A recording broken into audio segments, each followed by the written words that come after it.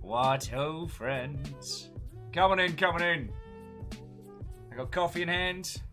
And most of the coffee in hand. How you doing, yo?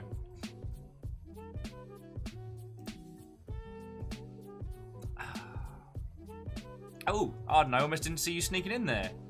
Cheeky Mother Hubbard. What ho, friend, indeed. J-Post, what ho? There. Well, tea is a joy. Tea is passion. Coffee is a necessity. You know, like, you get those, like high fantasy shows where they're like, oh, I must take this mystical wizard's potion every day, lest I perish. And I'm like, mate, I'm already there. Feel you.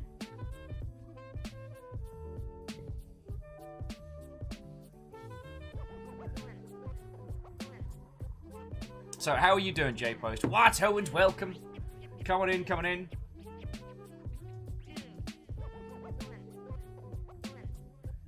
For some fecking reason, it's doing that thing where it doesn't update the title. Am I gonna have to... Yeah, no. Give me a second. It's being a joke.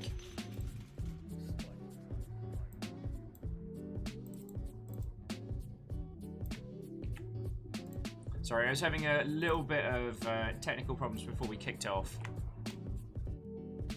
So, hopefully...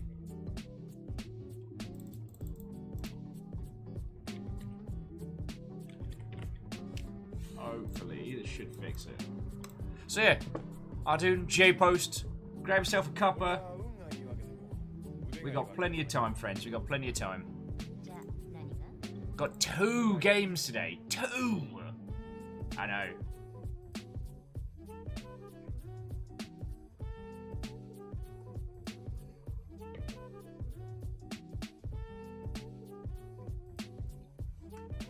I mean, that's egregious, my friends. That's just egregious. Also, I finished another game. I'm very proud of myself there. I will also need the combined help of your lovely folks to not go and get the Udon Monster Hunter pin. Yeah, Kisa, it is Expo time. So I am going to be making sure that everyone has their permission slip filled out. Everyone's got a packed lunch. I just need to make sure you go to the bathroom before we head to the expo, because you will have to go back in through registration.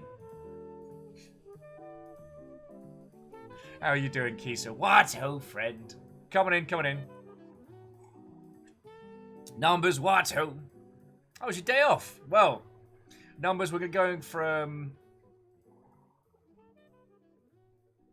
going from... Who wants to sing? From Salmon, doing us a cheeky host. Salmon, thank you kindly. From Devolverland Expo to Cellular Harvest. So today's it's a double feature. We're going to be doing the Devolverland Expo, which was released in tandem with their big presser last week. Yeah. And then we're going to be playing one of Zalavir's titles, which is called Cellular Harvest, which is like PS1 Pokemon Snap. It's going to be feckin' cool. So, let me say proper hellos. So, Salmon, Steppergen, Vanderbeest, Greg, Snubbly Buddock, Graphite, Sparrow, Vanderbeest, Watto, friend. Vanderbeest ate the packed lunch already. Good. We'll see if we can get something from the gift shop. God. Crit Sand. It's not a co. It's not a co. How are you all doing? What was the myth of the sirens? Was that Ulysses? Tiny nugget. Okay, little one. Okay, how you feeling? This is the little one. Anya. Little Anya.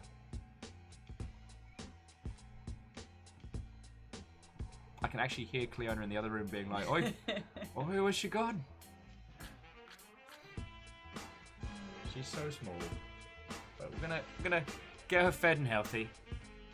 She's really cute and cuddly today. So, Erin, Greyjoy, Kindred Wolf, what ho, friends? She's so little.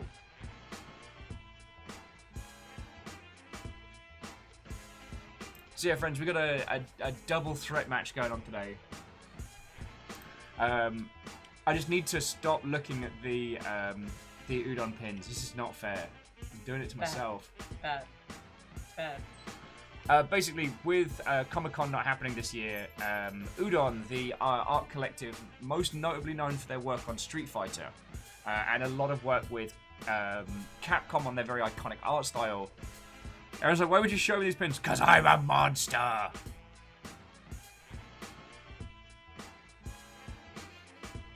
So yeah, I keep looking at this one.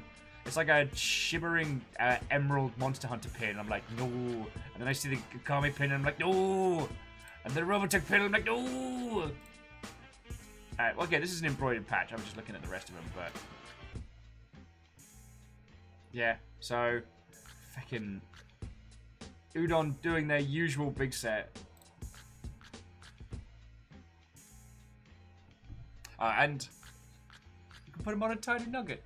The little nugget, she's had vet checkup, she's on antibiotics at the moment, so we're hoping she's going to be okay, you know. Hey, I need to stop looking at these because it's going to do me a damage. Yeah, so how are you all doing, you lovely Mother Hubbards? Games industry-wise, Ubisoft's still going through the ringer. I've been slowly catching up on it, but it's unfurling faster than I can read it. So, kind of like with yesterday, I don't want to get into the Ubisoft stuff, and I'm not saying that we should ignore it. I'm not saying that it's excusey stuff. I don't know. I want to wait for the situation to solidify before we kind of like delve into it, and it's not going anywhere. I don't think anyone's going to be mad that we spent today focusing a little bit on the nicer stuff. Like the fact that the team behind Lethal League are making a Jet Set Radio spiritual successor. They've even got the OG composer back on board. And it looks like everything Jet Set Radio sans the name, you know what I mean?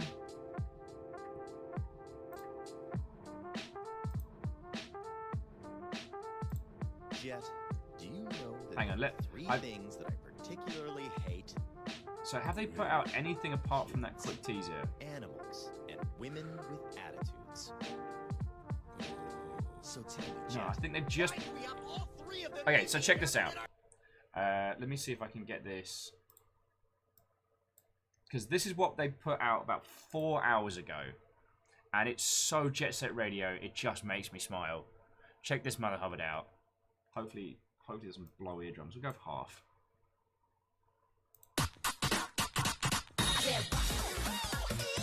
It did blow eardrums. Cool.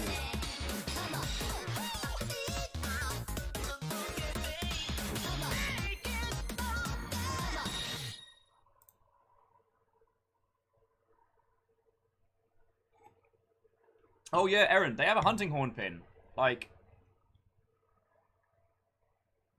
you know I've got the heavy bowgun variant. And they're so pretty. They're so pretty. But yeah. Aaron, because I'm a monster, this has been established. Sometimes even I have to do crimes. Please do. Smooth jams, please. Yeah, it plays good and has a boss soundtrack. It has the heart, the art style, and the components. I think it's safe to get a little bit excited about that, you know? English cast's been announced for Yakuza Like a Dragon. Oh yeah, J-Post, the Divine Pork Pin. The Chibiretsu. It's so cute! It's so cute! Look at his little face! Look at his little face! Now, I do not need these. I do not need a set of enamel pins. Also, terrifyingly, they have a Street Fighter 2 collection that's like $300 worth of pins. I'm just like... Oh, so hang on. Let me stop being a completely terrible host. So I don't think I said a proper hi to Kisa or Mr. Squarepeg. I definitely didn't say a proper hi to Tokutsuki. One of these days I'm going to get it right. So to all of you, Watto and welcome. Caffeine, Watto, how goes the packing? Numbers, how recent are we talking the footage? Because I've been flailing around this morning trying to catch up. I saw there was some new stuff that went out. I'm cautiously optimistic of new Star Wars Squadrons.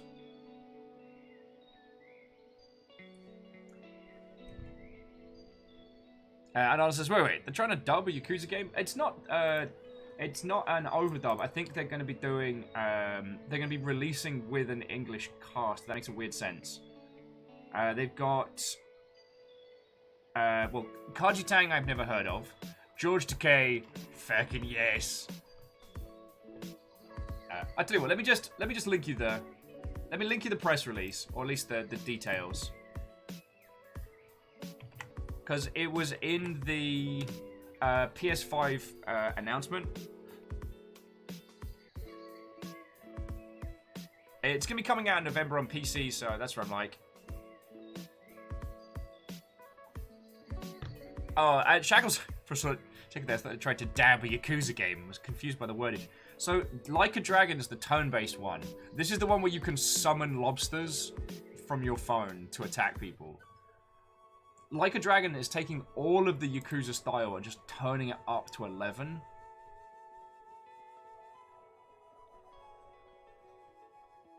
Well, see, and Toku, you're right, the Yakuza games are always weird.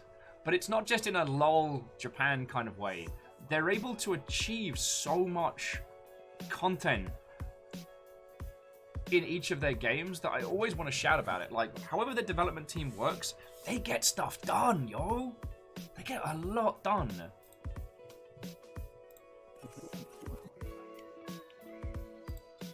So I'm really looking forward to getting stuck into that one. Japan! USSR! Wheeler Dealer, how are you doing, friend? Who'd want to deal with all of those Japanese animes, am I right? Although, Wheeler Dealer, I know usually I'm like, you know, yo, there's this particular show I'm digging at the moment. I'm on an old school Gundam kicker.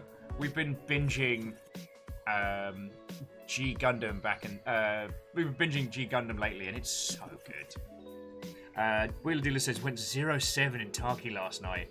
I mean, every show's a shit show when I'm in Tarkov. But I always have fun. Like I say, I like to think of it more like Gunlarp, rather than like a shooter, and that always makes me feel better. I try and think of the story of my character, you know? Wheeler Dealer's been flying through the Zatoichi films. Ooh, up to 18. Feck, how many is it until you get to the Beat Takeshi one?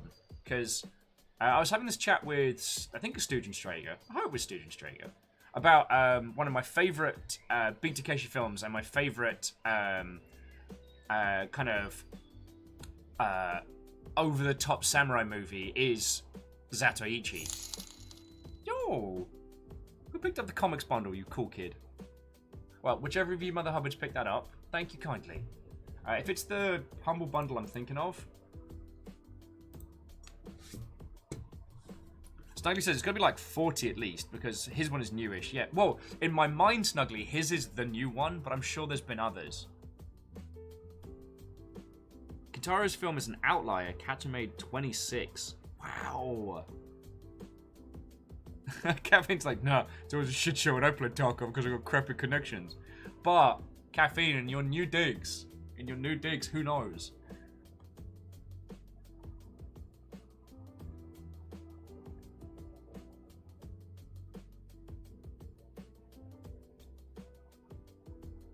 Oh, Toku's saying, I remember this game where there was an annoying character that was come to attack you and appeared out of nowhere. It's a good game. It's with the Yakuza ones, yeah. Well, I'm really hoping the, I'm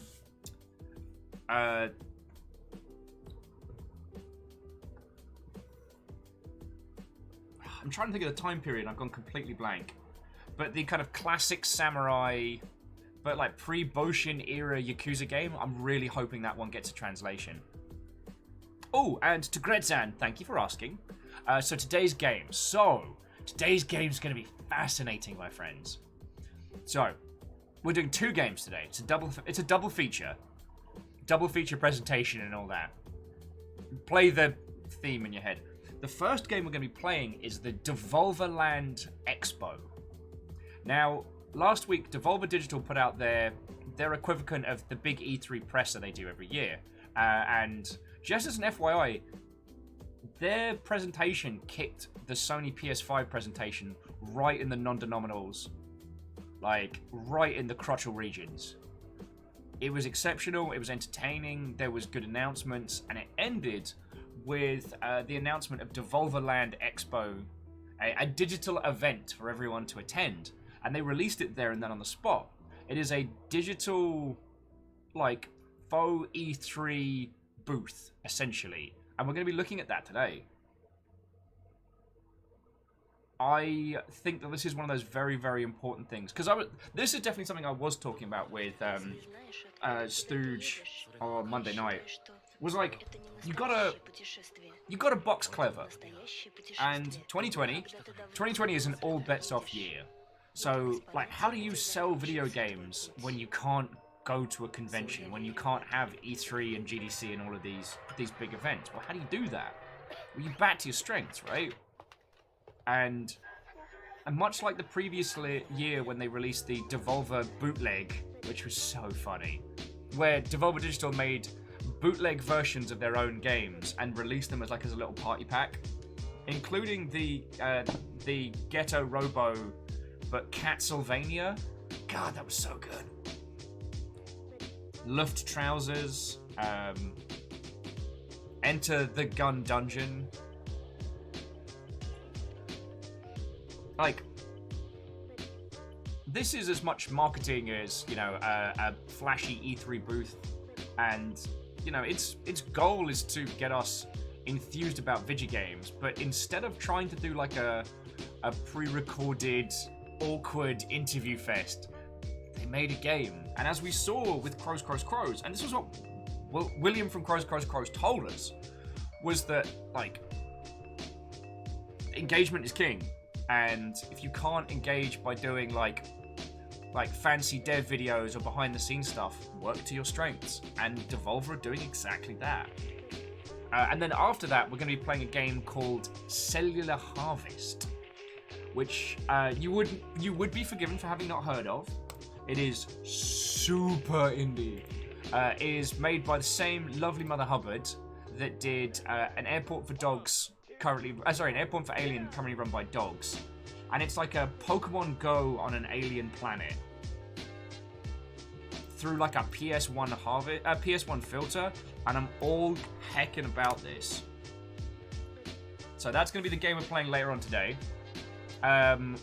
Zalavir may be joining us at some point on the line to talk about this game, talk about Airport for Dogs, and just chat. Like, friends, I've been able, since we did an Airport for Aliens run by dogs, I've actually gotten to chat with Zalavir many times, and he's a real good bloke. And the conversations I've been able to have with him have been exceptional, which is real cool. Kestrel's like, Watto, I came in an alien something. It's gonna be a good day? Yup. Scrapping. I know the guy that made Cellular Harvest. I know the guy that owns this place! This is also the same person that did, oh, my feckin' life. I'm actually just going to look at his page, because I'm still sucking down my first coffee. Can Androids Pray? Which is a game I've talked to you all about multiple times. Can Androids Pray is about two downed mech pilots on the moon, which is kind of like, I don't know, waiting for Godot through the filter of Armored Core. Oh, and Gred Sam, absolutely need to play some more Unfortunate Spacemen. Will Scream is now a meme. You know what? I choose to take that as a compliment. Also, Cryosticks, Watto!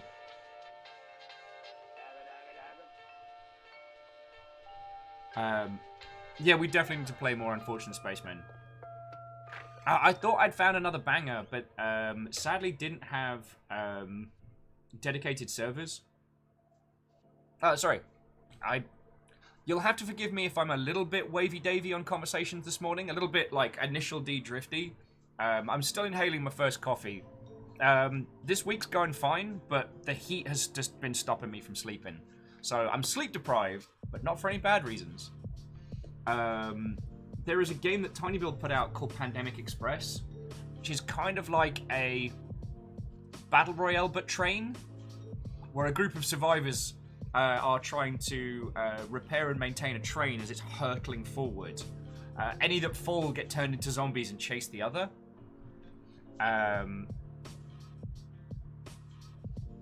It looks really interesting. The art style's real fresh, but unfortunately they've not gone for dedicated servers, and there just isn't a user base to support it. Initial D drifty. I love that term. Well, yeah, Kestrel, you can. It's that state where, due to usually sleep deprivation, you can't hold a direct topic and are easily distracted, but you're doing it at high speeds. Tal, Pandemic Express is best train game. Heresy, Tal. Heresy. Also, Tal, how are you doing, friend? I'm just chatting these lovely folks' ear off. Oh yeah, and if you wanted to see any more of Zalavir's games, we are going to do Can Androids Pray at some point, but I feel that game needs the correct mood.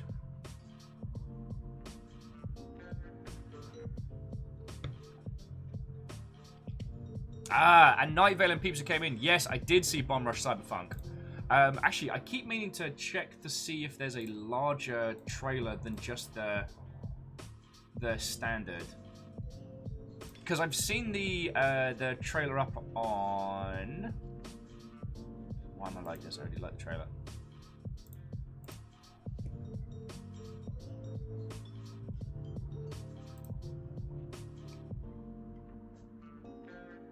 So do they have a Steam page up? They do? Okay. So they've got a Steam page up. This makes me happy. They don't have any other assets apart from the 15 trailer. Okay. Just in case any of you all want to wishlist the heck out of this, because you know I'm feckin' gonna.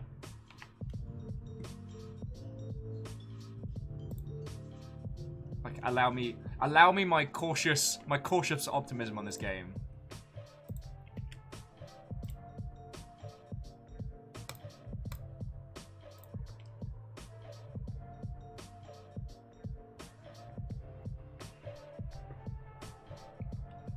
Oh, also, friends, more news. So, 1, Necro Barista is out.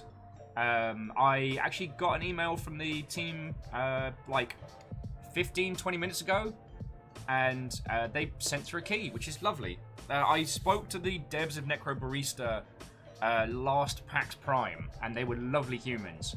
And I emailed them after, and they were like, yeah, we're going to hook you up, we'll chat to you come launch and stuff. And I heard nothing, which isn't uncommon. That's not on them. Like, the Longship, we are a lovely group of Mother Hubbards, but, you know, we're not 2,000 people a show big, you know? And I understand that.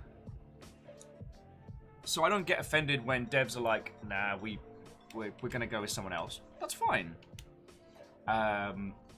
But yeah, they blipped through an email a little while ago. I'm like, hey, yeah, Steam Key, we got you. I'm like, yo. Lovely group, Mother Hubbards. Damn right we are. Katros with a 10-minute power hour. Katros, how are you doing, friend? We are talking about Necro Barista. We're going to talk about the fact that Karen is out tomorrow. And that's, Karen is in the corpse. Karen. Feckin' language. Not Karen, as in the descriptive name, shall we say. Ah, Gredsan, I choose to take that as a compliment as well. But yeah, basically, Devolver Digital's twirly swirly You Are the Monster Mop is out tomorrow.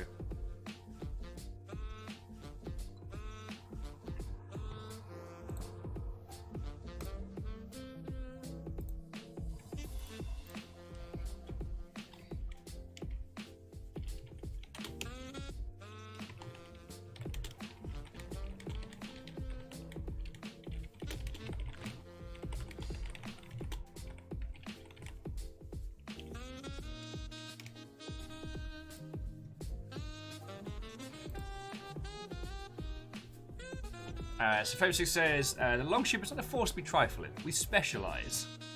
That's very true. It's not a cult. Red Sound, it's not a cult, but there are nuggets.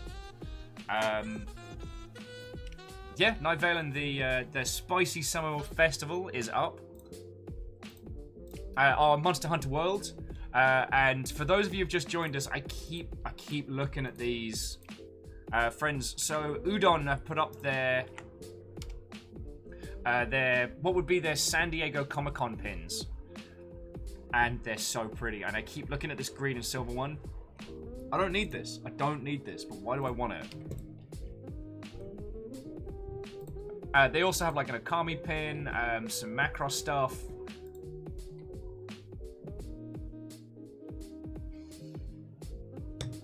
It's not a cult. It's not a cult.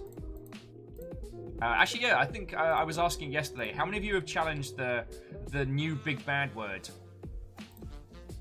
Because the latest creature they dropped is something special. It's like, oops, all elements.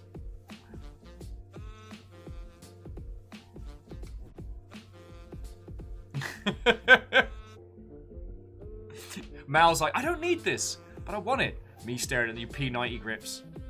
I don't need a new airsoft rifle, but... God. Yeah, Mal, just turn every airsoft event into a snipers only. More than 6 feet, stay healthy. That would actually work.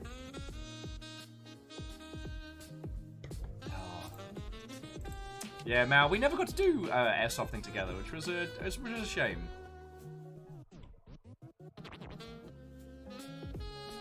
And I'm pretty sure the mall in Reading's now closed.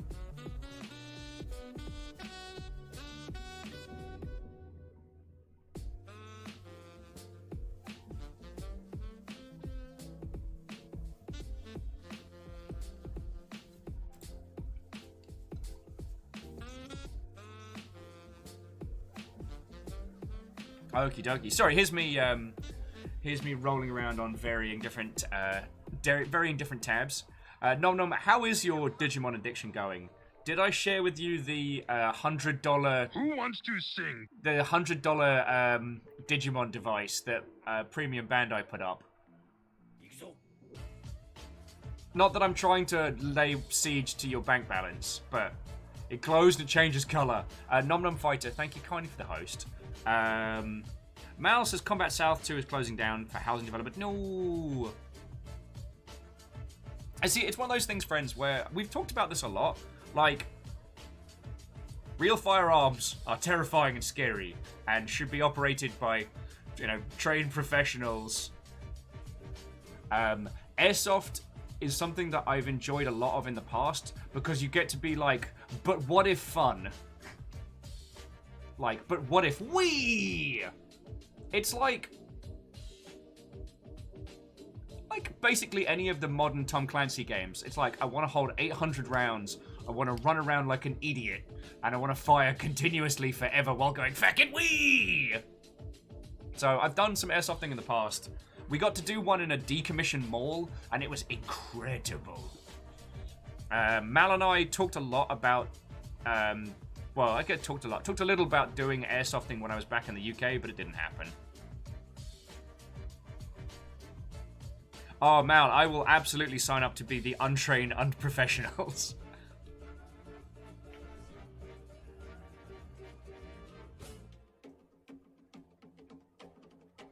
Yeah, Faber 6, I know...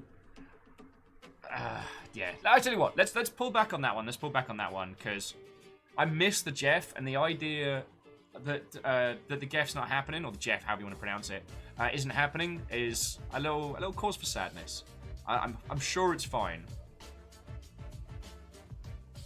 Oh, Nom Nom's like, my addiction isn't getting better, but Will, you're not helping. Oh, then, let me make it worse.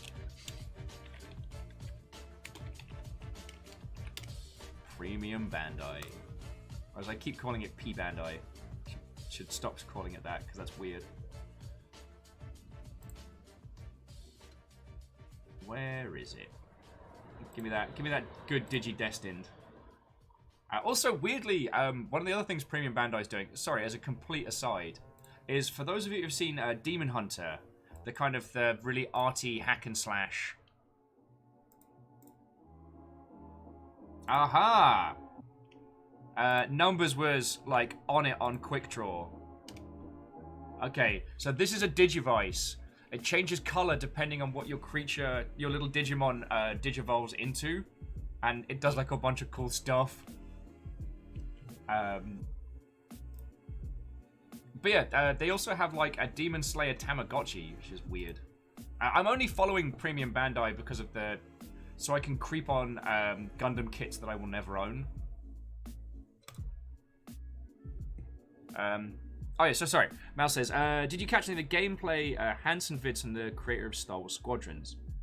Did that go up yesterday? Because I don't believe...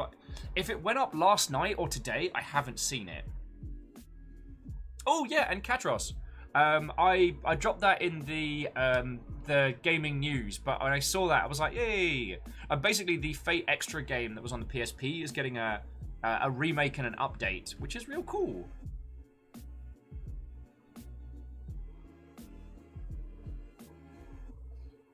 I'm not tempting them. I'm not challenging them. I'm making good headway towards No Grey November. Also, check out this Mother Hubbard that I finished last night. Yeah! Look at this fancy lad. Look at his fancy stylings. And yep, in true Iron-Blooded Orphan style, heals for days. I finished Gundam Babel last night. And I'm just obsessed with this whole aesthetic. They're just super clean, super white. Very much kind of like the Tolgi style. But it's got like feckin' wings. It's got the wings that do the things. And they go like hoppa-cha, and they unfold like that, and he's like, oh, that's so cool. And then, booty swords. Yeah, I know I said your username correctly at least once, but Singya Matakun. Singya Matakun? Yeah, heals for days. It's also the next hot accessory, booty swords. Except for the booty sword pack keeps falling off. Basically, extendo arms for your swords and your sheaths. Just to, ow. Come on. Why are you like this? I'm trying to show you off. There we go. Booty swords so you can draw them where you need them. Alright, you know what? I'm not going to faff around with that one-handed, because that's how Will has to then spend the rest of the evening repairing the things he broke, but yeah. And I'm pretty sure this was one of the anonymous Gandams that came in. So, if one of the heroes/criminals from Secret Discord is possibly here, the person that sent this, know that this was a ton of fun to build, and I'm really proud of this one. I spent way too long trying to get all the ink and line work super clean. That was my little thing.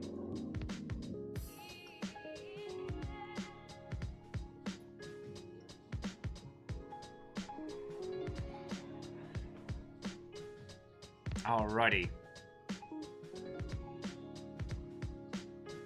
So, I think I missed a whole...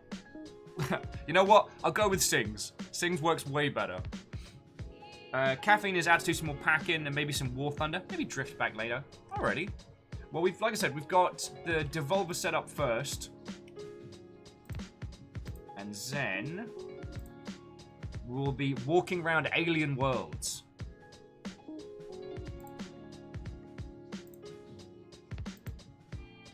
I should probably do a tweet. I should probably do that.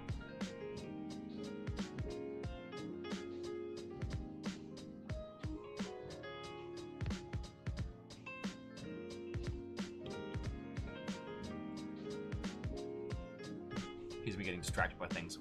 Sorry, where were we?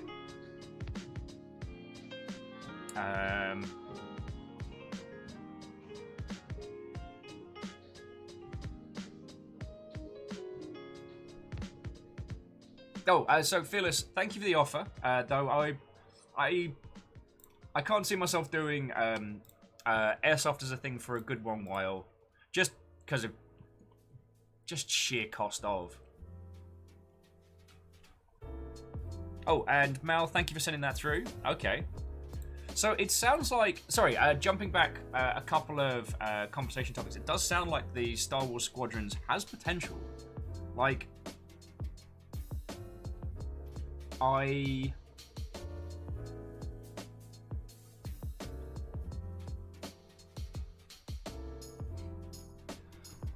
do not trust EA as far as I can throw them, but it is possible for good people who work for bad companies to create something exceptional. So I don't think it's unfair of us to have high expectations of a new Star Wars fighter ship game, you know? And no, embrace it, friend. I mean, I'm not saying buy all the things, God no. But one of the things I've found so many times is when a particular like series or game or piece of art just grabs me, do a feckin' deep dive into it, because you know, it might be a big part of your life for a year or for 3 days or a month or what have you, but the knowledge that you get coming out of that is absolutely invaluable. Like, I've talked about this a lot when it comes to like selling games, when it comes to creating communities. I am much more of the shamanistic than the metrics driven, and so the only way to truly understand is to be there. You know, if you want to know why people love certain games, why they go hard into those worlds, why they join Discords and watch streams, go do it yourself. Throw yourself in headfirst. Know what it feels like and work it out from there. That's one of my personal philosophies. Oh, what was I going to do? Oh, yeah.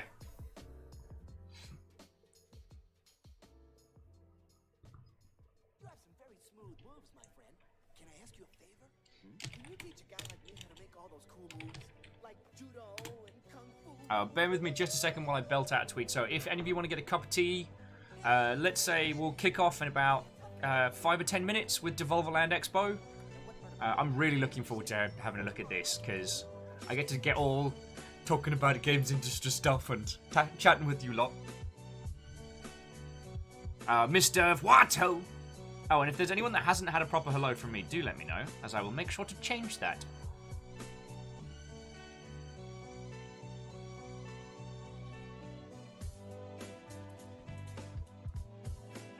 Oh, Quasi's... Quasi. No, I said it right! I did it first time! Yes!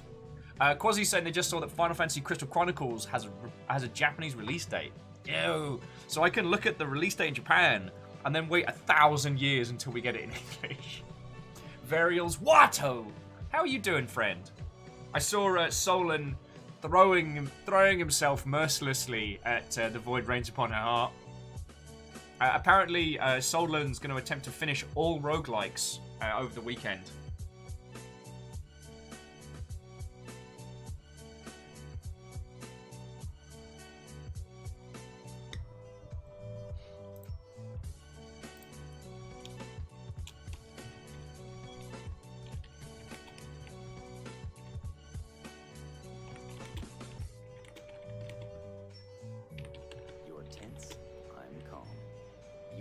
Excessive force. I control that force through. Yo! Your words hurt so much only because they are true. I feel it. I feel it in my heart, friend. I know it's going to be a long-ass time before we get to see Crystal Chronicles. I just need to, you know, temper my expectations. Also, thank you kindly for the 200 bits of salt.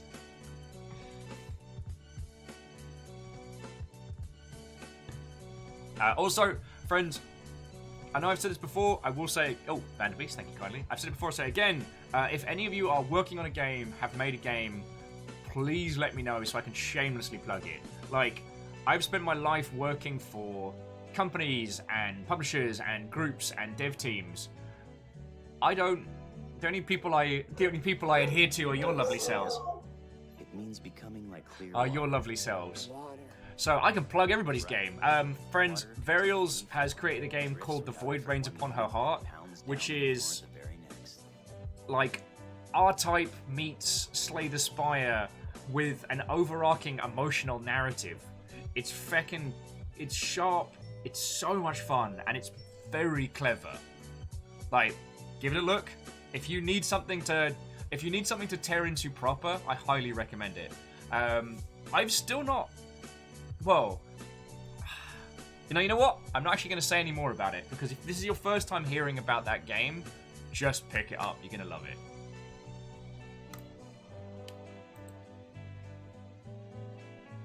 Camille says there seems to be a distinct lack of dragons in this redesigned space. Well, I'm still reworking on it. That far up on that way is the only spot I found, Camille, to pop it up. But I'm going to rearrange some of this one to try and get it up in that little area. Ooh! It comes in a triangle box.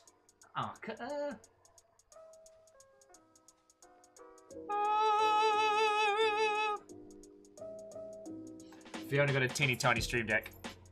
Yes, big girl. Somebody's barbecuing. Yeah, I know. It's awful. Do you want some toast? Yes, please. Okay. 1 million, yes, please. How's it? Or grilled cheese. See what? Grilled cheese. Could do grilled cheese.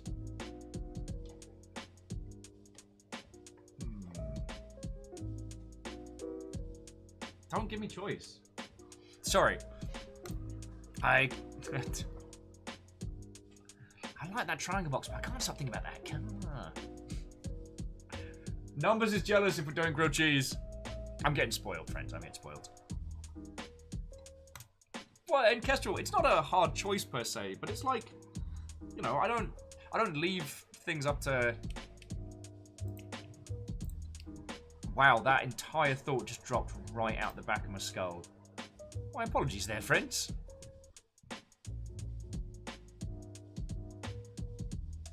Numbers like, oh wait, I have half a pizza. You win this round, Numbers. You win this round. Also, friends, I do realise that yesterday was so warm that I didn't want pizza. For the first time in a very long time, unrelated.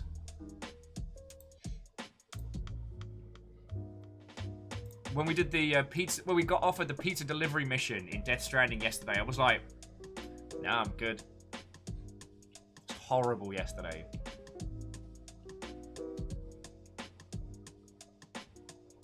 I do not want that heat back. Right, what was I doing?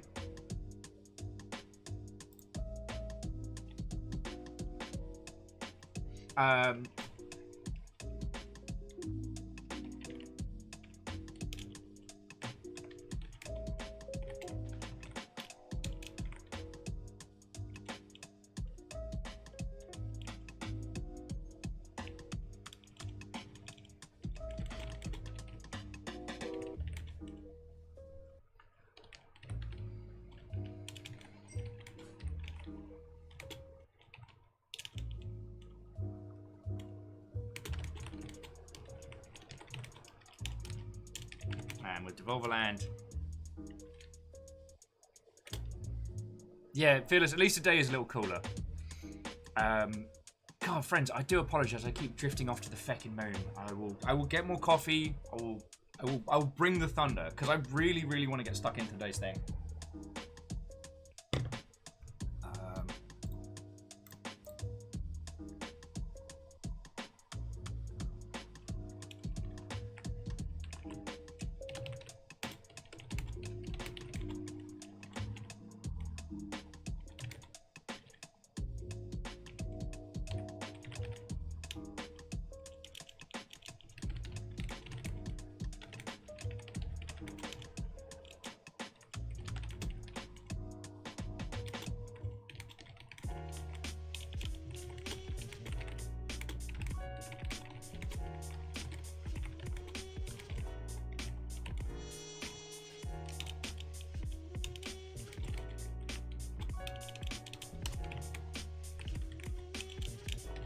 This is how I write animated maneuverable text.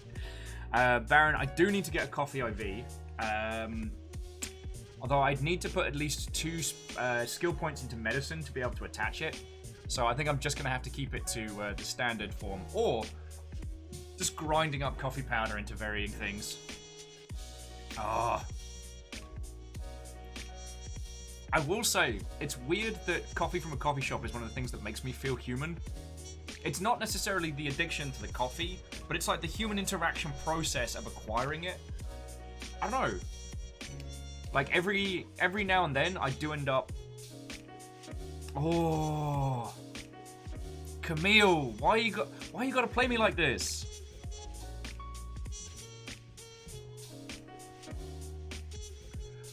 Well, Camille, we are going to be kicking off with Devolverland in a little bit, but we're also going to be playing a really interesting game after that, so if we get to hang out with you more today, then that's fair and cool. And yes, I will come and get them someday, and we'll build that trebuchet.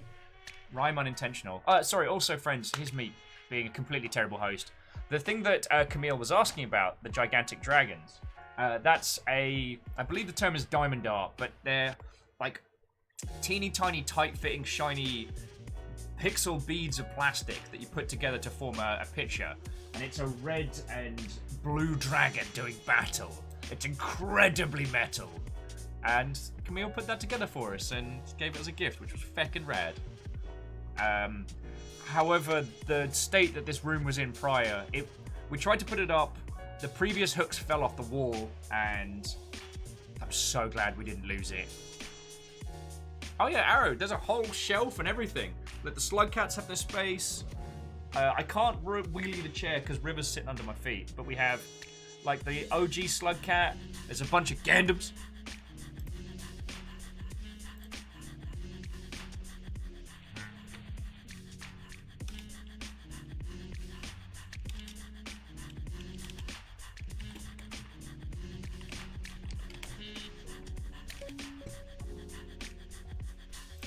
I am absolutely closing the Premium Bandai tab. That is a dangerous tab to have open.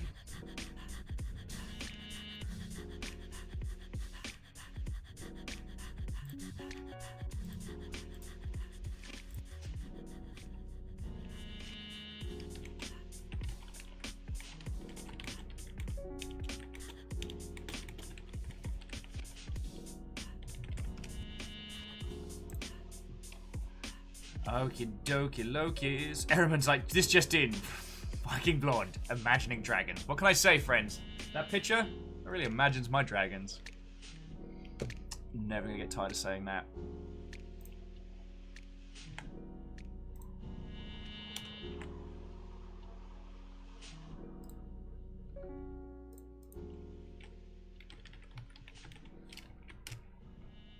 Alright, we're almost there, friends. We're almost there. Thank you all for putting up with my nonsense.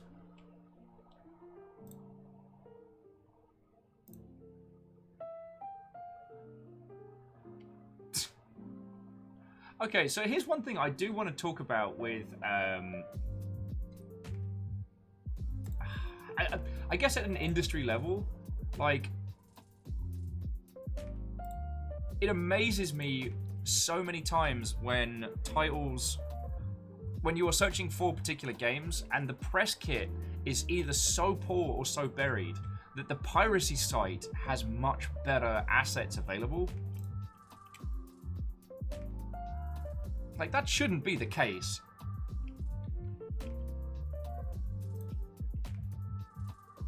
Of course, the irony that a lot of the... Oh, shit. A lot of these piracy sites are automated.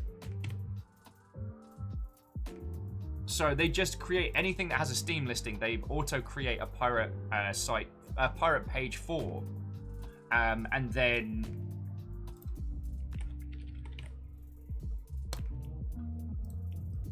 just they'll just load up usually just like an empty fucking zip file full of viruses or something. You know, good times, good times. All right, dear friends, without further ado, is everyone ready to go to Devolverland Expo? Again, do you have your permission slip? Do you have your packed lunch?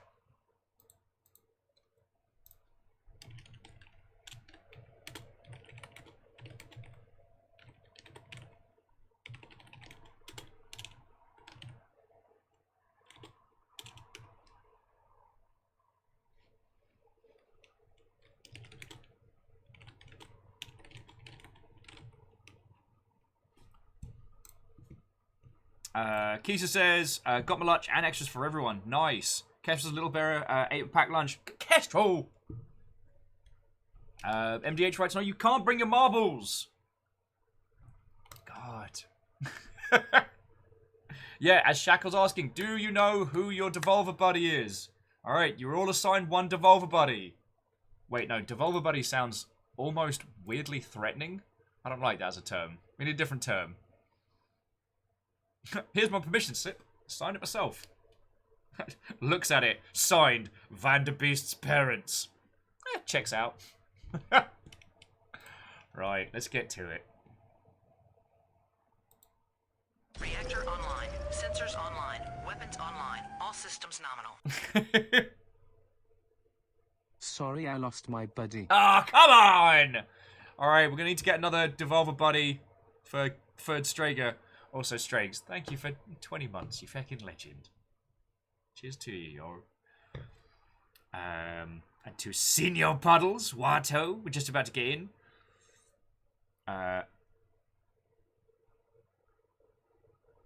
Keys is like, I got Karen as my buddy. Oh. Well, if any of you didn't bring your packed lunch for Devolver Expo, gaze at my grilled cheese and be hungry, because I'm not sharing. Thank you. We're going to Devolverland. I see. I'm gonna ignore it because I want to play it too. Thank you for grilled cheese. I still got you. Yeah. You got my views. I got you. I got you. Oh my words. Yeah, all children under 30 need a parent's signature. Children over 30 will need 2 parent signatures. I was like, joke's on you. I just had pizza. Alright.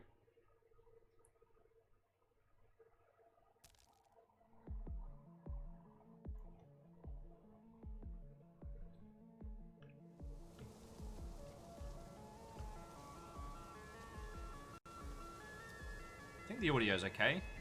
Let's just bring it up a little bit. Alright. Welcome to Devolverland Expo. Yeah, the future has been cancelled, I'm sorry to say. Oh, feck, hang on. Sorry! Jiffick.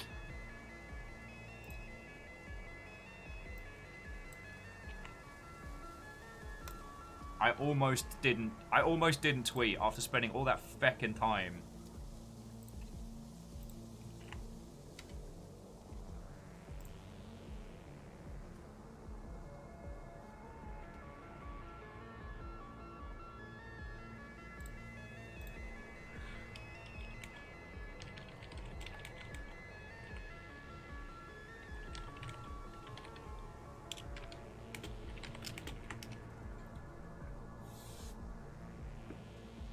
All right.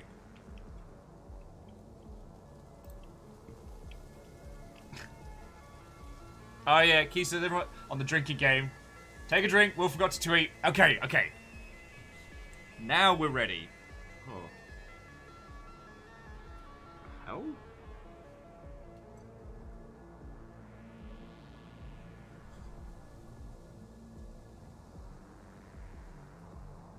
Sorry.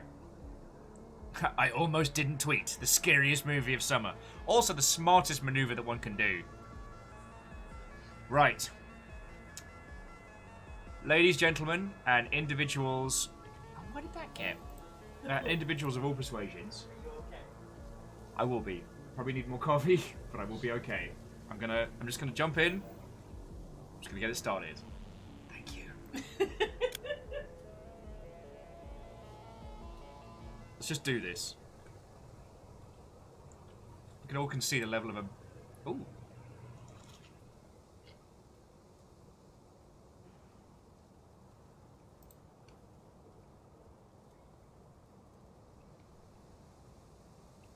"'Twas a dark and stormy night in the land of Devolver Digital."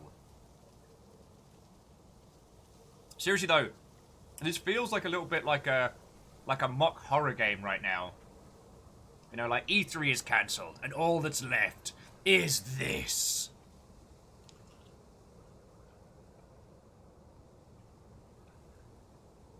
Also, Watto friends!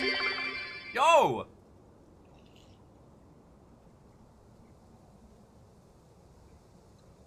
Coffee ice cube in. Oh, thank you. Thank you so much. Today I've needed your help. Thank you. I do what little I can. All I ask is one bite. It's fucking glorious. One bite.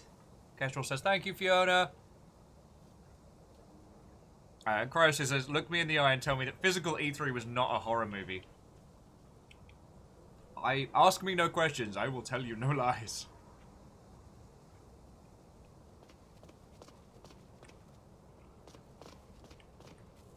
Alright, get into the building. Game Event Expo of the Year. Show cancelled.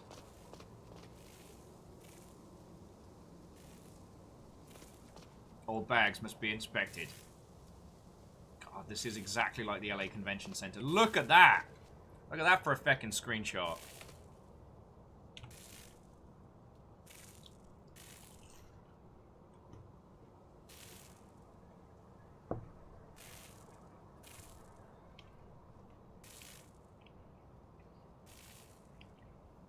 Stanley had been invited to E3, but E3 was cancelled, so Stanley broke in anyway.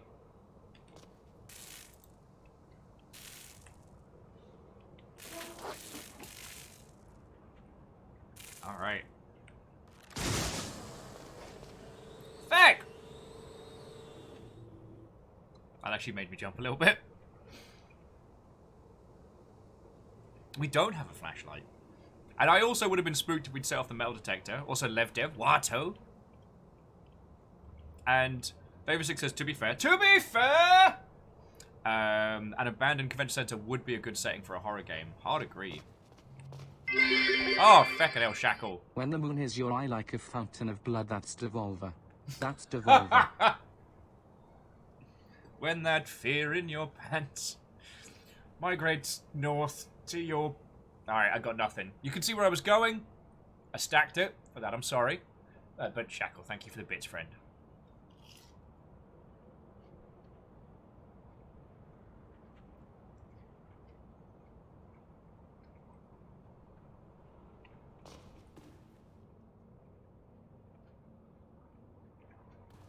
Let's go check out reception. The convention center is now closed. Please leave via the nearest exit. Screw you, mate! You scared the heck out of me! Why is this making me jumpy?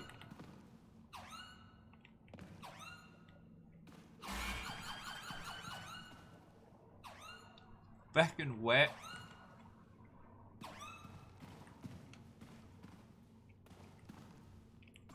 Piggies. We got piggies. Yeah! Stanley entered the facility only to find his fellow convention goers were missing. What could this mean? Yeah, that was creepy as. What kind of monster leaves cookies unattended? That's the question.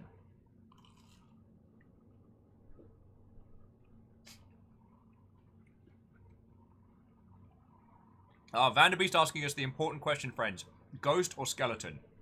To which I would say, I join the ranks of the skeletons, because they jump higher.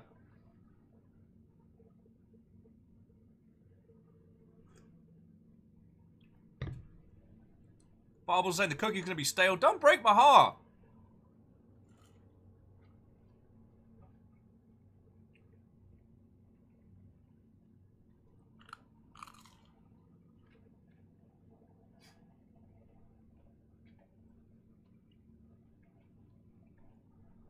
Ghosts don't jump. They glide.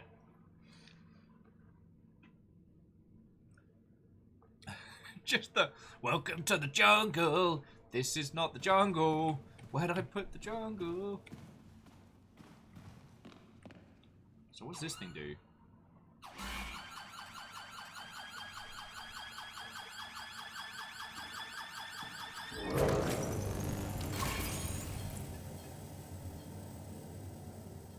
Cool.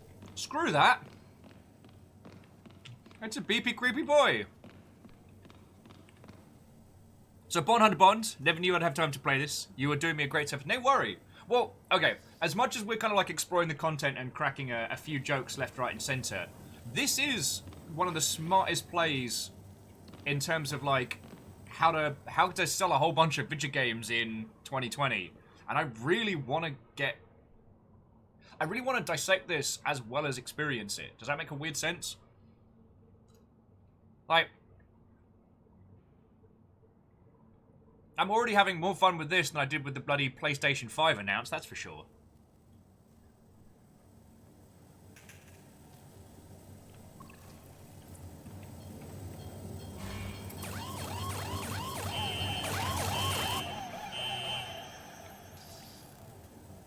Oh! Fucking stealth elements! We have to avoid the security drone. Alright, game. Alright, well let's sneak on into the expo. It's very dark.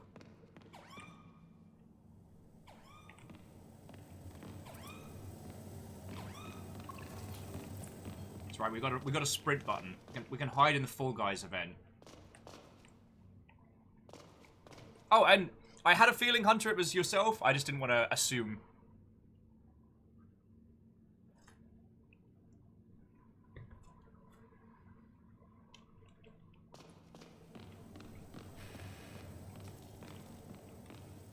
Okay.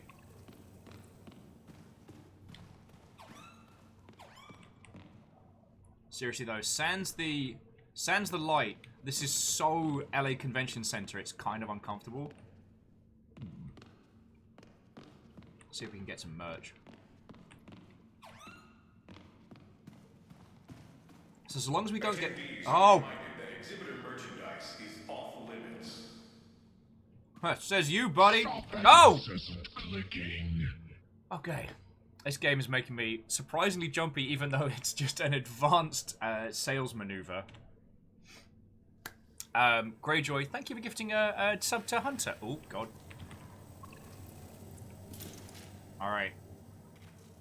We've got a Devolver t-shirt cannon.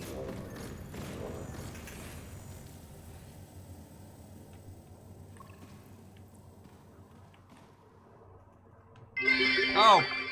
Pea bags.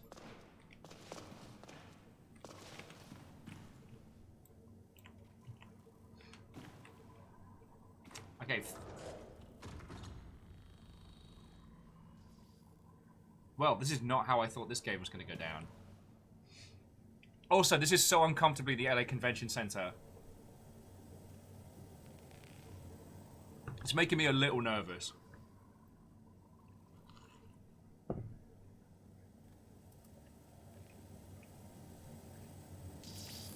Suddenly, Stanley had a gun. Stanley wasn't sure he liked this turn of events, but he was going to make the best of it.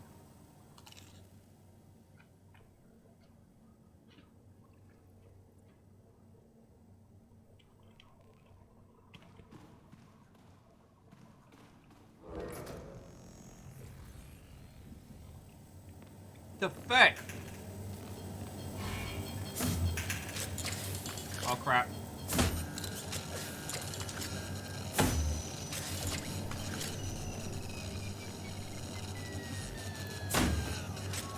Okay. So mechanically we have a t-shirt gun. Alright. Darn it. We can't get into the staff-only booth.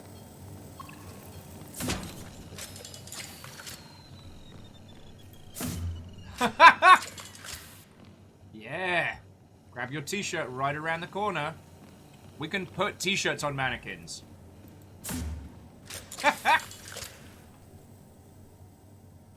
We're definitely gonna need like an expanding magazine or something.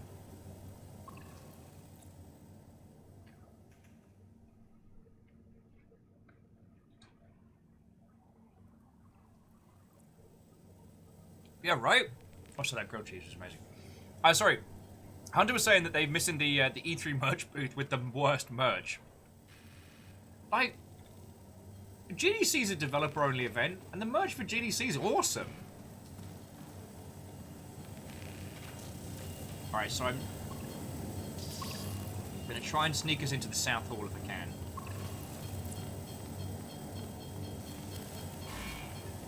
Damage to convention center property will not be tolerated.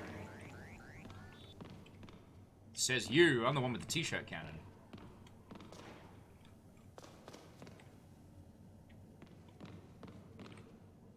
Yeah, the ESA is hilariously out of touch, and creep me out. Alright, door's locked. Find the security rooms. This is already less hassle than getting your badge at E3. Oh.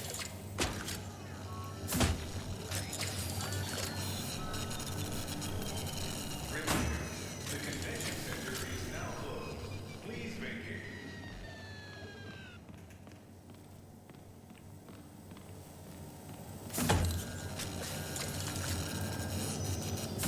Feck, I've had meetings here. Friends, this is really feckin' surreal.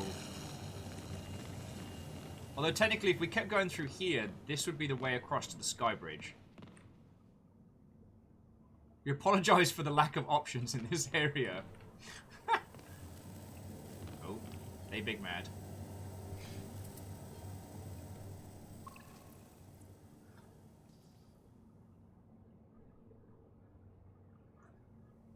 Well, Baron Ransack says Ed 209 is going to burst in through the wall like a Kool-Aid man. Thing is, Devolver have done the RoboCop parodies before, so nothing is forbidden. Everything is permitted. Devolver.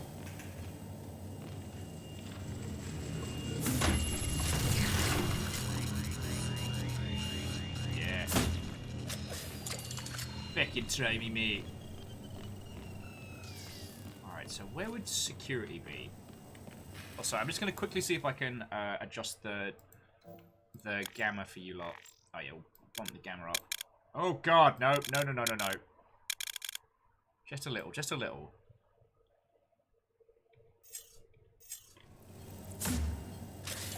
Alright, that's a little better. Hopefully you all can see. I still can't see diddly because I got the lights on me. Nina 209. But it's just like... I mean, who else do we know that's taken this approach? Literally, Devolver and Crows.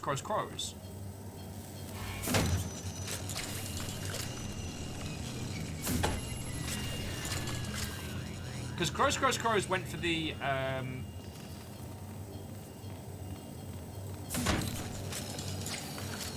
their approach was to do, like, the faux GDC event, which worked really well. If I can... Because this is... Oh, here we go. Security this way. So security is in there.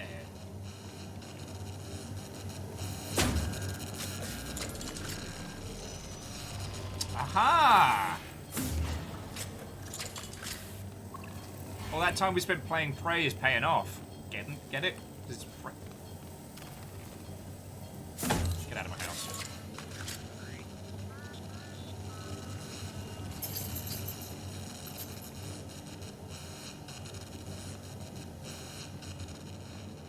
John Cena wearing Ed 209 as armor. Now John Cena's the good guy.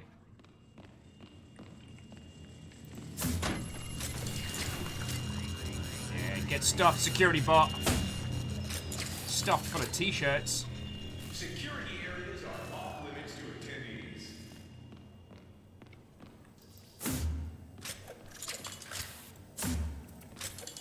Hey, we're here to make sure everyone gets a shirt. Hey.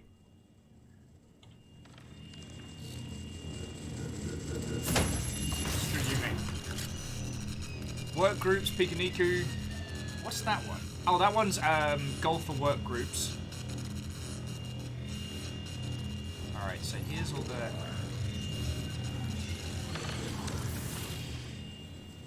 So we got a Devolver pass. I need you to feck off, mate. Cricket Through the Ages. Please tell me Cricket Through the Ages is a Devolver game, because I will put my hand up and say I've not heard of that. And that is a crying shame. Oh yeah, of course it's got achievements. Can it truly be called a video game if it doesn't?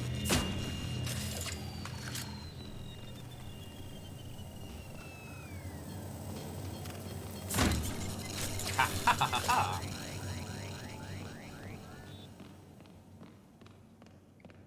Alright. And we're into the South Hall. This is a lot more game than I was expecting.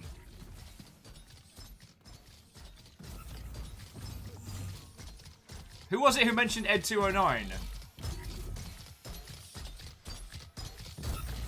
Trespassing is not permitted. Deviation will be punished.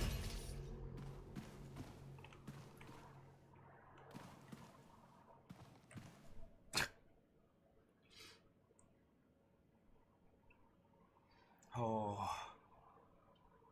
Yeah, Varials. Nintendo needs to get with the achievement terms. Full Let's Play of Cricket Through the Ages. Oh, Apple Arcade only. That's why I hadn't heard of it. Okay. Makes me feel a little better, but not much.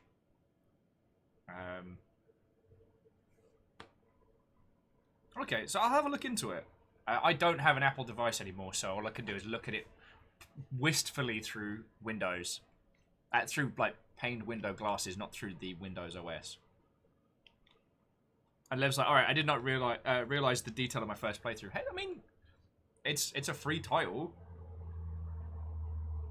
We can go hard on it. See, Alna says, there's a part of me that thinks there still would have been a thing if E3 went ahead. Now I want to see a full animatronic walker in the expo halls. God, there's been some in the past. I'm just trying to remember the feckin' game that it was for. You're making a little nest, River. You're making a little nest. River's hanging out with Temp Fox in the back. Just a little dose of cute there. It's River just having a good time. And, yeah. It is entirely possible that they were planning to do this. I mean, so far this is... like, especially the t-shirt gun and some of the assets seem very strong. And it... like, changing the assets to be like E3 is cancelled rather than sneaking into E3 is entirely possible. But it's also thinking about your user base, thinking about your consumers. What do they want? What do they do? Ah, crap sticks. Okay, so we need to get to Karen and Weird West. Carrion. Keep calling it Karen. Alright, so Weird West. Let's do Weird West first, if we can. Or is it going to get us to go through the NVIDIA area? Oh yeah, and Strays, it is much... get stuff. It is much cooler today, and I am not suffering nearly as badly.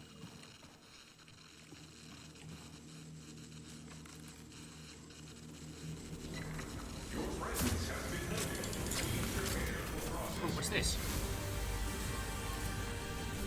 Hidden secret acquired! 1 of 4 unannounced games collected. Have you noticed how all the TV screens keep stalking us? You'll notice this?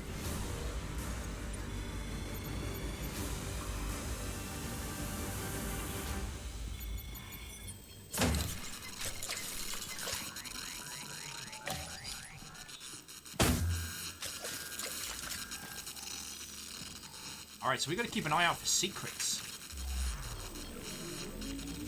Try X harder.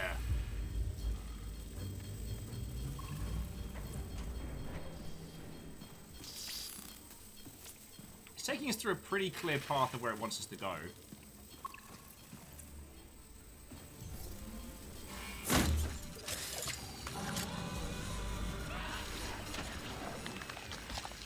Oh god.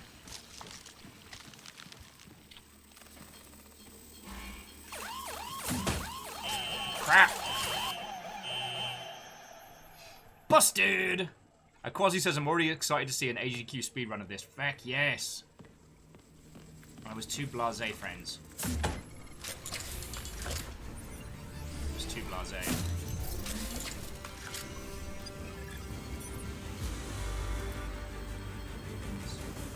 So I guess we gotta do carrion first, right? Just gotta watch my fast flank.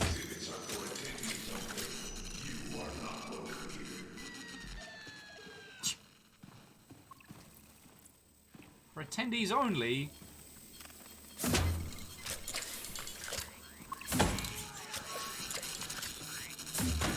I need to get like a high-powered variant of this. Oh, come on, NVIDIA. I snuck all the way around. For more goodies. I've worked for this.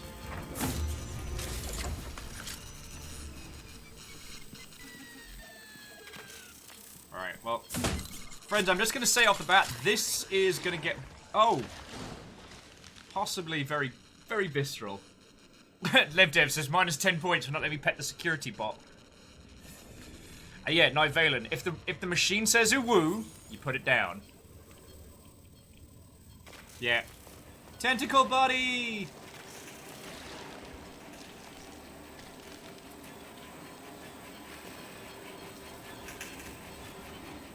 Alright.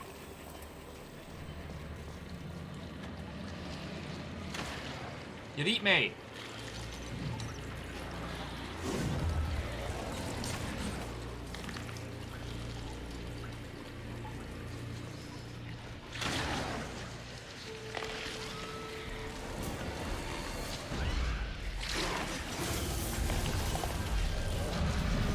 Alright, so who wants to watch a Grizzly trailer?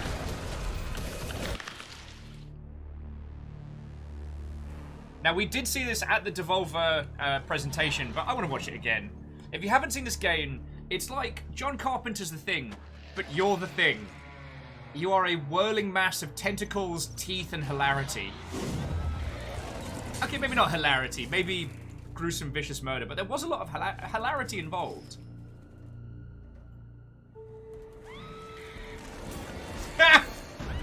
Super dead.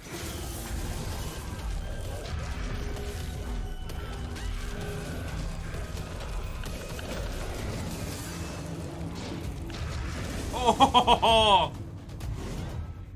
There's so many abilities we didn't get in the demo. I'm so ready for.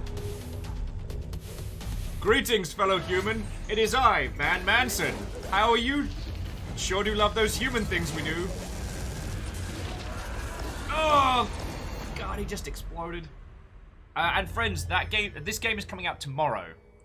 We will be doing a stream of it in the future, but not for a little while. Alright. Yes, Flying Spaghetti Monster Horror Edition.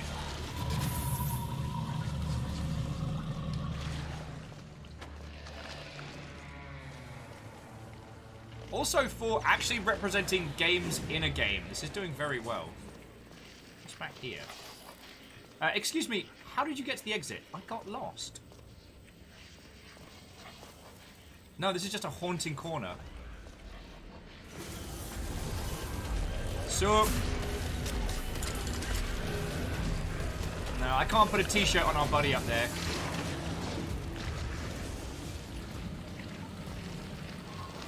They always try the upstairs area if you can. Oh yeah, puzzle. This game comes out tomorrow. Oh, here we go.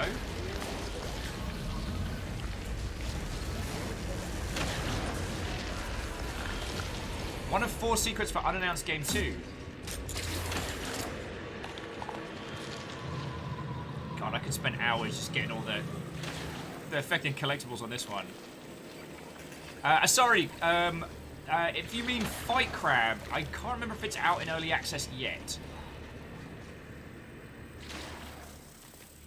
Alright, so.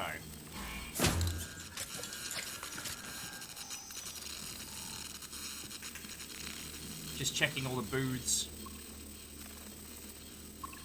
Yeah, live as you die. Repping the brand. He says wearing a Memnel t-shirt. Like, I can't throw shade at anyone for merch while wearing Memnel merch. Merch null?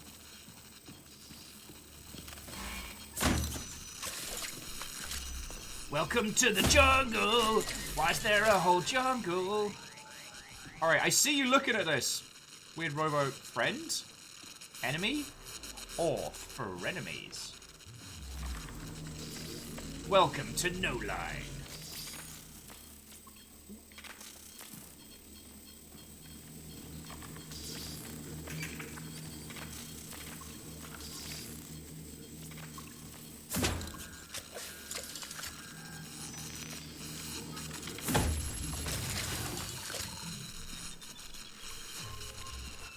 Alright, so we found a bunch of secrets for 3 unannounced games.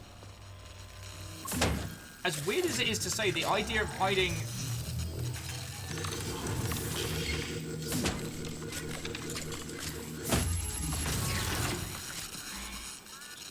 I just wanted to see if I could quickly grab a tumbleweed. No! No tumbleweed! No, I need...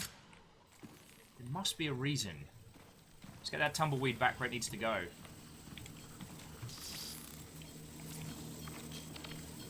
In you go, tumbleweed. Oh, and there's like a whole family of them. No. So simulation is like a religion to us. It is in our DNA to let the play.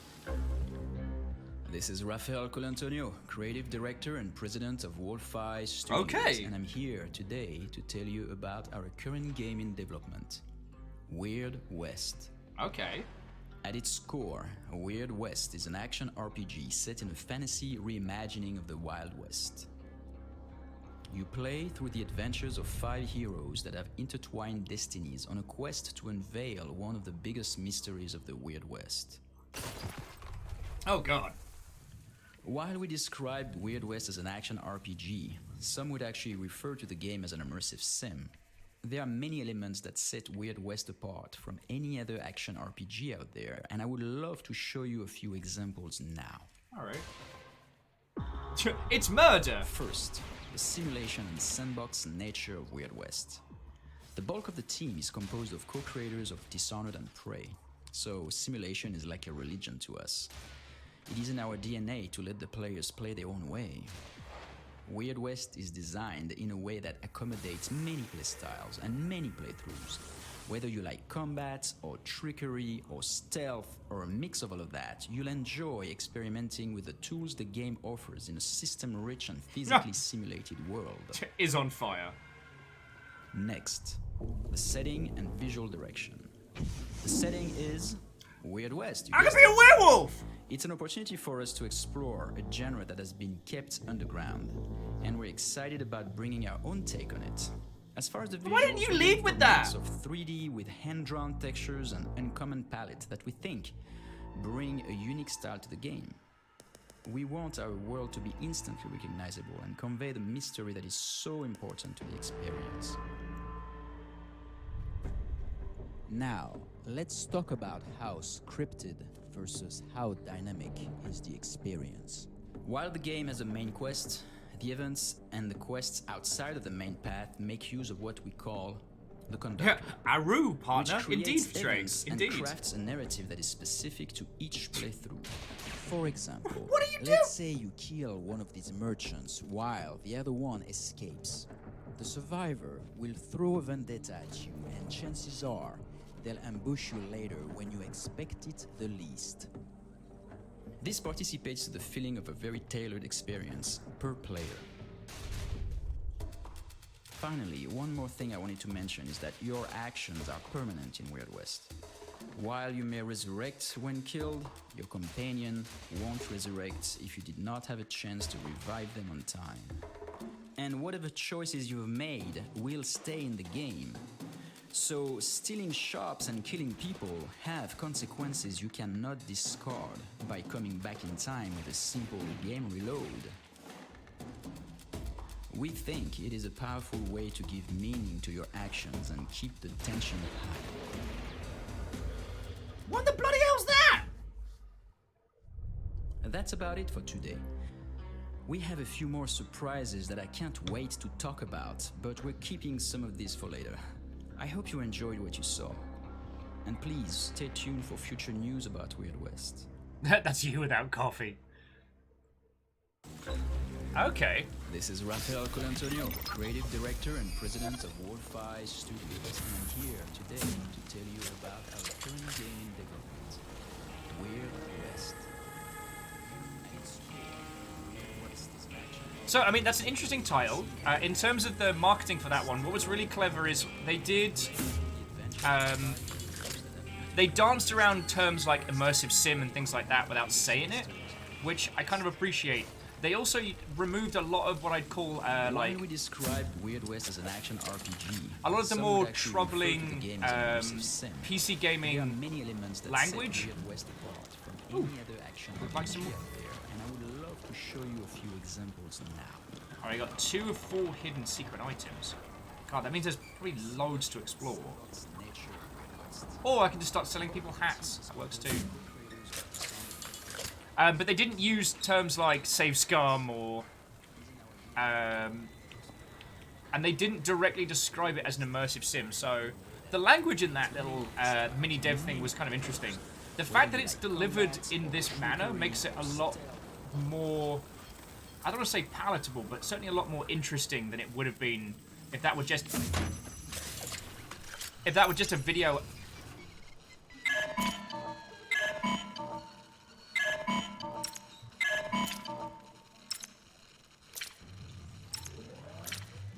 Oh, cool. They just added like a hacking minigame, because apparently...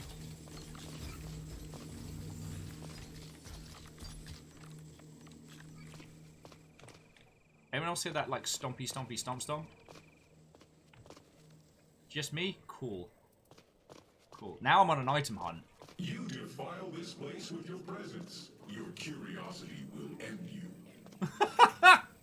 What's this showdown bullshit?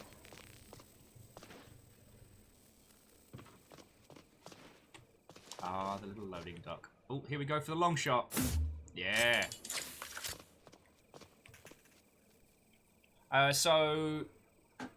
hard to say name. Well... by my understanding, Carrion's coming out... yeah, Carrion's coming out tomorrow. Did they launch it early?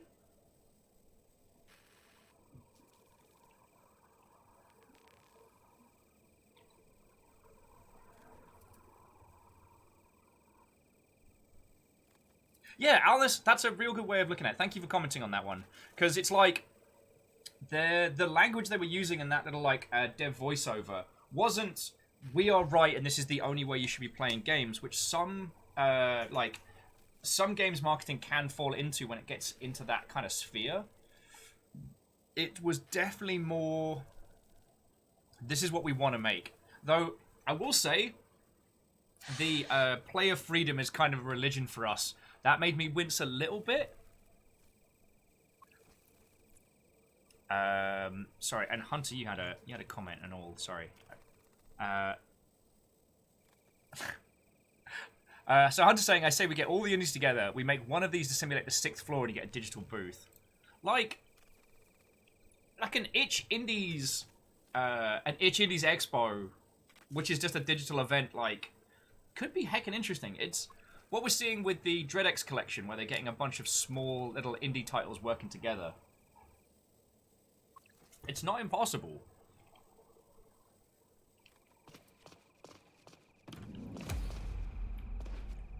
I'd certainly be curious to know how much of these are, like, stock assets and how much are bespoke. You know?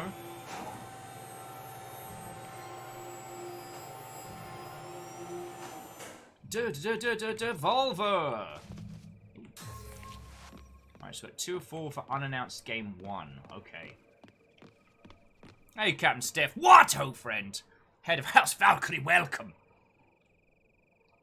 Number says, what does bespoke mean in this context? Well, so like, you see the Devolver gun, the Devolver t-shirt gun.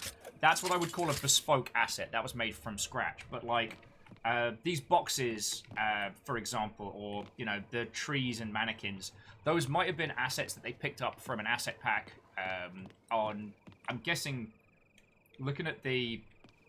I'm guessing from the shaders, UE4.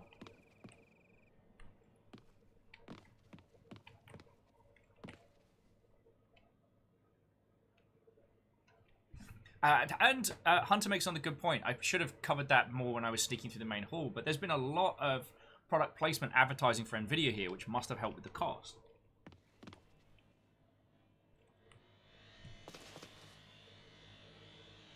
Yay, Fall Guys! And by the way, friends, we are going to be playing Fall Guys when it comes out. I'm unhealthily excited for that.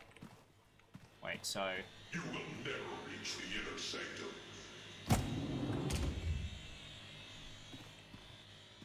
Wait, did we just come from Southall? Ah, can't get through there.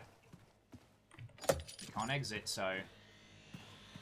Who's ready for some good old-fashioned Resident Evil-style laser dodging? Aha, robot. What was that? Oh, I was about to shot.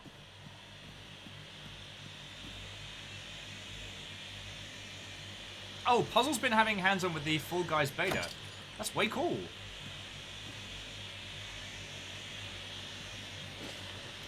I can power slide? Oh, that's fucking cool.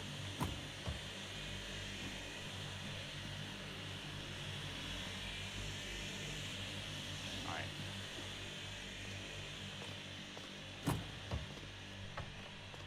Don't. Ah! Just a little sign that says, nothing. It's just a sign that says, ah! I feel a little called out, you know what I mean? Alright.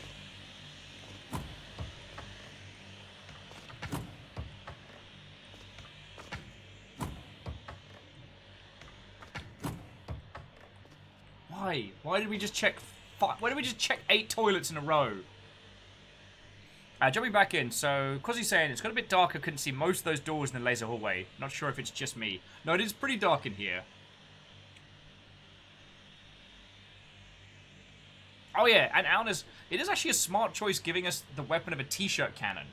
Like, there's no cognitive distance. We don't have a shotgun, which would blow a door lock out, yet because of reasons we're not allowed to. Will is like the monster from the Western game without cough and Merry Christmas. It's not Christmas, it's July. Sorry, thank you for the 200 bits. Yeah, video games have conditioned me to check every toilet.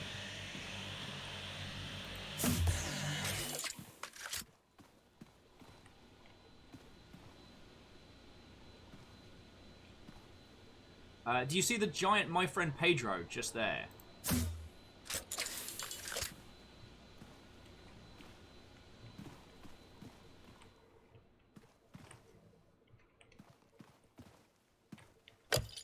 You shall not pass!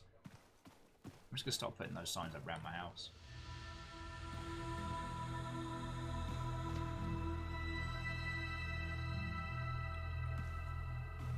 So this was made by Flying Wild Hog. Interesting.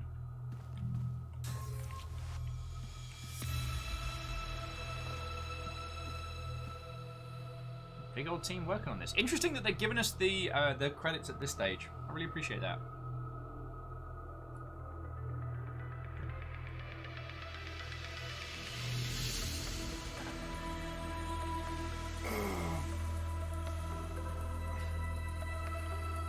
I love this. It's the team making the Shadow Warriors game. Okay. Oh, let's keep going because it was about to tell us all the things we were going to find. Roof. T-shirt. T-shirt. You're welcome.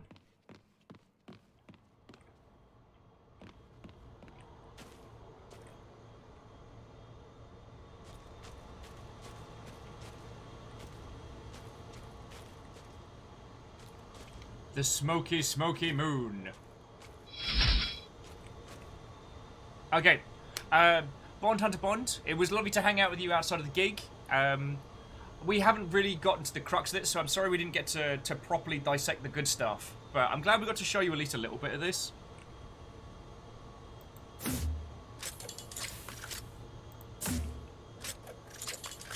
I'm regretful to inform you all that I can't put a t-shirt on the moon. Passcode 2020.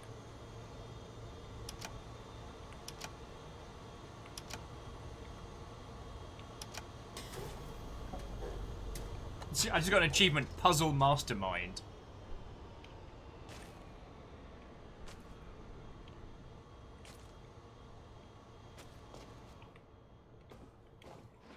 Oh, cool. Played enough Half-Life and Alien Isolation to know how this ends. Varials, I'm just that good. Like, it's one of the reasons why I don't play a lot of puzzle games, is because I'm just too smart and too good at them.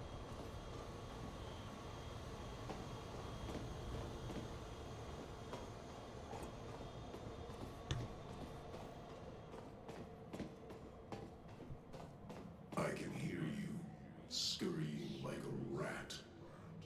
Filth. Mr. Shodan? Reactor online. Sensors online. Weapons online. All systems nominal. Big looking the past few months, but happy to be here all the same. Hope you're doing well. Gil, how are you doing, friend? We're doing real good. We're doing real good. Like, all things considered, you know. We're on the Devolverland Expo today, and then we're going to be doing some kind of like PS1. Whatchamacallit? We're going to be doing some PS1 styly Pokemon Snap later.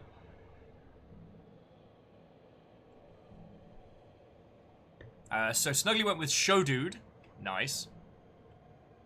Nominal went Mr. Showroom. Father to the famous Devolver Showroom. Ah, yes.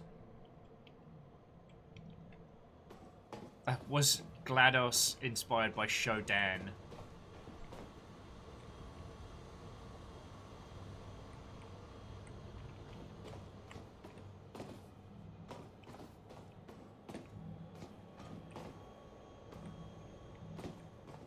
There's a secret. And what is a person? A miserable pile of secrets. Alright, 4 items for a hidden game. But what could it be? Devolver, the Devolver caretaker. Well, I know how this happens.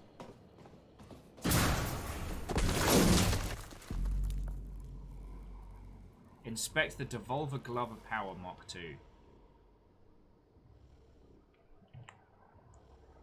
No. I'm gonna have a look at the other things first.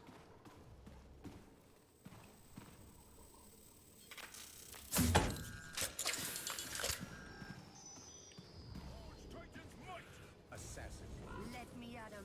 Poor mage. Ding, ding, ding. Ah. Do you know the story of this company's founder, Dennis E. Volver? To overcome mounting odds. Solve clever puzzles.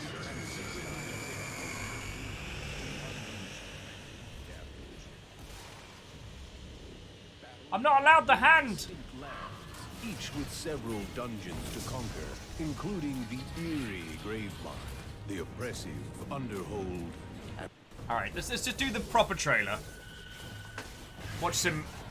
behold, Blightbound, Blightbound! a cooperative dungeon crawler that tasks 3 heroes to venture down from their mountain refuge to face the abominations of the Blight, a mysterious and corrupting fog that enshrouds the land.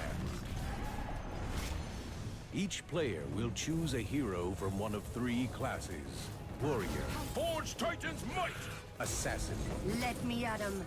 or mage. My greatest power awaits. Battle a terrifying horde of monstrous enemies and colossal bosses. Oh, Each Colossus. class of hero fulfills a specific role on the team to overcome mounting odds, solve clever puzzles, and synchronize their ultimate abilities to unleash massive damage. Hit their weak spots for massive distinct damage. lands, each with several dungeons to conquer, including the eerie Gravemark, the oppressive Underhold, and the precarious Blood Beach. Steel your nerves and prepare once Fun again. fact, Blood to Beach is actually enter more of a the cove. Blight Warrior. Not a lot of people know that. We are Blightbound.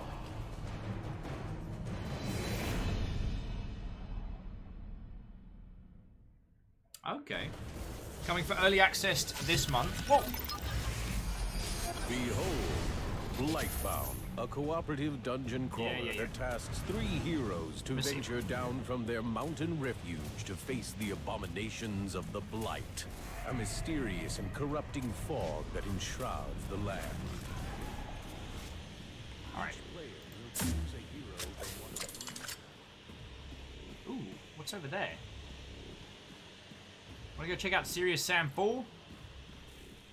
See if we skip ahead for adventure. I should be able to put a t-shirt on head guy. There's a torso. Okay, so a lot of you were saying on that that game looked very bland. And I will admit that their marketing asset there was very much like a, here are classes that do damage with reasons. However, let's take a quick moment to appreciate that we just watched that whole asset inside a game as one of the marketing objectives. Now, I know that seems very cynical, but we should take a moment to appreciate that, like, most of us would have clicked off that asset before it kicked off. And then for the purpose of this conversation, in case you weren't aware, asset usually refers to a video, a screenshot, a something that you put out when doing marketing or PR. Alright, so you think I missed a secret here? Blightbound, a cooperative dungeon crawler that tasks 3 heroes to venture down from their mountain refuge to face the abominations of the Blight. Crows are immune to t-shirts. Corrupting fog that enshrouds the land. Each player will choose a hero from one of 3 classes: warrior, forge Titan's might, assassin, Let me at him. or mage. My greatest power awaits. Battle a terrifying horde. Oh, okay, no, Kestrel's going to put crows wear their own t-shirts. Okay. Alright, if there is a secret in here, my... Oh, no, there we go.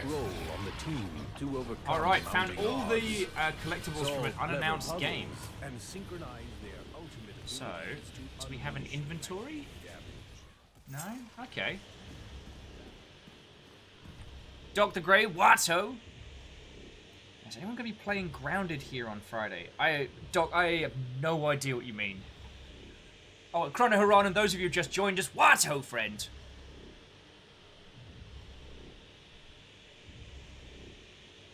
Coming to Stadia 2029.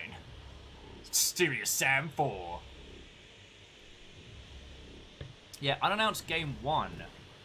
So all we've got is the asset.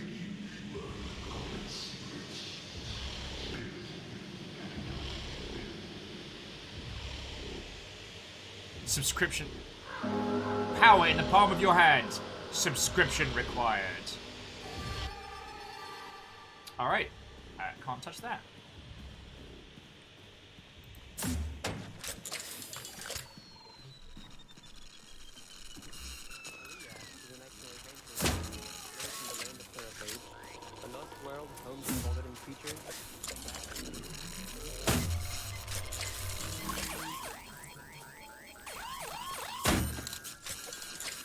Alright, so we can't get into Serious Sam 4 just yet.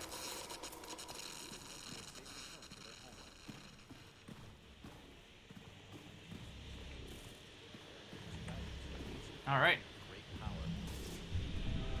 It awakens ancient enemies who slumbered in the depths of time. We are Skeleton Crew Studio from Kyoto, Japan.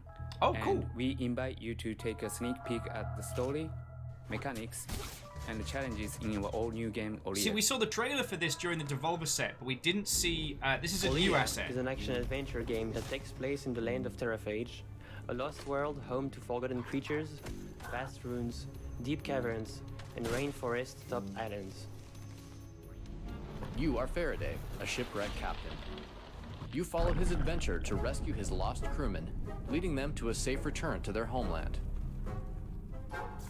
Now, on his pursuit of salvation, Faraday is guided to an ancient harpoon of great power. It awakens ancient enemies who slumbered in the depths of Terraphage. Oh, good work, dude! I'd like to introduce the world of Olea.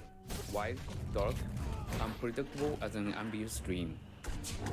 Oh god! You will venture through many different islands on your search for a way out. You will travel through jungles and caverns, visit sites of old relics and ruins. Each land presents new challenges and new opportunities for you on your quest to escape this shadowy land. Next, combat. Combat is at the forefront of Olea, with visceral systems that challenge the way you think about space. You can dash and Which is teleport weird, 'cause I using think the about harpoon, space all the time. and then immediately Like, how is it face so big? hand-to-hand combat with minions spawned from the darkness. Oh! Crafting and donning magic hats give you additional power, including dashing and wall jumping, spitting acid, and controlling and generating electricity. Puzzles complement battle sequence by rethinking Space movement hats! through a maze-like Space world. hats! Space There are hats! 5 major boss battles in Olea. Each one introduces a new character's story, as well as new combat mechanics. By mastering each attack system, you will take down these bosses and be handsomely rewarded with new areas to explore and new mechanics to unlock.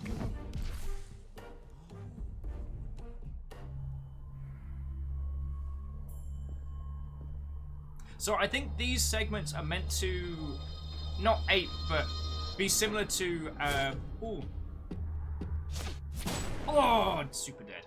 Are meant to be similar to booth demos. Olea is an experience we've poured ourselves into. So when doing events like Will you E3, lead Faraday, master the harpoon, save the castaways, and solve the mystery that surrounds Olea?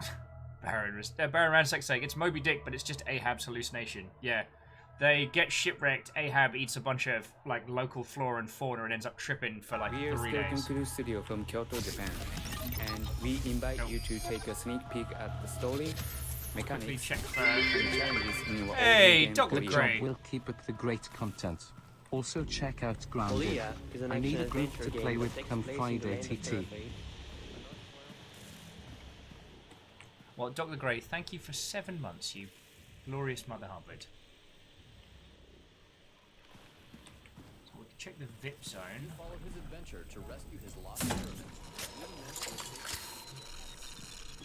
Nothing to be doing here. Now on his pursuit of salvation, Faraday is guided to an ancient harpoon of great power. Sorry, that was me.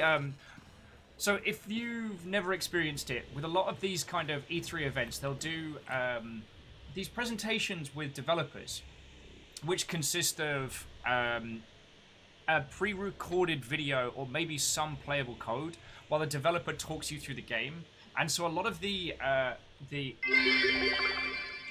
Also, honk Space Goose honk. honk. Sorry, thank you for 200 bits. So that's very much what that felt like. That's why they were using a lot of kind of weird, like dev.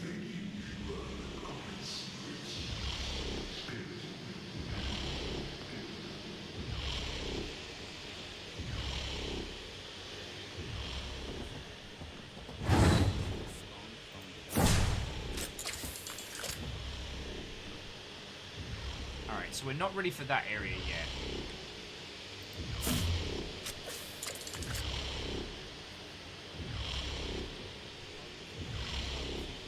Alright.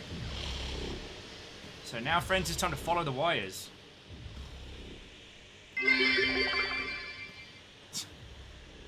J-Post, stealing the Yaldum with Space Honk. Spot. No, don't count that one.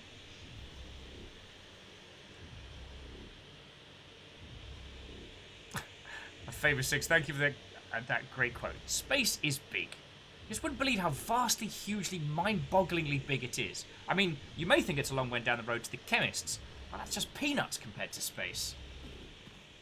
Always time for more hitchhikers. Okay. How do you want us to do this game? How do you want us to do this?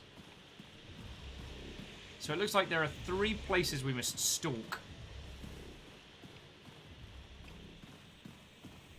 So that we might unlock the mystical power glove of power. Aha!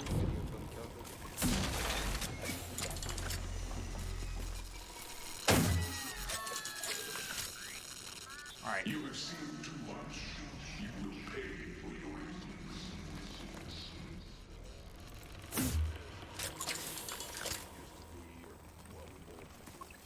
They thought this was gonna be easy. They came to the wrong fucking should be able to put t-shirts on those guys. I mean, yes, they are leaping around and exploding, but, you know, we should be able to, I don't know, put a shirt on them. Help them out a little. You know. Be the change you want to see in the world and all that.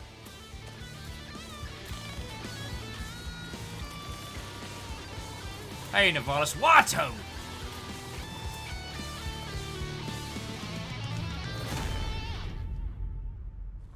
You gonna let me have... No? Okay, no, it's fine. I didn't want Serious Sam's weapons anyway. 2 of 3 for another unannounced game. Alright, well, let's kick off the Serious Sam trailer.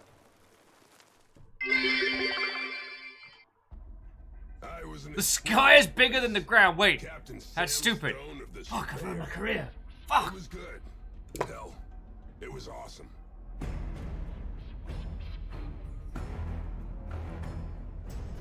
The truth is, they don't care about who we used to be or what we wanted to do. But if they thought this was gonna be easy, they came to the wrong fucking planet. And now, Serious Sam, unapologetically... And apparently we're doing a trade through this!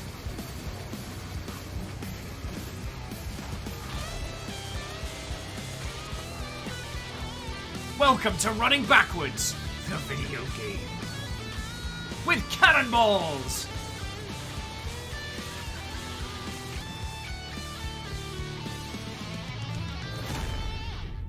Vanderbeest, thank you for refilling the pint glass as best one can. And, sorry, Baron. Baron Ransack Von Joy. Thank you kindly for that. Aw, Grey Druid gifting us up to Varials, you feckin' ledge. I was an explorer once. Captain Sam Stone of the Surveyor. It was good. Hell, it was awesome.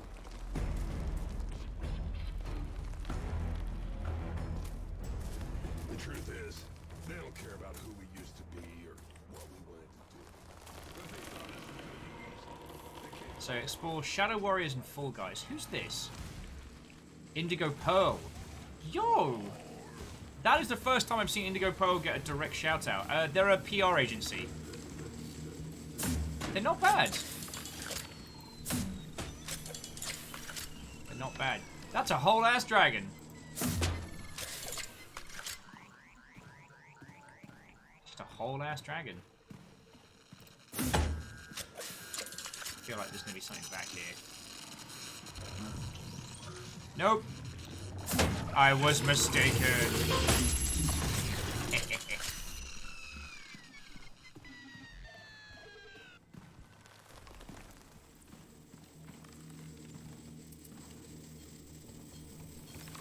What is it?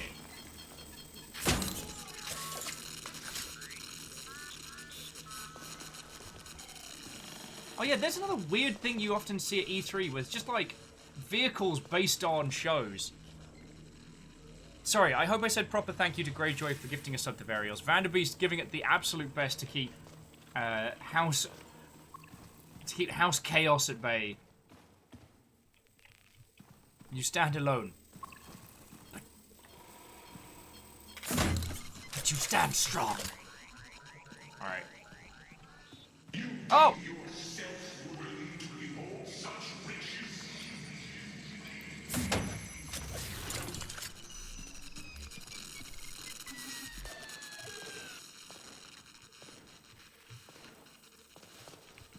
It's a bouncy booth. It's a bouncy castle booth.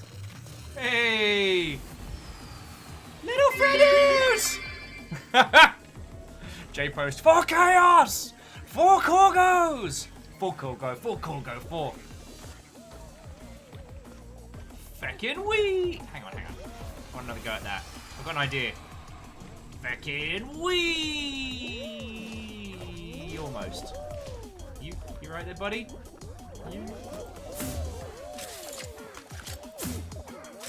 Oh no!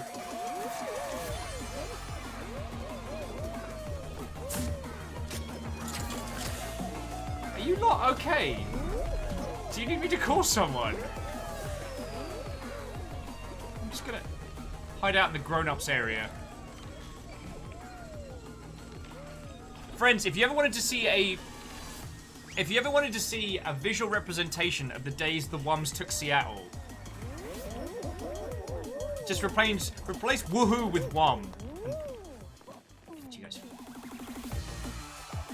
Seriously though, friends, we are going to spend a day on this.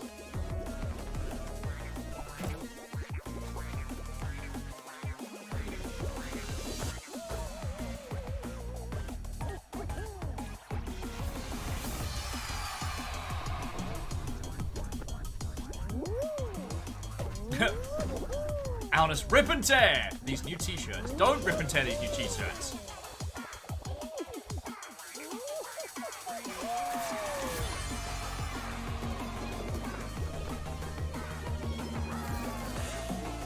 It's bug snacks, but less mind melting. We don't talk about bug snacks.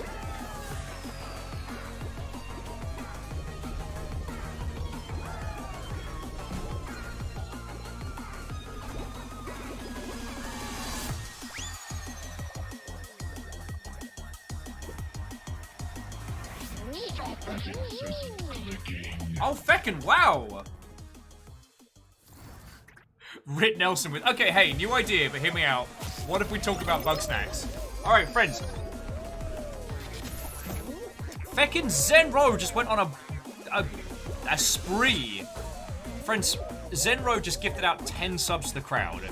To Hetsuke, Minor Girl, Rit Nelson, Chichea-chan, Scott the Tater Top, Rashnux, Lun, Krezahens, Meta Department, and the Sound of Gaming. Zenro, that was fucking glorious of you, and leapt many, many stages forward in the hype train. So Zenro, what do you want me? Zenro, it is your choice. Do we cover these 4 peoples? Do we cover them in t-shirts or not? It is your choice. Oh, Zenro, the timer nearly got you. House Carl hunts. And Rit Nelson, like, bug snacks is just like proper horror. You are what you eat. Bug snacks. Alright, Zenro says shirt them. Alright, I'm sorry. I am naught but the will of the people. Hadouken! Hadouken! Boof! Shoryuken! Take that, pineapple face! Viking versus pineapples! Run! Run from me! I'll wreck your face! Oh god, I got that one in the eye. Get stuffed, pineapple! Sorry, I winged his feeties.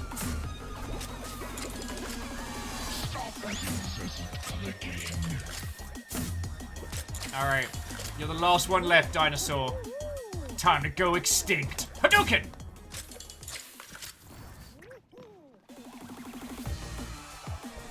Massacre!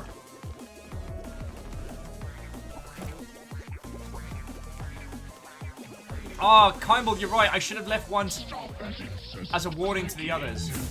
It's alright. Kimball, these 2 will tell their tale.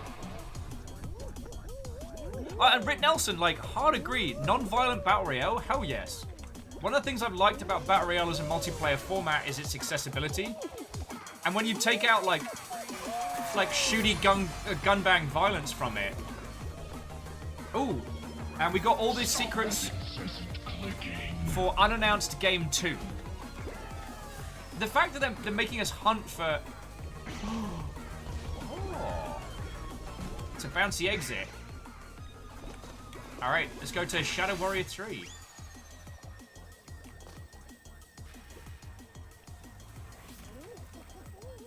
Remember what we saw here, Fall Guys. Stop that incessant clicking.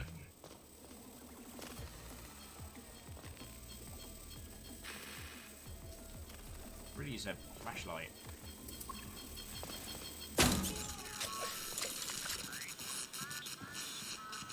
Yeah, again with the vehicles, always a weird thing you see at E3.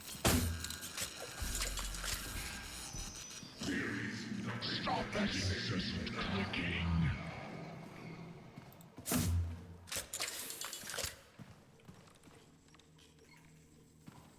What's that? It's just a really great big hamburger. They got 2 guards. I think we can handle this. Like, they've got me hunting collectibles. No small feat, I might add. Alna says, I have that burger. It's a good burger. Alright, so 1, 2. Alright, welcome to Shadow Warrior 3. Which I will admit, initially I was kind of somewhat skeptical about, but...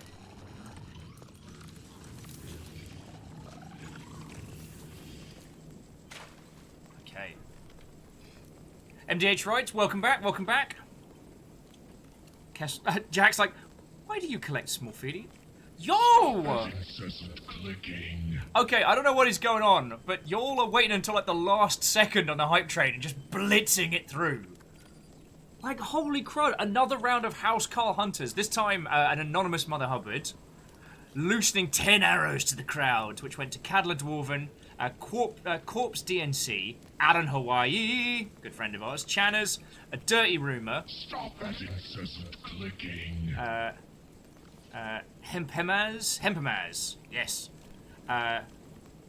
Kiddo the Kiddo, Ghost Reaper, Dark Blue Dover, and Fiery Fox 5. Yo. Yeah, ghost arrows.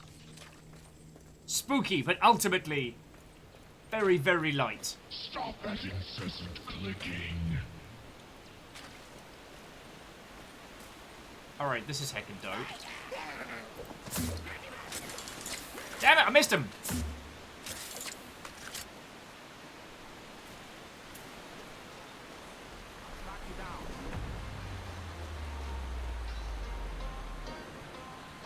Let's do the trailer and then I can start hunting. There we go. I tried to take down Spooky Ninja. Howdy, stranger.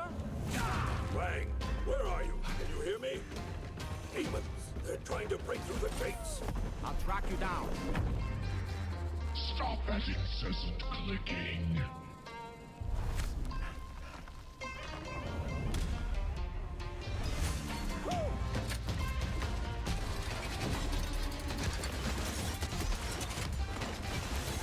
Yeah, this game's visual style, everything about it, I'm just loving.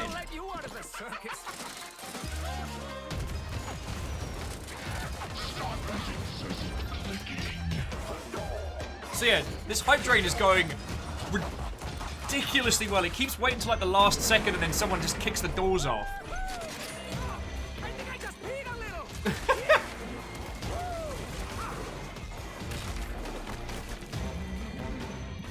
Oh, I bet that had to hurt.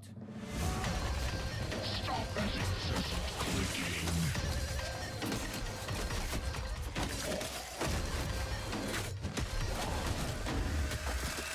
Oh! Oh, Fearless, there's very a hype train. Ghost Reaper's currently the Jarl. Everything's chaos. Yeah, sorry, the Haunted Accordion's gotta go. Honey, I'm home. Stop that incessant clicking. And I was a little worried because, like, Shadow Warriors come from a very strange place. Like, the Shadow Warrior being kind of like the Duke Nukem but samurai. It was not a highbrow game. It had a lot of very, very problematic stereotypes in. But it was, at its core, the game itself was a lot of fun. And they've evolved and iterated, and I've got high hopes for this one.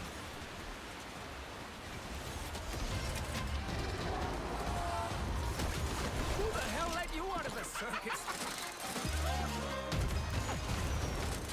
Rittenhouse's like, frankly, I'm upset they made Lo Wang hot. Yeah, that's some revisionist.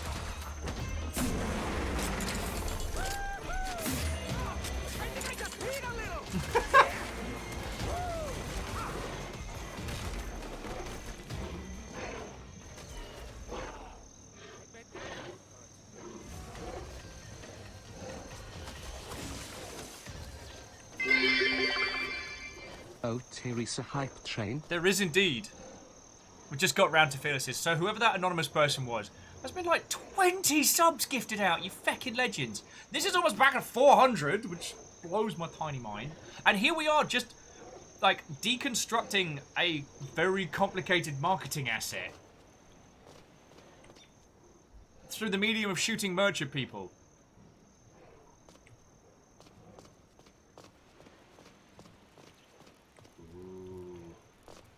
Yeah, everybody gets t-shirts. So yeah, friends, sincerely thank you. I thought that was like gonna be just like a teeny tiny little hype train. I was gonna be like, oh, thank you, but we blitzed all the way past 4. Feckin' legends, all of you. Right, sincerely thank you.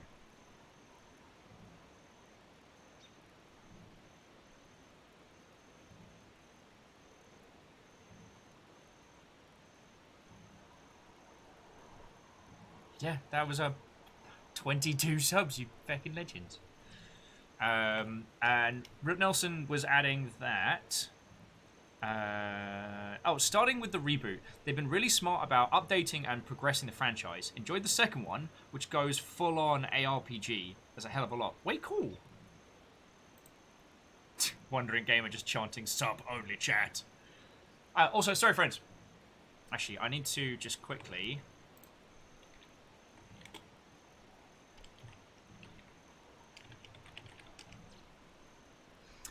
So friends, Rit Nelson, who is lurking in the wings, is the creator of the game we're going to be playing after this, who I'm going to be asking his thoughts and feels on both this and on kind of like indie game creation-y stuff.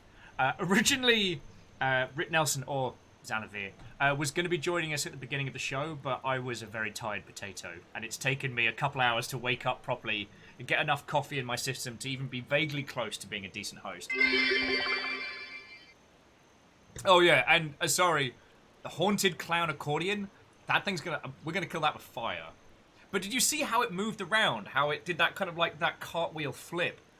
Like the design wasn't the most original I'd seen, but when it started moving, I was just like, what? Oh, so Wandering Gamer. So after we've played this and had a chat about the Devolverland Expo, we're gonna be playing a game called Alright, 3 or 4 for unannounced. We're going to be playing a game called Cellular Harvest, which is, what if Pokemon Snap, but on the PS1 and set on an alien planet? Also, if anybody wants to see I built a new Gundam last night. If anyone's just gotten in and I haven't seen my Gundam, I will take any excuse to show it off.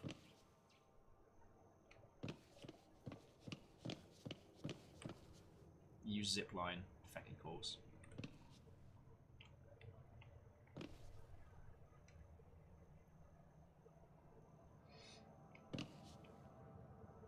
Actually, this is a good point for me to stop. Jack's Gulch. I hope they update the mobile stuff to have the hype train on it. But suffice to say, Jack's Gulch, that this lot gifted out a whole ton of subs, y'all. And Sound of Gaming, thank you kindly for the follow. MDH says, when are we getting a point reward for showing a Gundam? Alright, we'll have to make that a thing. But yeah. Keisa says, did I miss Will going through Fall Guys? Did you enjoy the cute lads? I did. But as Zenro had just dropped 10 gifted subs, I let them be the moral arbiter. I don't know how to tell you this, Keisa, but there was a lot, and I mean a lot, of t-shirts fired in that room. When we left, only the 4 guys behind the merch booth were still standing. So squeaky. So squeaky.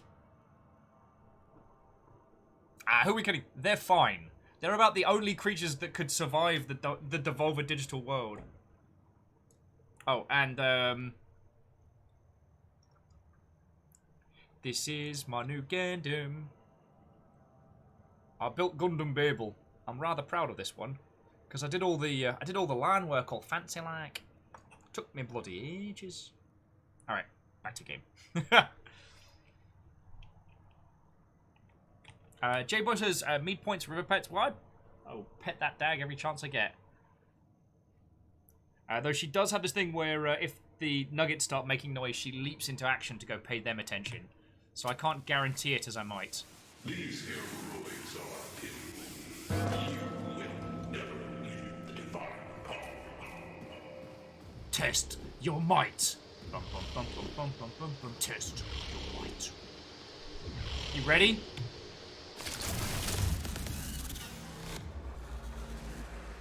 You believe that good luck will save you, but very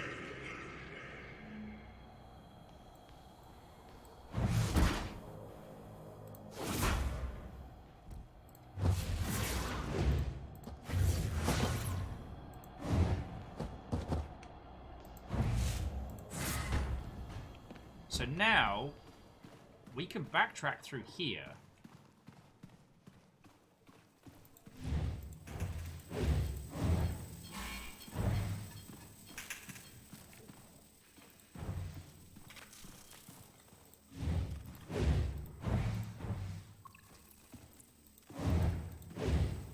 Huh. Can't affect those. I did try right-clicking.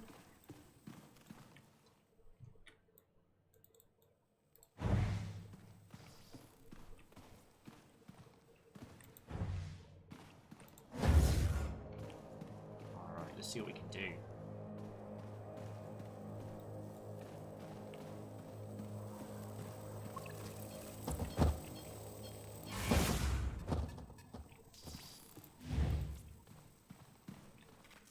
Oh wow, you just straight up gone. Super dead, eh? It's see, they're fine! See, they're fine! Here we were worried about,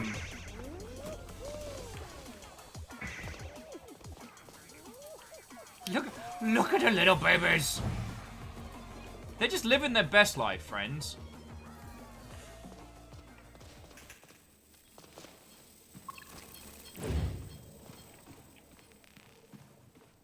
I think we're one plastic bag away from getting all of the goodies.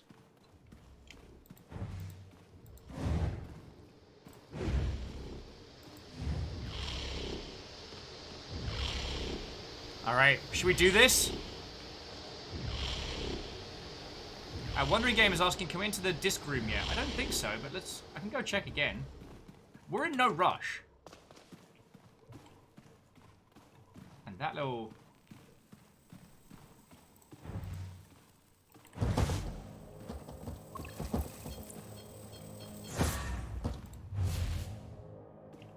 It is I, the Slayer.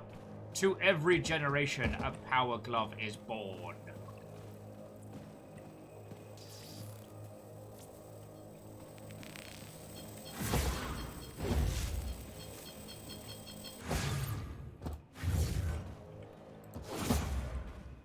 Oh, should probably keep that box.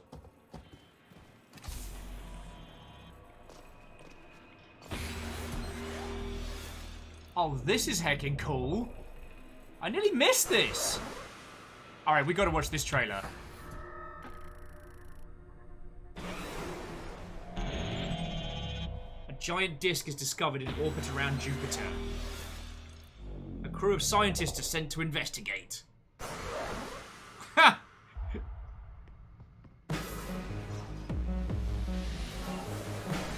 It's full of murder disks.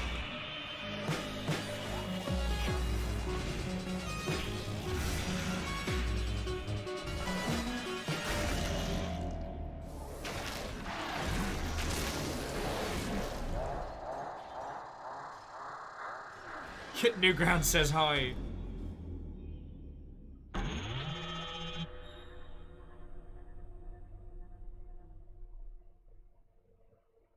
It's like, what if the movie The Cube, but also discs? Alright, so they don't respawn, so...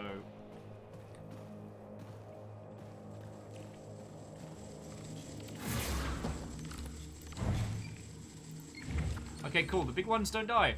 That's bad. Yeah, not... But what if not cube, but disc?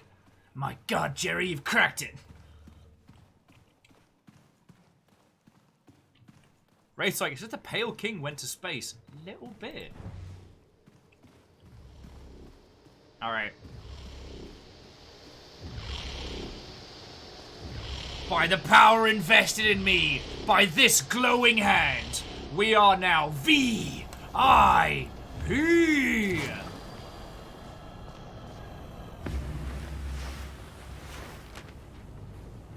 Where?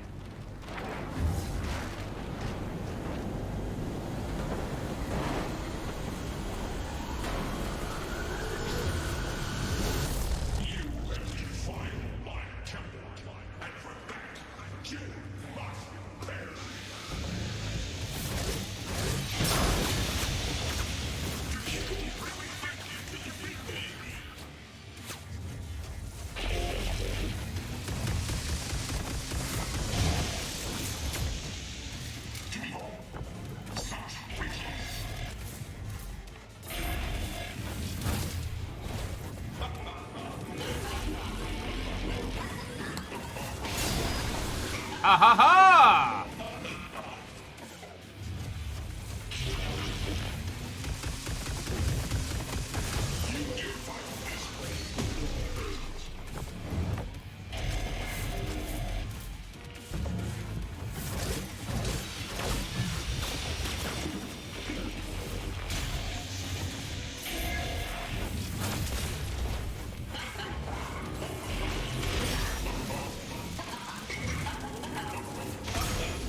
Yeah, is the actual damage done?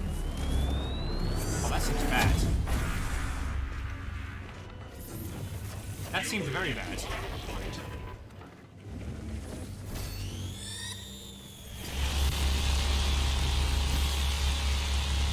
Could you not?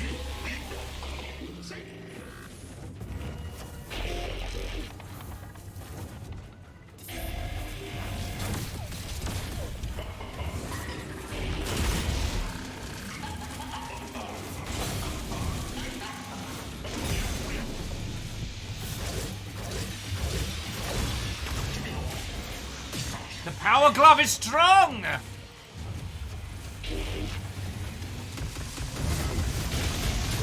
Haha! Rapid fire glove!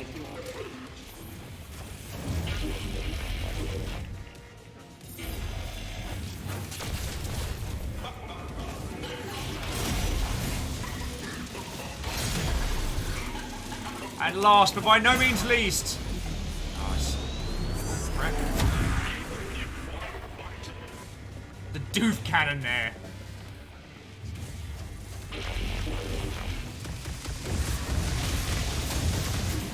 Aha!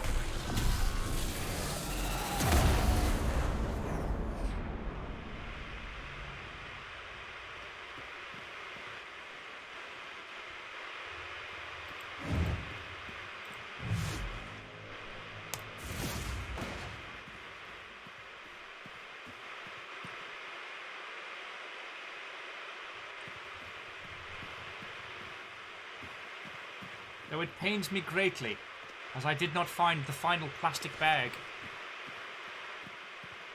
Though you do usually have to pass this guy as you leave E3. That's not uncommon.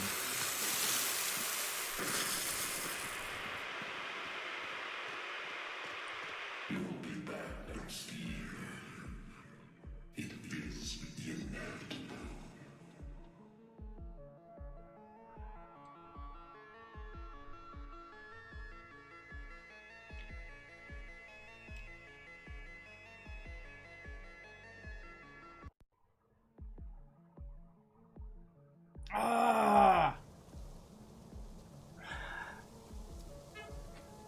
Darn it, we missed one thingy. We missed one thing. Yeah, so what are the unannounced games?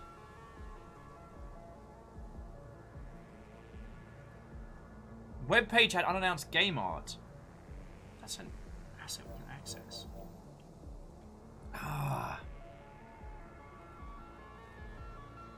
There's one collectible we missed. Alright, let's bring it back to the studio. So,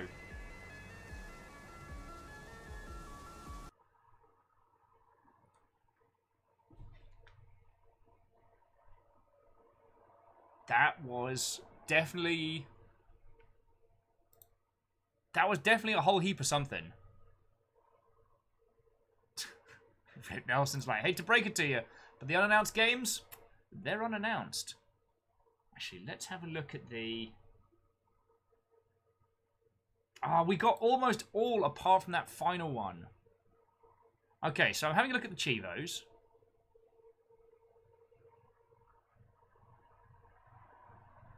Don't get caught by the frickin' laser beams. Boom, roasted.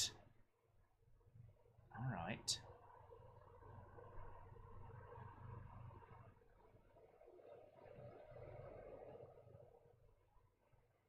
Collect all the hidden pieces for the first unannounced game. But all it shows us is a teeny tiny icon. For the achievements, of course. So what does it mean? I could find myself going deep into the feckin' rabbit hole here. Also, Captain Stephanie Barnes, what ho once more? Hello, hello. How goes it?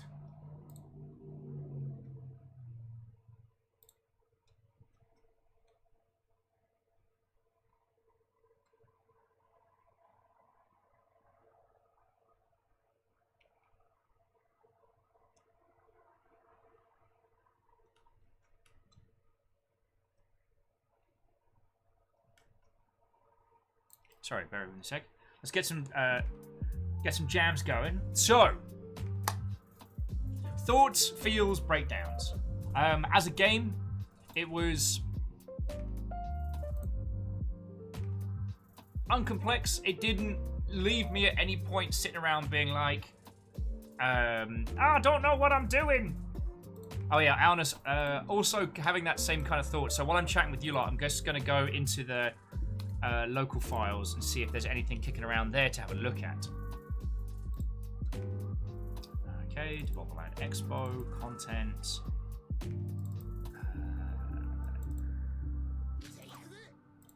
Movies. Okay, so all the trailers and content standalone. Alright. So if you wanted to, you can pull yes, if you wanted to, you could pull all the trailers out real easy. That's cool.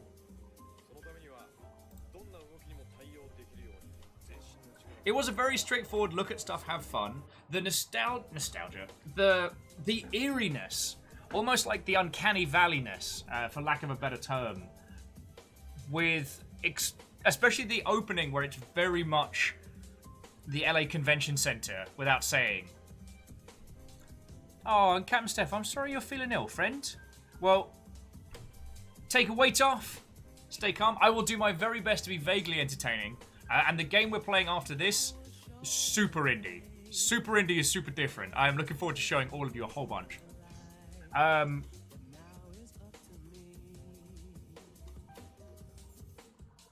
So Varial's like, I know this one, we're in a laundromat, and I'm pretty sure there are skeletons. I know that game as well, and I'm waiting for it to come out fully so I can get stuck into it. Do you reckon it's one of those? I'll have a quick look in the community hub, see if anyone's answered those. I'm just... The fact that we missed out that one collectible, I'm just like,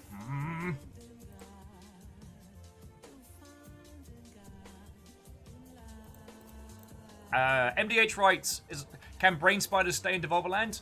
Legally no, but I'm not going to stop you. And the Fall Guys have got it.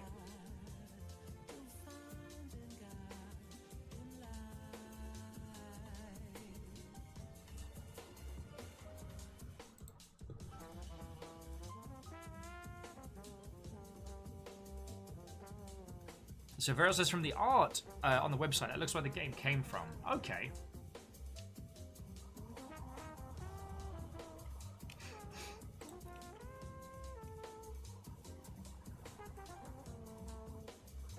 You know what? You know what? Clicking on the community hub for that was a bad idea, and I never want to go back there again. Thankfully, this game can't make me. Okay, so yeah. Gameplay-wise, pretty simple, nice and streamlined. Nothing Like, nothing massively... What's the term? Nothing massively weird or challenging or ridiculous about that. Obviously, the level of polish they put forward for what was essentially like an interactive trailer showcase was exceptional. And it was kind of fun. Like,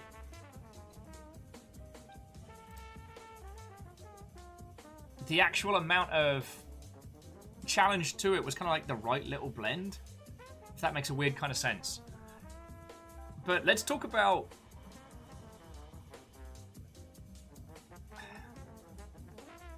right now. We are in a time in history that none of us have experienced and hopefully never will again once this is all over. And gaming as an industry is in a strange part, because right now, gaming is a huge part of everyone's lives. But the standard way in which we make games, distribute, sell, advertise games, all of that, all bets are off. So, it strikes me that trying to find new ways to reach audiences, trying to find new ways to discuss and interact and engage with the people that genuinely care about video games is important. And what's been fascinating is that from the major players so far, we've just seen them doing, okay, what if same but pre-recorded. I'm gonna say it again, like Sony's PS5 announcement was incredibly lackluster. And there were a few like lovely new games they showed there, and a few ones that was like, oh, okay, this is pretty cool. But we know very little about the hardware, and we know very little about any elements that we should genuinely care about. And in terms of engagement, like it was not great. Now, I'm not dissing on Sony exclusive titles, and Microsoft have yet to do their big one. That's coming in a few days, right? God, I've lost all track of time. Well, and I think that's also something that goes into, that should come into this discussion, is that because there's no general like dedicated focus as you'd get in E3, you do have to do more than just be like, oh, we're doing a video, we might do a live stream.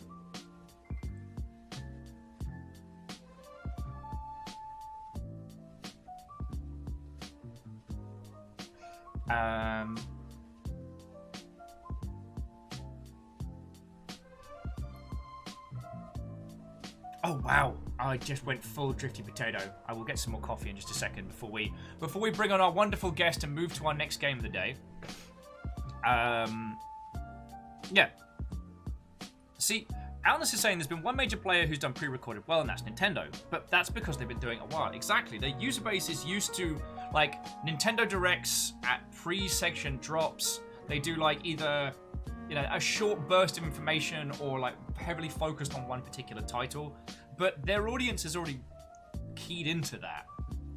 With Sony and Microsoft, they've been doing the standard PR route for so long that they don't really know how to pivot into this current situation. And some of the studios under those publishers have some very creative ideas, but they don't have that kind of engagement at a platform level. And that's a huge weakness. The fact that Devolver's video presentation was so good, and that it had a game that backed it up.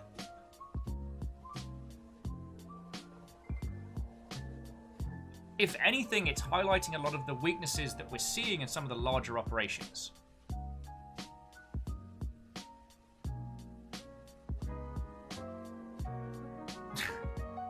Strake's too real, too real. That took me 2 reads to get it. Too real. So we'll see what the Microsoft have to offer tomorrow. And again, this isn't a platform diss, but the thing that I hope we all take away to ponder from this is not that you should always make a shooty video game to follow along with your big announcements, Although, that is something that would be way easier to do if you had, oh, I don't know, standardized hardware. But look at where your user base is and engage them there. Like, Devolver's user base is primarily PC, with some titles launching multi-format and ports, but if you start sitting down and think, like, what's a Devolver digital game, and go through them in your head, you're like, oh man, I played all those on PC. So, taking a leaf out of Crow's book and making an interactive, engageable experience and using that as a way to reach people on top of, like, a real slick asset, that's feckin' cool.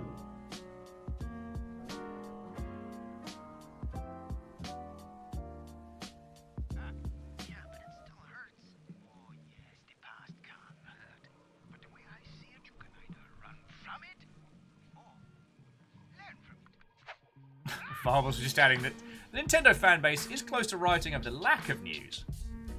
That's... I mean, I remember how many years people would watch every Nintendo Direct with being like, this is it. This is the year they talk about Animal Crossing. And then it wouldn't happen. And then...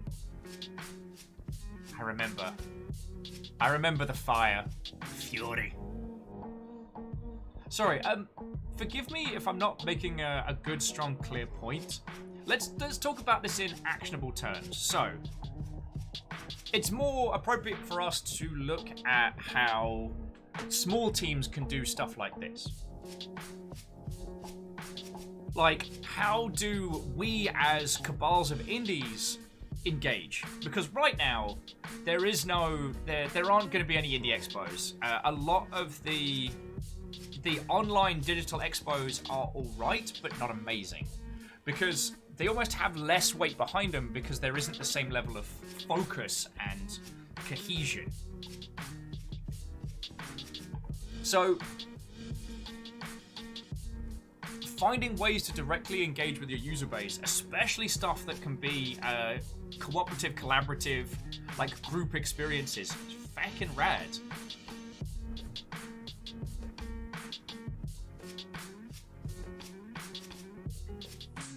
Sorry, I think I'm going completely doolally-tap.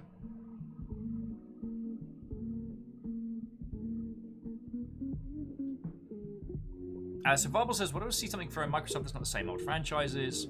Well, yeah. But I guess Varbles, the thing that we're going to see, I mean, it'll be evident tomorrow, is that the things we'll get the most information on are the franchises of old. You know, Halo Infinite is probably going to dominate tomorrow's discussion. They probably won't do Gears because last year was Gears. There will be some independent titles that the ID at Xbox thing, but will those games be able to shine forward? Because ID at Xbox has always had this great power that the XCOM press conference, the Xbox press conference is a big force in the industry, right? But before that, you have this whole, you have the whole build up to it, all the invites, press, journos, people online, all focusing on it. And then they run a whole bunch of, like, either trailers or mini trailers for indie titles. Like, FYI friends, like, if you can get, if you're looking for publishing and you can get funding from Microsoft's indie programs, ID at Xbox, stuff like that, feckin' golden. Like, Microsoft might be very slow to make choices and sometimes very quick to destroy them, but they always pay, they're great at communication, and when they say they're going to back you, oh boy, they back you. I still hear, again, this isn't platform bashing or otherwise, I do still hear that Sony's a nightmare if you're indie, because you might get someone who's really, really good and communicative and, you know, shares with you all the stories and all the tales, or you might get a handshake, a paycheck, and then basically ignored. It's a dice roll.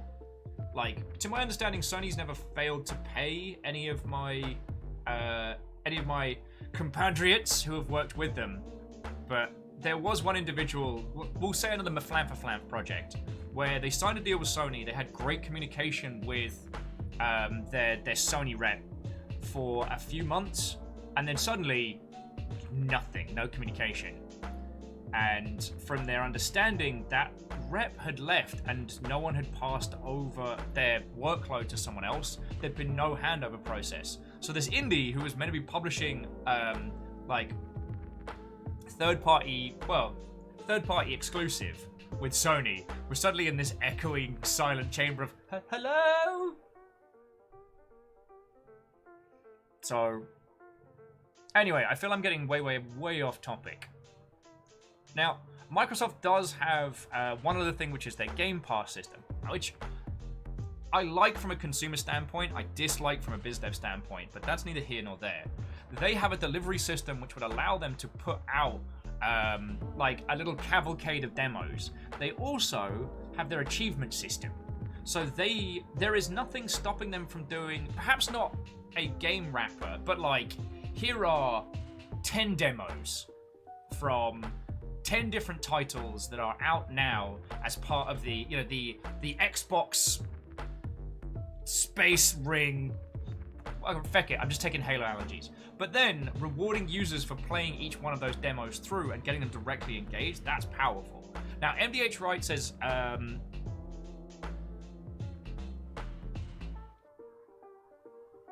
okay, now MDH, like, doing a teeny tiny, well, you can't call it a choose your own adventure because it turns out that term is actually a series of books run by a company called ChooseCo. So, yeah.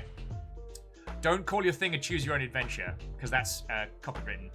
But a branching narrative, like, branching narrative story. If we look at, say, oh, feck, I don't know if it's actually still up. Rock Paper Shotgun used to do this thing where whenever their site went down, they did a text adventure.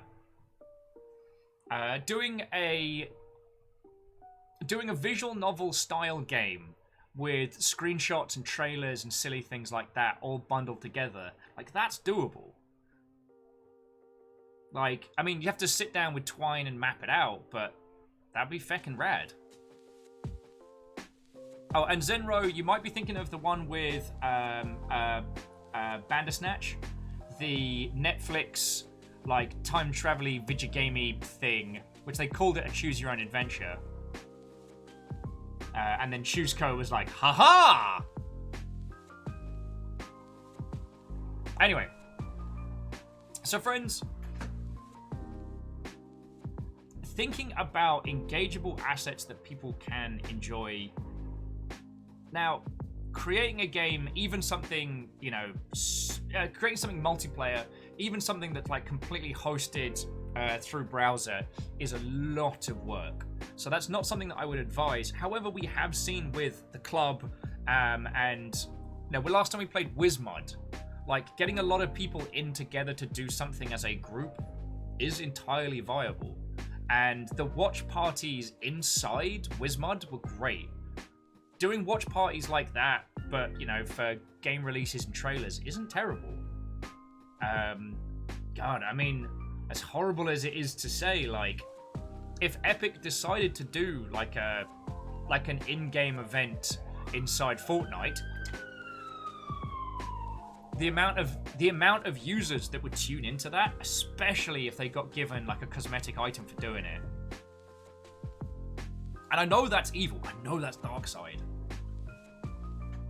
But like, each year, so here's another example. Each year, Blizzard do this wonderful thing where if you can't attend BlizzCon, you can watch it online. And if you do, yes, you have to pay for a pass, but you get all of the in-game items you would have gotten if you had attended. I've always liked this. If you look at the cost of creating those assets as your essentially free giveaway, creating a digital event that gives your users a bunch of cool free stuff if they watch. I mean, you all saw how many people tuned into the Ubisoft show for the free Watch Dogs 2. Because, honestly, I wasn't intending on watching the Ubisoft thing, and I didn't ultimately watch it. But if I didn't have Watch Dogs 2, and it was like, hey, if you watch this whole thing, you get a video game for free, it's like, huh. Now, okay, giving away free copies of games and platforms flies directly in the face of what I said about, like, what can we do as small teams?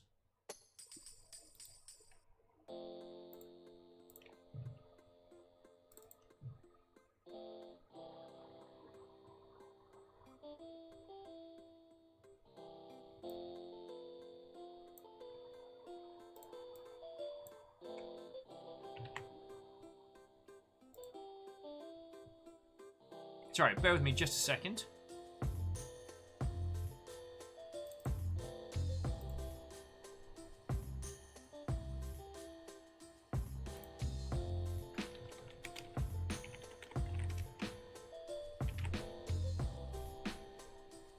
Yeah, Shackle, again, I want to wait until that Ubisoft situation is solidified before going into it, but I know what you mean. There was also an element of hand-wavy distracty. I also think that you need Ubisoft, at least in terms of their visual presentation, did not lean into their stuff as strong as they could have.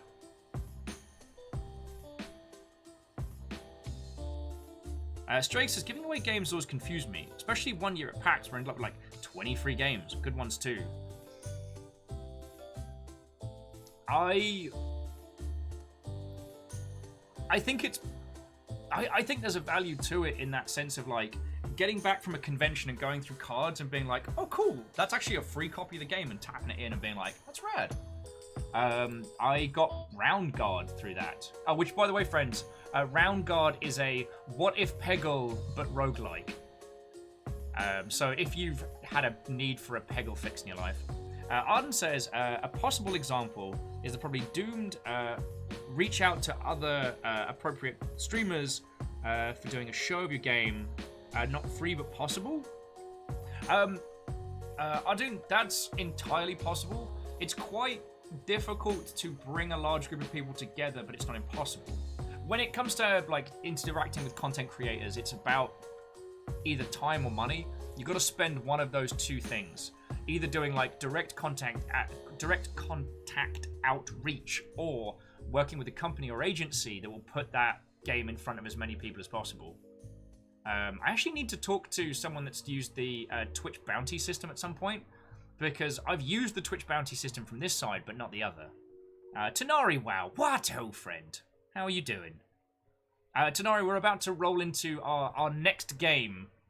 LT3 Dave, how you doing? How you doing?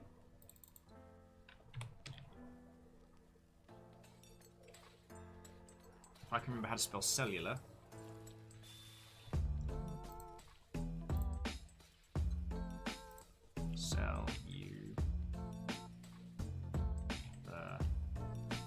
Oh, darn it!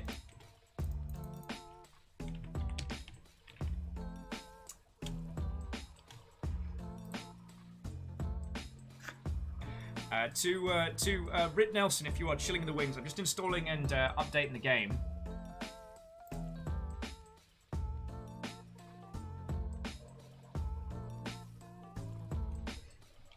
Though I cannot find Cellular Harvest on the on the Twitch listings. And I forget what you need to do to get... I think you need to get them listed on, is it Giant Bomb? If there isn't like a submit your video game portal.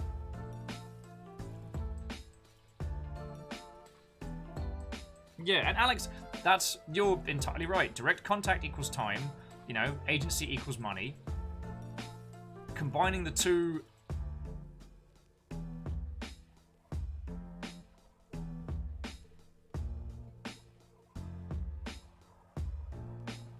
Combining the two means you're flush for both, which is a rarity.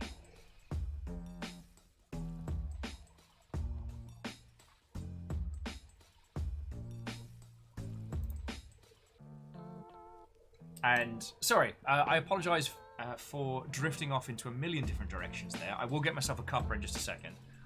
I'm just installing Cellular Harvest and giving it a quick test. And trying to... Tell you what, we'll throw it on just bloody chain.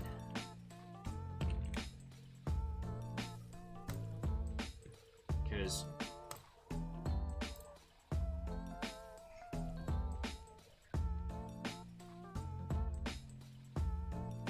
when talking about like doing outreach with content creators, it's not about if, it's about how. I mean, there's no bad way how to phrase it. The idea of getting lots of content creators to support your project and lift it upwards is fucking glorious. It's how do you do that? That's the challenge. That's why people get paid to be and I despise the term influencer, but influencer relations. Usually those people start off as just someone who knows a lot of people and then turns it into a profession. When it comes to giving away keys, there's two schools of thought. At least giving away physical keys at conventions. One is, if that person didn't know about your game, it's unlikely they would have bought it. So you're not losing money because that person was never going to spend money. The other school of thought is that each game you give away is one sale lost. So like, if your game costs $10 and you give someone a key, you've just spent $10. I'm not sure how I feel about those, and I think on a project-by-project basis, dependent on the value proposition of your game, that's where it kind of comes from. Hey, Ikoa. What, friend? We're about to play some very, very cool, weird indie stuff.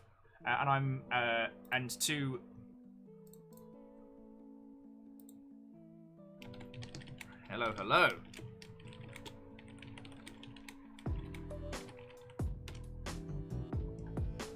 We're going to be moving on to a wonderfully weird little indie title after this.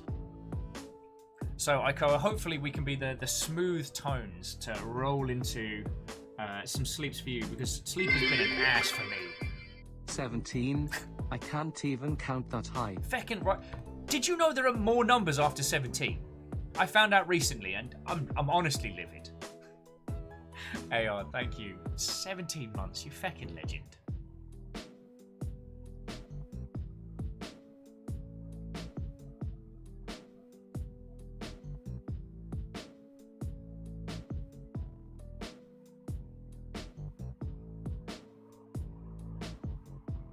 Well, so Varbles, usually I'd be like, well, it really depends on your title of when you need to bring content creators on board. There's a great write-up that the team behind Dead Cells did about how they did their outreach, which is they did direct outreach to teeny tiny content creators, people with really small audiences. Directly contacted them, gave them copies of the game, got that thing everywhere, then gave it a bit, waited, then contacted a handful of mid-tier individuals, and by that point, like, the people at the top, the big players, were looking at this game, Dead Cells, being like, wait, everybody's playing it, how come we don't know about it? And they were actively getting involved with it, rather than contacting an agency. And a lot of agencies will focus on big players at the top, like the huge content creators. And again, this is where it's where the art, not science, of it comes in. Large-scale content creators, there's diminishing returns based on the title. Single-player narrative, there's a certain point, a certain scale of content creator where you're actually not going to get a return on investment. I'm going to use Ninja because I think he's a jumped-up child. Jumped-up child who sells his pants in feckin' Target. But if you spend, we'll say, $1 million to get to play a game, he has had a massive user base. If you were spending that money on a multiplayer shooter a la Apex, that's a great shot in the arm to get a large group of users Zerg waving in at its initial inception. But if you did that with a single player narrative title, he's going to play it, and most of his audience are going to go, cool, we're only here for you, so we're going to watch you do this. Okay, cool, peace, we out. And that's $1 million wasted. But if you spend 15,000 sensibly, doing little paid advertisements with lots of little people here, there, and everywhere, like, you can get more coverage, more groundswell than you would with one big spend. But again, that's a lot of work, even if you're paying an agency to do it. Yeah, Kisa, Pinstripe! God, we did a whole feckin' breakdown of Pinstripe.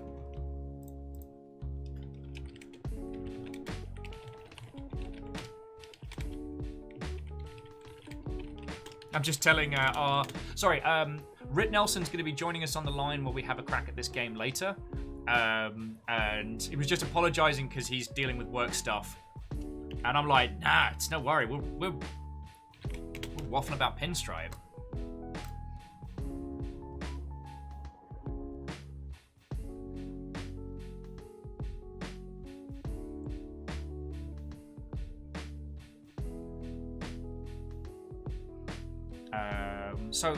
MDH writes, I don't really know the Deviant are severe, so I can't really comment on the comparisons. But yeah, but I'm sure we've had this conversation while drinking before, but it's like, you as an individual, you might do a stream for 2 people or 5 people, but there's still a value in that, and especially if you meet that person face to face, there's that possibility that, like, what if you become huge, and there's a symbiosis of growth there. Let's take Arix Gaming, because I know we have a lot of Monster Hunter fans here. Now, for those who don't know, Arix Gaming is a bloke from the UK who just really used to love Monster Hunter. Monster Hunter, a few other shooters. He was initially one of the smaller content creators, but he just got the grind in. And companies like, especially Ubisoft and Capcom worked with him very early, very directly. And now Arix is fecking massive. I'm very, very happy for him.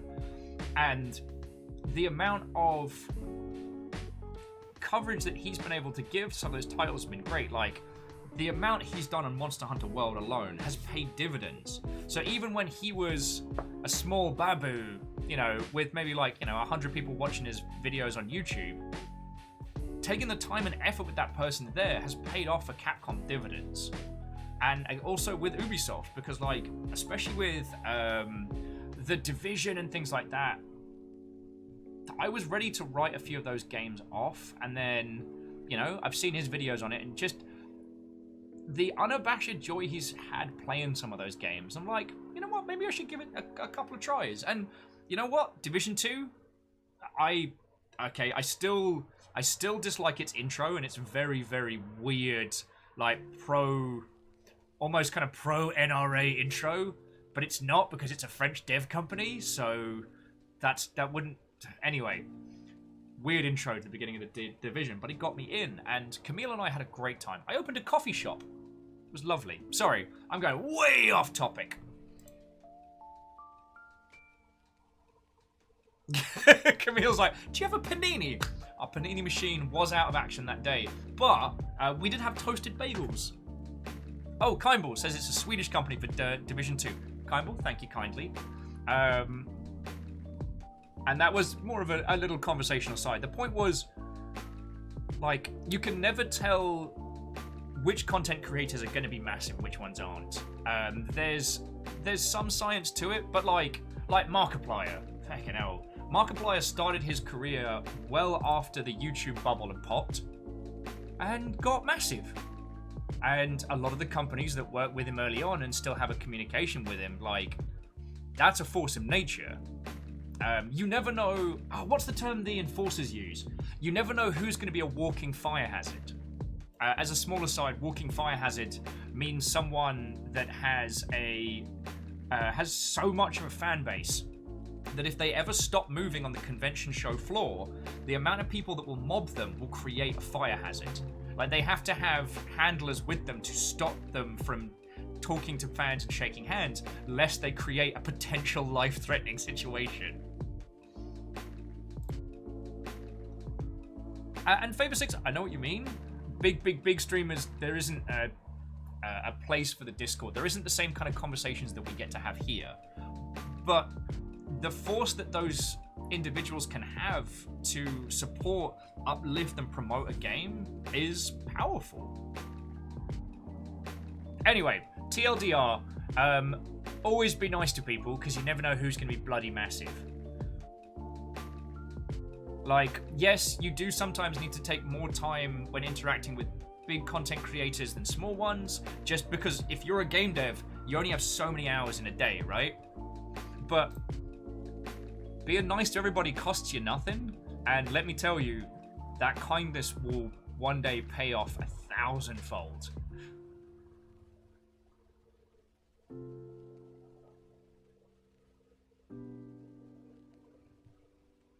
Oh yeah, sorry, LT3 Dave, just giving some more examples of individuals that just aren't allowed. Yeah, and Kimball's right. Games industry is a small place. Really is. It's creepily so. Okay, so friends, let's pause our Zelda jams. So we have our lovely guest, Rit Nelson on the show. I should probably do a tweet or something. I'm going to bring them onto the line. We're going to start up their game, and we're going to go from there. Because also, like, the lovely guest we have joining us has released a bunch of indie titles. So their input on this topic is something that I would very much like to share with you all. Okay.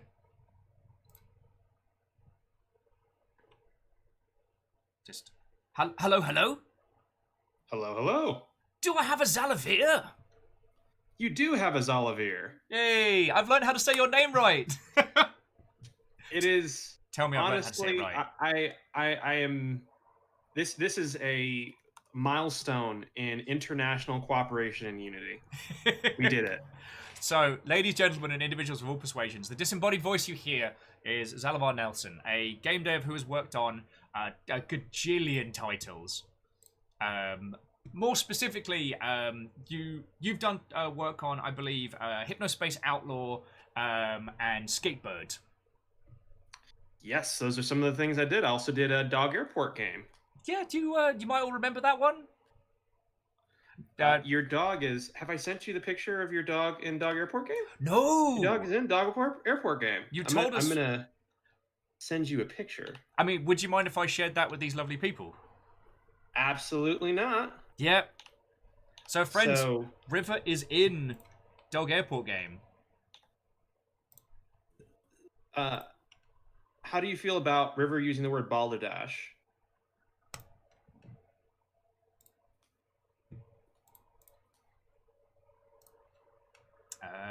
I am entirely okay with this. Friends, have a look. River's in the video game. Balderdash, the flight departed and left us behind.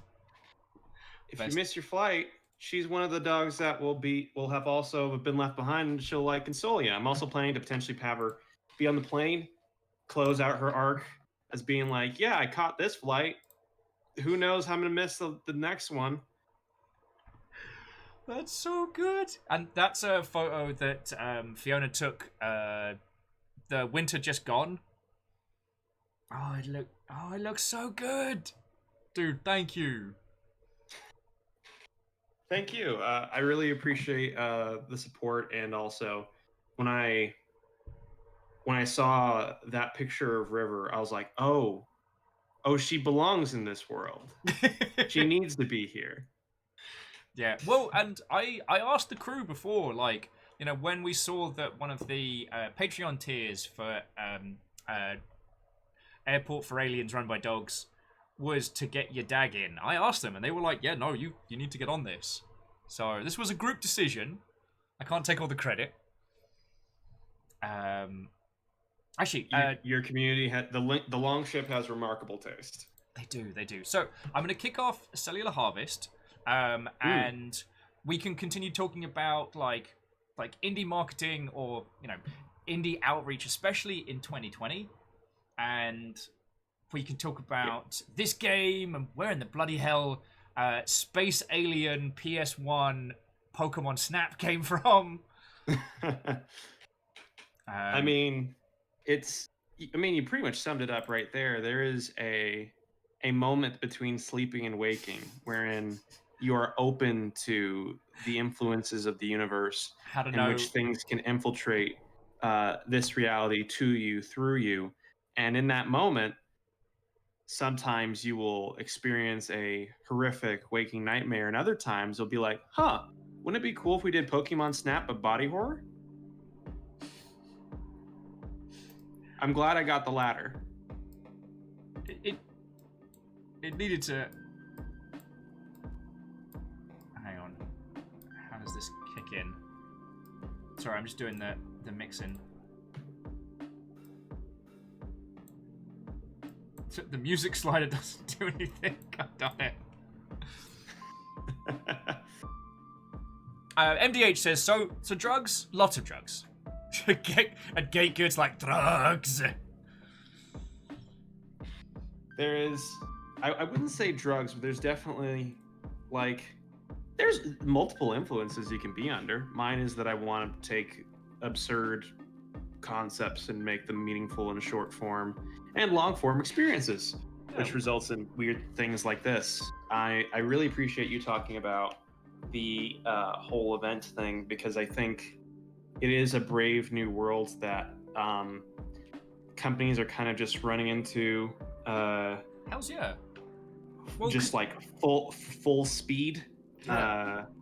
eyes closed, like children in the park, and you're like, why is my son running with his eyes closed in a park full of children?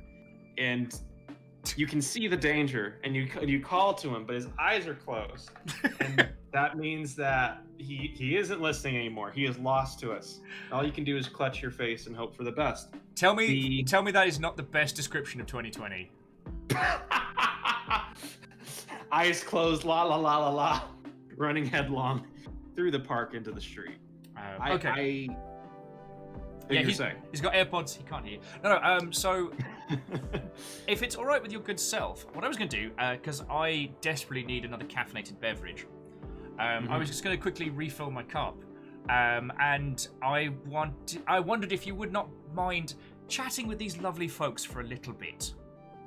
Okay. I know I'm kind of throwing you into the deep end a little, but friends, Zalavir has developed a ton of games, a lot of them being like small focus, short dev time, tight focus titles like Do Androids Pray, this one Cellular Harvest, Mr. Bucket Told Me To, which was part of the DreadX collection. And the DreadX collection, I think, ties in very well with the other conversations we've been having today. So, friends, if you've got any thoughts, feels, or questions, or if you just want to talk about dogs and drugs, I desperately needed coffee, dude. I'm sorry to leave you with these lovely folks. I can do it. I'm going to talk to them about dogs and drugs, hopefully in that order. By the time you get back, it will leave me off the hook for talking about any illegal substances. Okay, then I will the in just a fastest second. of maneuvers. So, everyone, what you got to understand about nearly getting arrested in a Berlin airport is that it usually is a result of multiple other factors. So, I was in Berlin as part of the Amaze Festival. The best doggo is canonically River, because she's in Dog Airport game now, of course. And a game of mine that I had worked on had just been nominated for an award. It was really cool. I had a good time. I've met some people who are now lifelong friends. And I was having such a good time that when a couple of strange, hip German swingers, it seemed like they could have been swingers or whatever, they found out I hadn't watched Magic Mike. They asked me at 3 a.m. would I like to watch Magic Mike. I'm in Berlin. I say, yeah, okay, sure. Let's see this artist, this bit of artistry that Steven Soderbergh has brought into the world. So I go with these people that I don't know to where they live. We begin to watch Magic Mike on German Netflix. They get tired and are ready to go to sleep. And I'm like, okay, cool. I could go back to my Airbnb for my late flight, catch an hour of sleep, and then go to the airport and try to go through the hurried process of security and all this other different stuff to get back home. Or I could just go to the airport now. Galaxy brain thought, what if I already have my backpack? I just go straight to the airport, beat the rush, get in super early, maybe even take a nap in the seat, and then just board board my flight on a straight shot. Cannot fail. The thing is, I don't know exactly why, but I was in a position where I was hydrated, I had eaten, I thought I was of a stable place to make these decisions. I managed to get a taxi after much strange, halting German that I picked up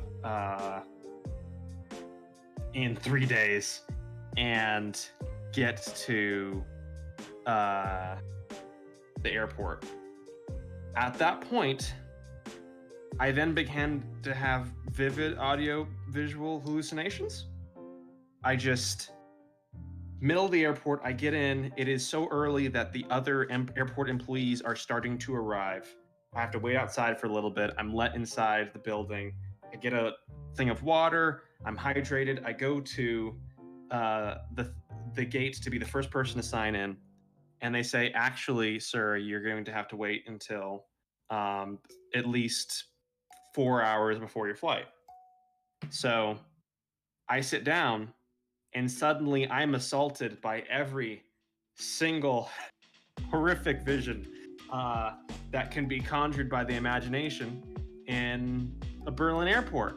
I start hearing voices. I start seeing the faces of my friends projected onto nearby people who are starting to walk into the building themselves. I saw a grown man's face with a beard projected onto a baby, and the baby was talking to me about curry and marshmallows. And I have never had this conversation with said friend before. This is not a memory. This is just my mind from sleep deprivation and a few really good, chill, entirely legal good days in Berlin. I was playing Death Stranding. It was Death Stranding in real life, and it got weird. So first thing I go is, okay, I'm seeing stuff, I'm hearing stuff. People are going to notice I'm hallucinating. So I get up, and I am, at this point, I've spread my eyes wide open. I'm trying to stay awake. I'm trying to be lucid. I find out that my boarding pass it was poorly printed on a cheap printer. So I'm going to have to get it officially printed out, which means I need to wait until 2 hours before my flight, which means I need to remain awake. So my eyes are open. I'm trying to signal that I am totally cool, totally fine. So I start walking back and forth very quickly across the hall in front of the main security entrance of the airport. Now, when a man with red eyes, let me also mention that I was mumbling to myself because, I'm just like, okay, gotta stay awake. I'm fine. I'm cool. There's nothing wrong. Now, when a man, I wasn't on anything. I was just sleep deprived.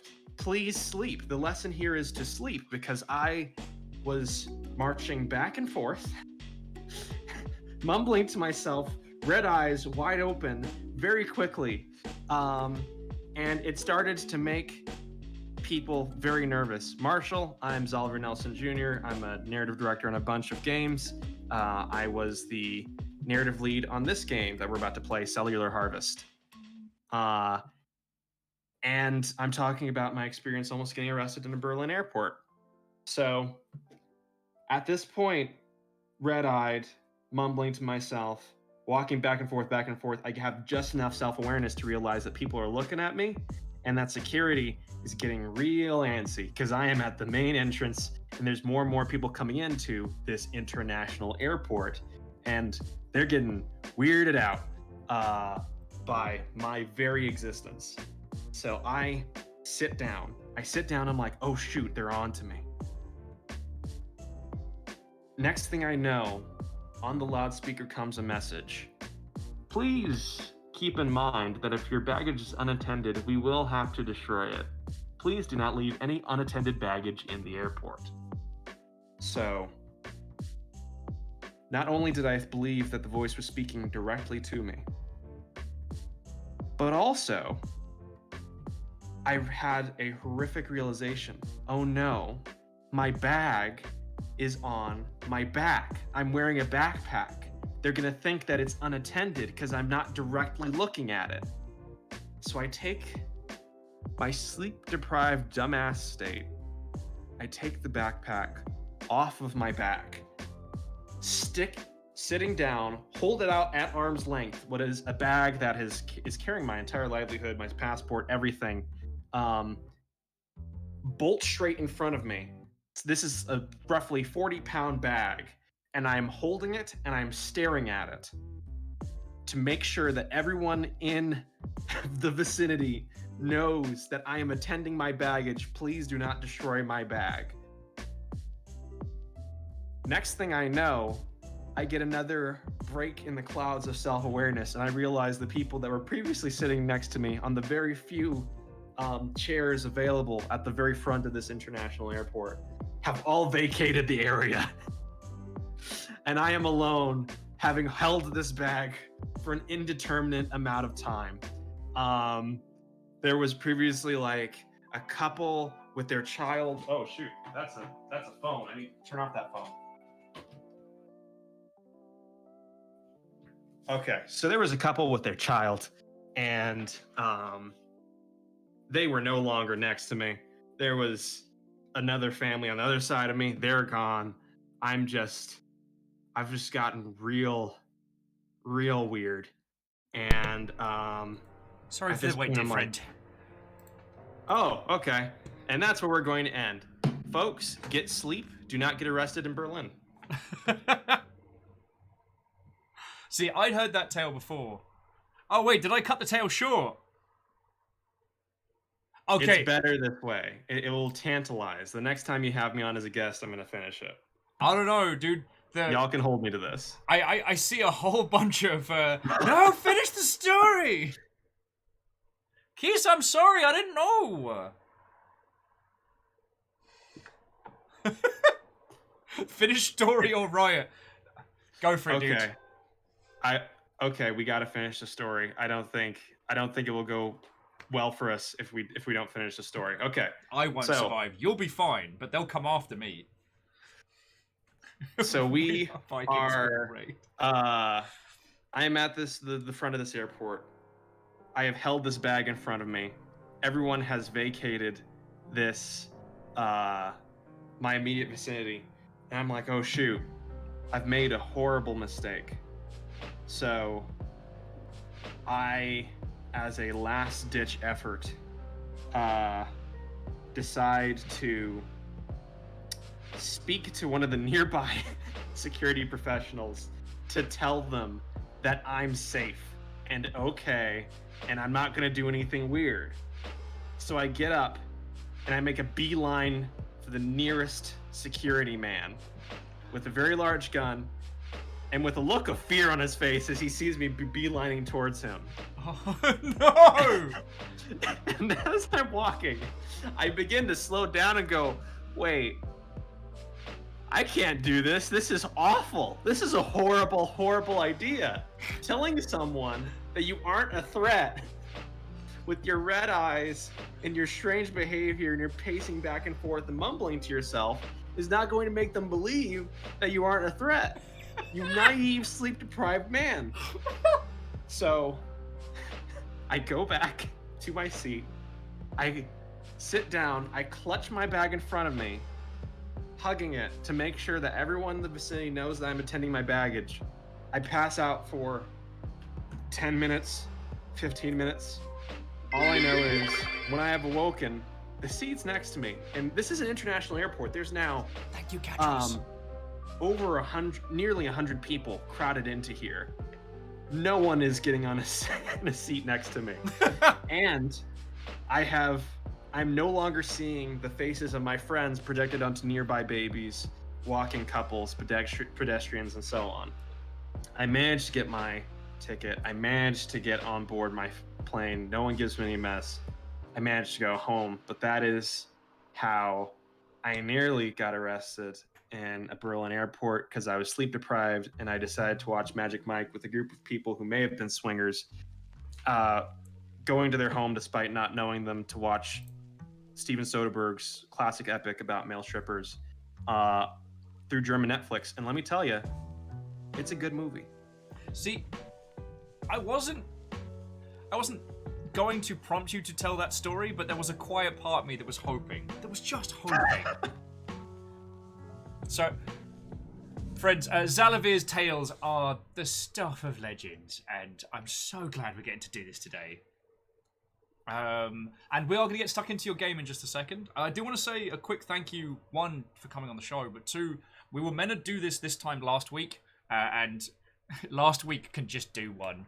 We're going to bury most of last week in a steel box and just throw it into the lake. The only good thing that happened last week is the Death Stranding came out. Yeah. That's it. Oh, and it's so good on PC. It's it's hurting me that I can't just binge play it, but I love the fact that I get to share it with this lot, so I'm spoiled. Right, let's jump into Cellular Harvest. So, for those who are not familiar or who are new to the stream, oh yes, there is a horribly sleep-deprived doggo in a dog airport. He's called Exhausted Eddie. He runs a store that sells beds, and he's among my favorite characters that I've ever written in a game. And I've written and done work on over 40 games at this point over the past 4 years. For those unfamiliar who are just catching the stream now, Cellular Harvest is Pokemon Snap, but sci-fi body horror. You are a auditor, someone who long ago, when humanity decided to see the stars, you are someone who comes back to all of the planets that got seeded with genetic material and new life to take pictures of them. And in the process, your onboard AI, as well as the corporation that you both represent, is going to determine whether or not these creatures deserve to continue living, and how they can be harvested and exploited for the natural resources and technological advances that they may represent. So just a real casual throwaway game. No meaning or intent or like artistic vision behind this at all. No. I feel like corporations deserve to own space as well as any sentient life that is produced in space as a result of their intervention. It just makes sense. Yeah, totally. Sixbear says, "Oh yeah, this is Unreal 1. It is. I think I turned the music Deeply Unreal 1 inspired. Oh, there we go. The music was much quiet in session, so let me just balance it out, dear friends. Okay, so now they can hear the smooth jams. Yeah, Katros is right. Games aren't political. What are you talking about? Yeah, it's all about space. Yeah. If there's anything I know, it's that in the void, the only voice that you can hear is the little ring-a-ding-ding of your stockholders. Yeah. Or in the case of the British Empire, have you got a flag? All right. So let's have a look at this big chunky boy. Yeah, if the cursor turns green, that means you are looking at a character. Yeah. Interfacing with a thing. Stone natural.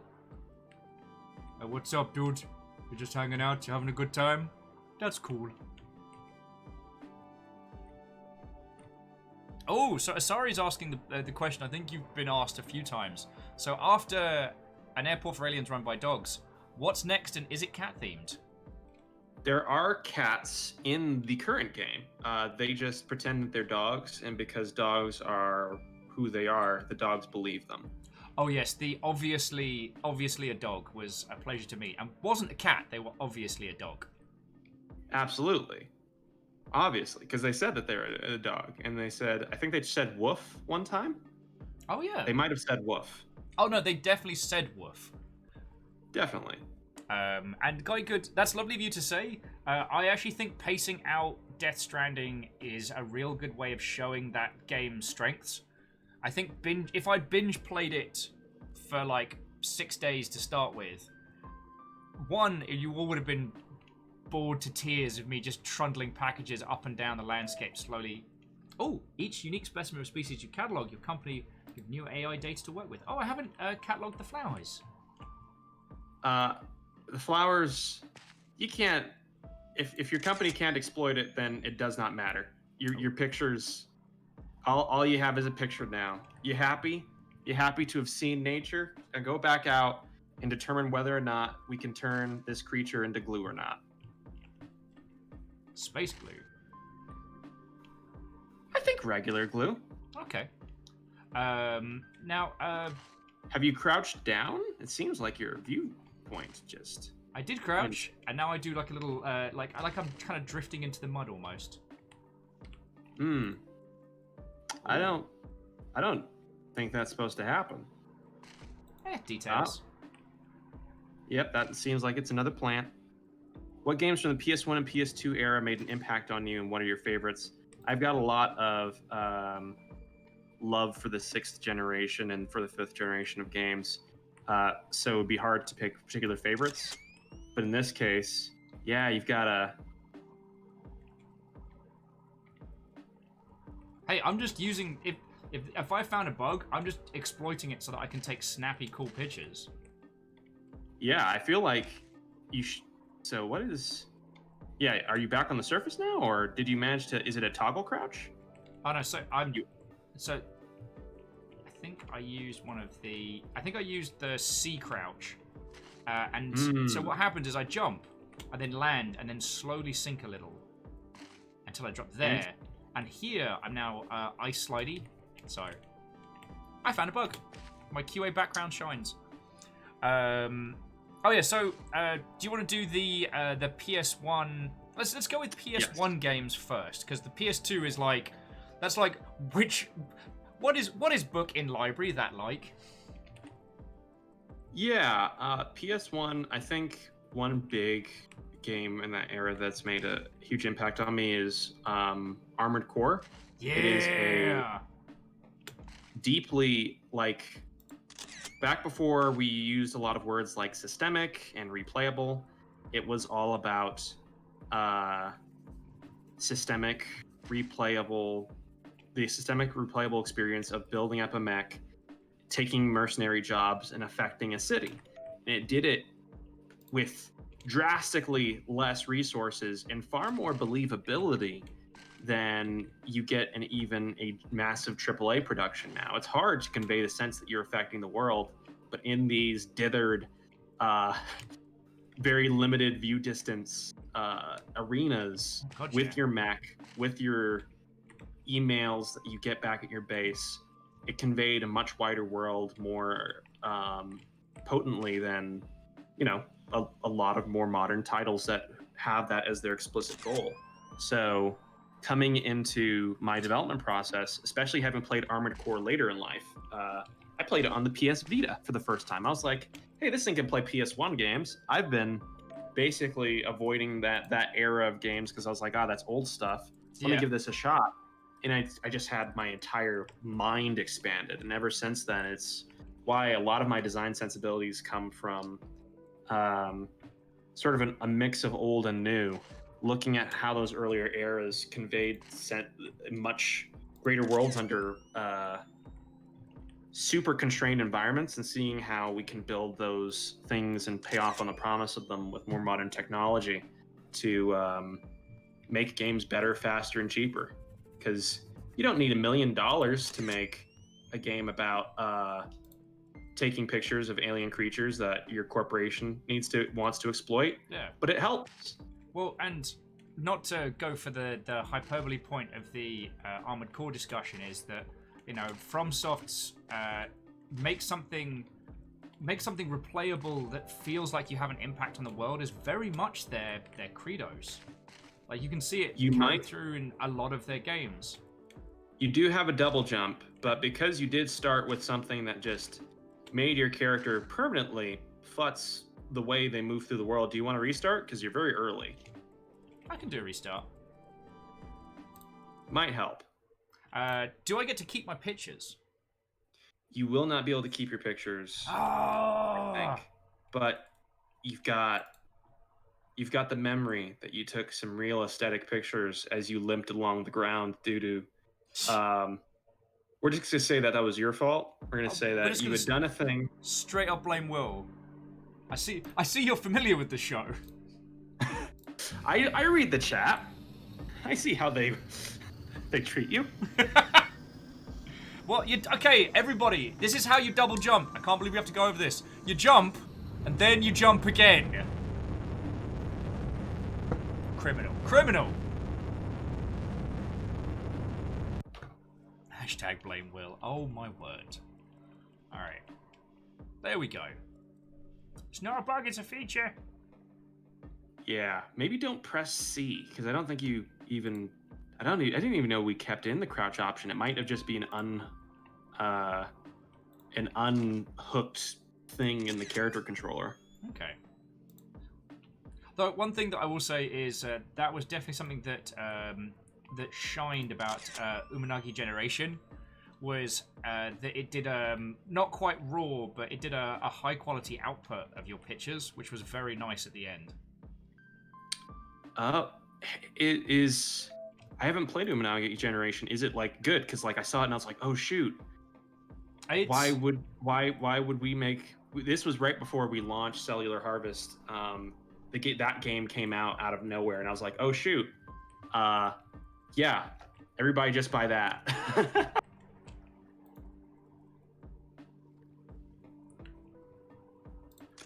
I mean, with Uminagi Generation, they spent a lot of time with like the visual effects to give it the like the adjustable depth of field and focus and things like that. Sorry, I didn't mean to bring up other games. See if it's persistent. No, I think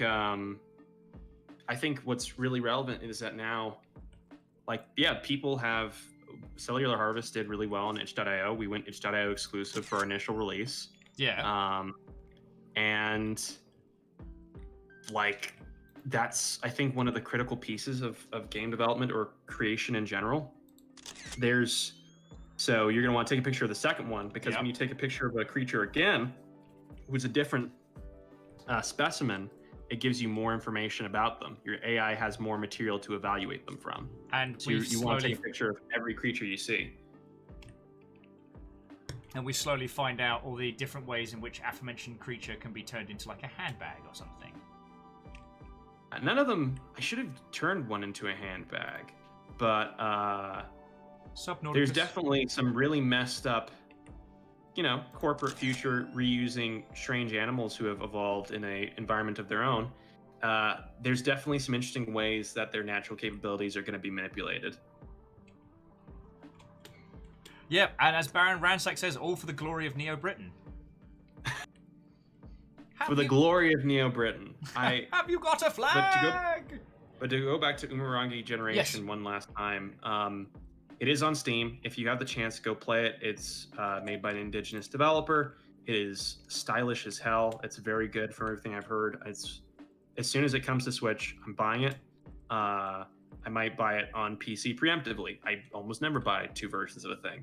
It looks incredible. And there is such I wouldn't say an obsession, but there is such an insecurity around doing something that someone else has done before in indie, in creative endeavors in general, when the entire reason that human art has advanced, the reason that even the trashiest soap opera now today is better than Shakespeare in a lot of ways. Have you tried reading Shakespeare? He isn't good. He's fine. He's all right.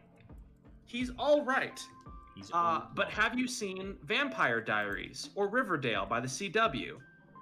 That is the type of stuff that would make Shakespeare weep with joy and anger that this is possible. And that's all because we have built upon structures that we learn and develop over time. Art builds on art. No, I think it's an interesting point, and it's one that I'd love to hear all of your points on, dear friends. With indie games, it's almost as if breadth of creativity is the defining factor, and let me articulate that on a little bit. It's that, especially in the itch world, it's having a concept that's like either weird or outlandish or very, very different. The idea of having a what if Pokemon Snap but, like, we've all been asking Nintendo to make Pokemon Snap games for ages, and in true Nintendo fashion, they're just not.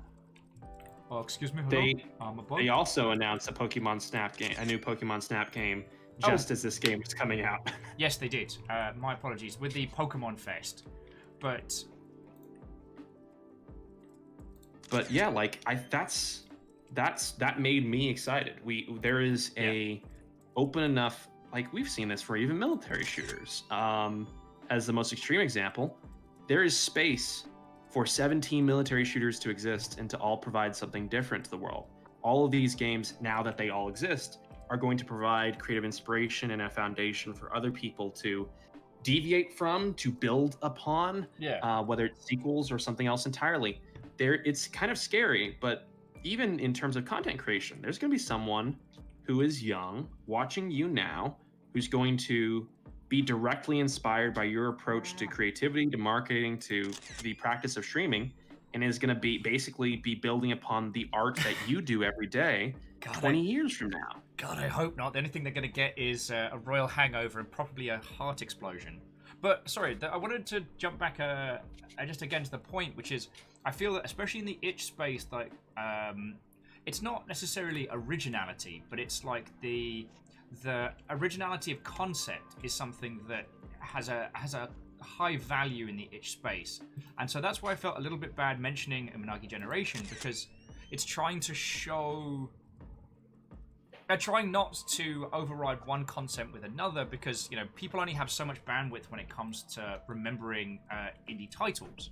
And so by putting two concepts to them similarly, as much as I agree with what you're saying about, you know, like articulation and building on the works of others and two different creators tackling a similar project, like this is thematically worlds different from Umanagi Generation. And I don't want to go into why, because I don't want to spoil Umanagi Generation for you, and I've not played enough of this to speak with authority. But one thing, unfortunately, we have seen is that there's a limit to the number of similar concepts you can throw at a user base.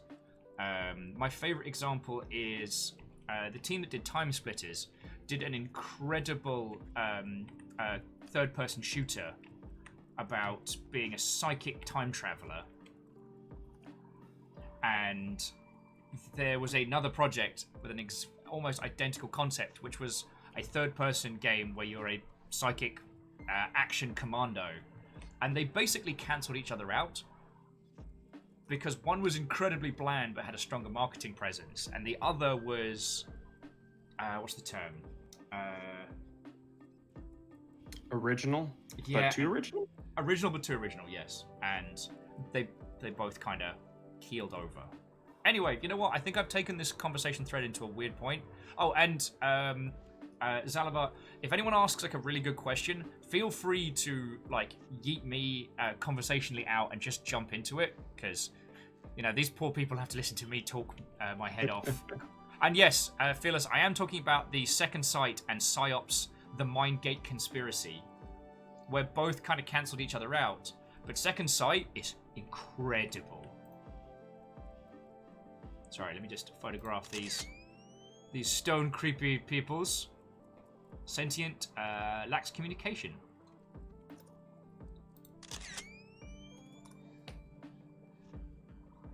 Oh god, military applications, no. AI, no. Well, and Katros, it wasn't necessarily that one was too auteur, it's that, like, visually and conceptually, they were both very, very same. So it was only the banality of both that managed to shine through. And I don't think that applies to the situation, actually. I think I've talked myself through my wrong idea. But thank you for letting me waffle on. Stop, little bug dude. I'm just here.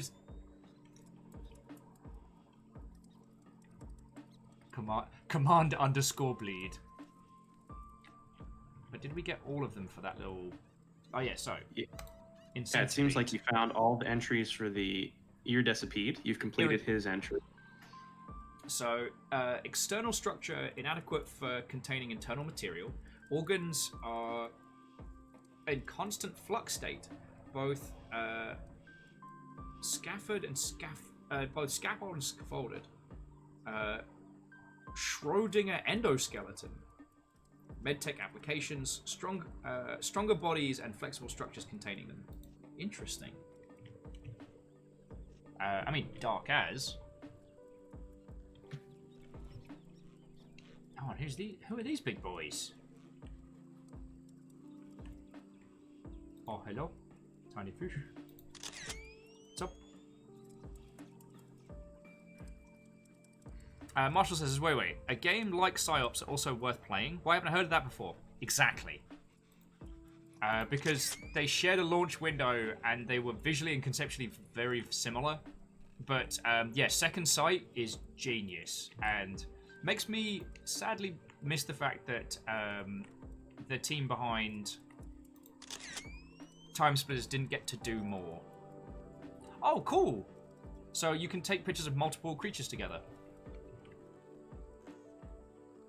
I didn't even know that.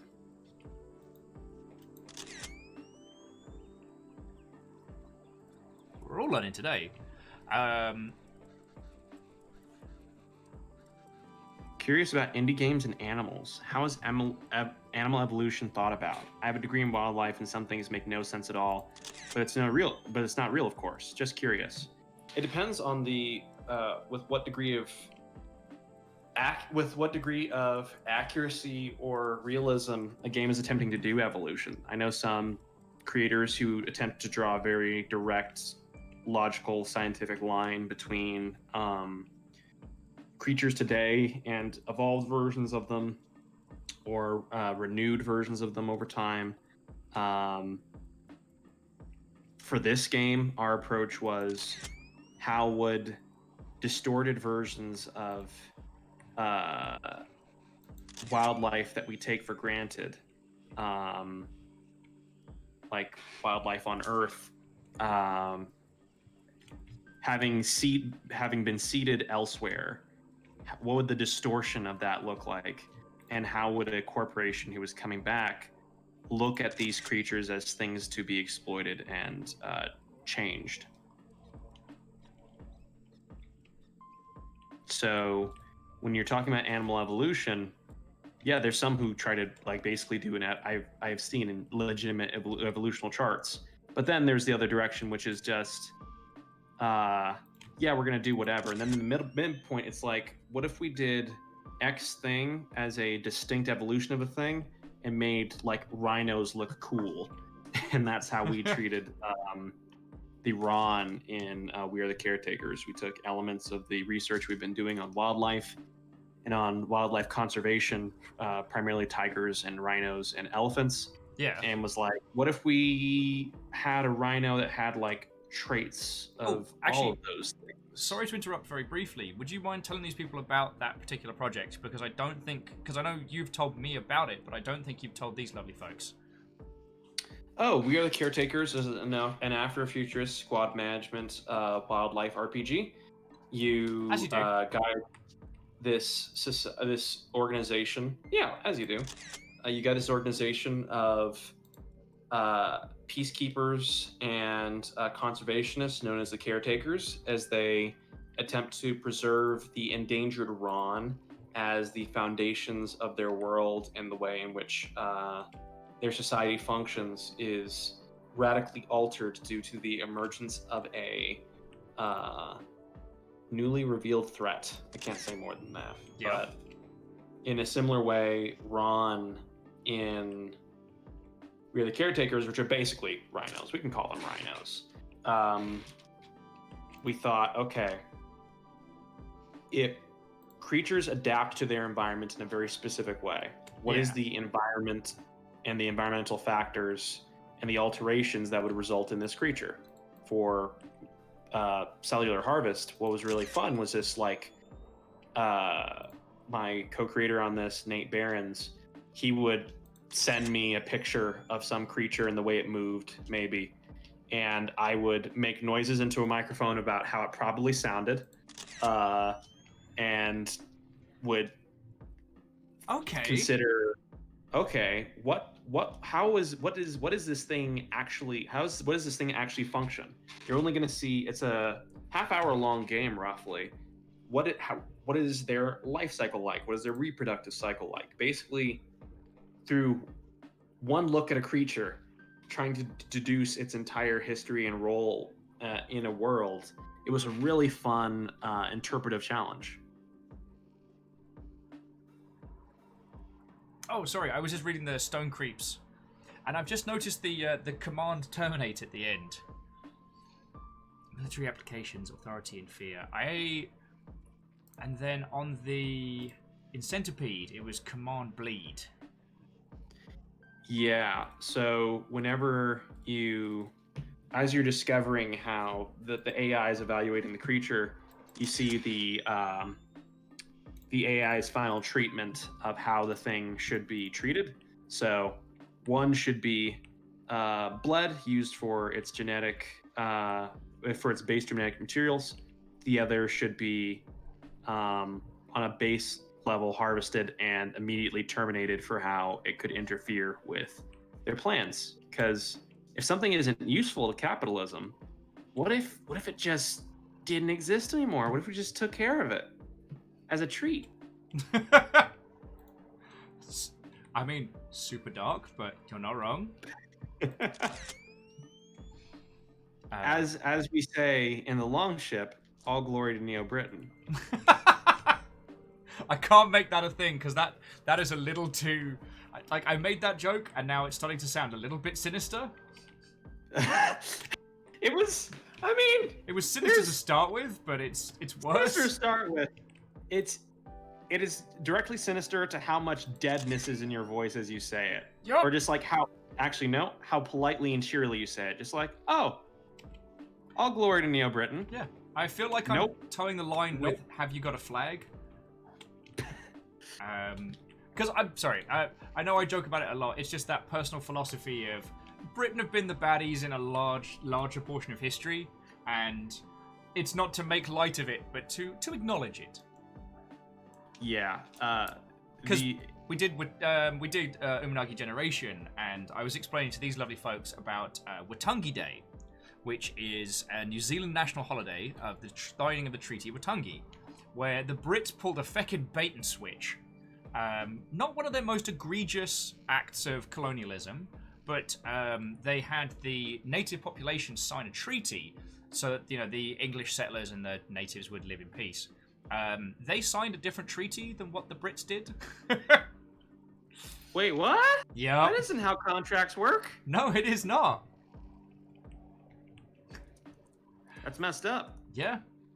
And that's not even some of the worst stuff that Britain's done. But yeah, there is a tangible, I think in the United States, one thing that massively alters your perspective as an American is if you continue to learn American history after high school or college, because you will learn all about, we fought off the British and we sure kicked Nazi butt, and everything else was fine and good at the end. We destroyed racism. Racism is gone now because Martin Luther King did a march and he never said anything that was too controversial. Now he's on cereal boxes. Like there is a palpable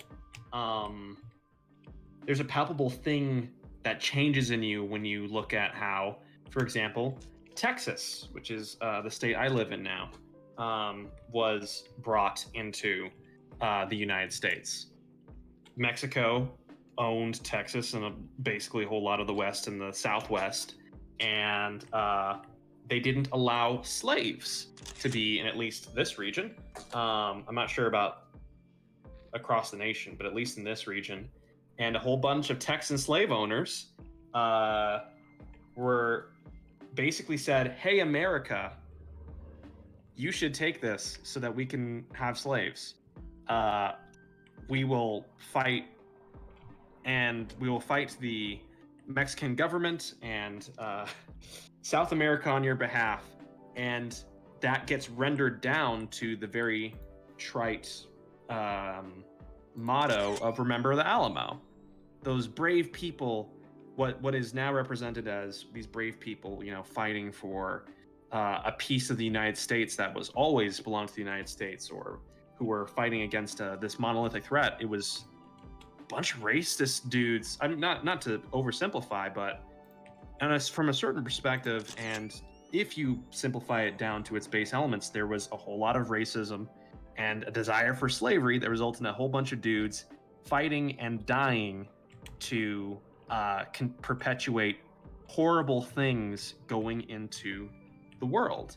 They changed history, and now we have a brand of potato chips named Alamo potato chips, and they're delicious, but also like they're Alamo tortilla chips, which tortillas was from Mexico, and the Alamo is when we killed a whole bunch of Mexicans so we could own slaves. As soon as you start to really dig into more and more of history, CIA intervention international countries and election and so-called democracy and so on, it does bend your perspective. And so I really do appreciate well, I know we've had this conversation for better or before. worse, jokes about colonialism. Yeah, we've had this conversation before because working on historical games, the challenge is always trying to show what happened without glorifying the bad bits, and that's a whole kettle of monkeys. But I wanted to bring it back onto... Especially when the bad bits are the defining bit, right? Like how, oh man, isn't it cool how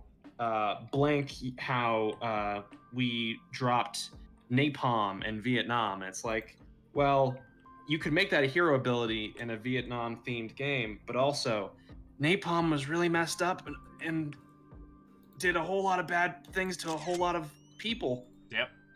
Including U.S. soldiers. One of the things that's very interesting, though, just as a small aside, was the sheer amount of shrapnel from the Vietnam conflict has rendered large-scale logging impossible in that region. So because the sheer amount of metal buried in trees, that region of forest will be forever protected, because they would shred saw blades, so they can't do industrial logging. Complete random fact. So I want to bring it back because one of the reasons why I wanted to chat with you today, not just to show off this game, which I will come back to this towards the end of the show. Sorry about that. We'll come back towards this. Sorry, we'll come back to the thematics of this game towards the end of the show, because I'm just hopping about, taking some lovely photos. The AI is being almost cheerfully glib in how it's planning to process these lovely creatures. But the thing I wanted to talk to you about is, 2020 is unlike any other year.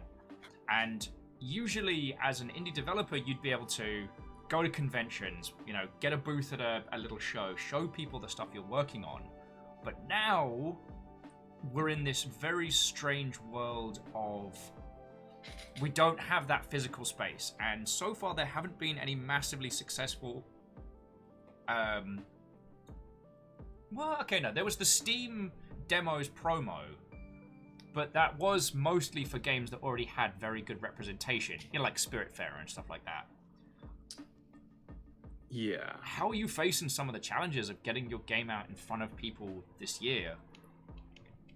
And have you had any successes? It says the guy currently playing your game in front of 55 people. You know what I mean.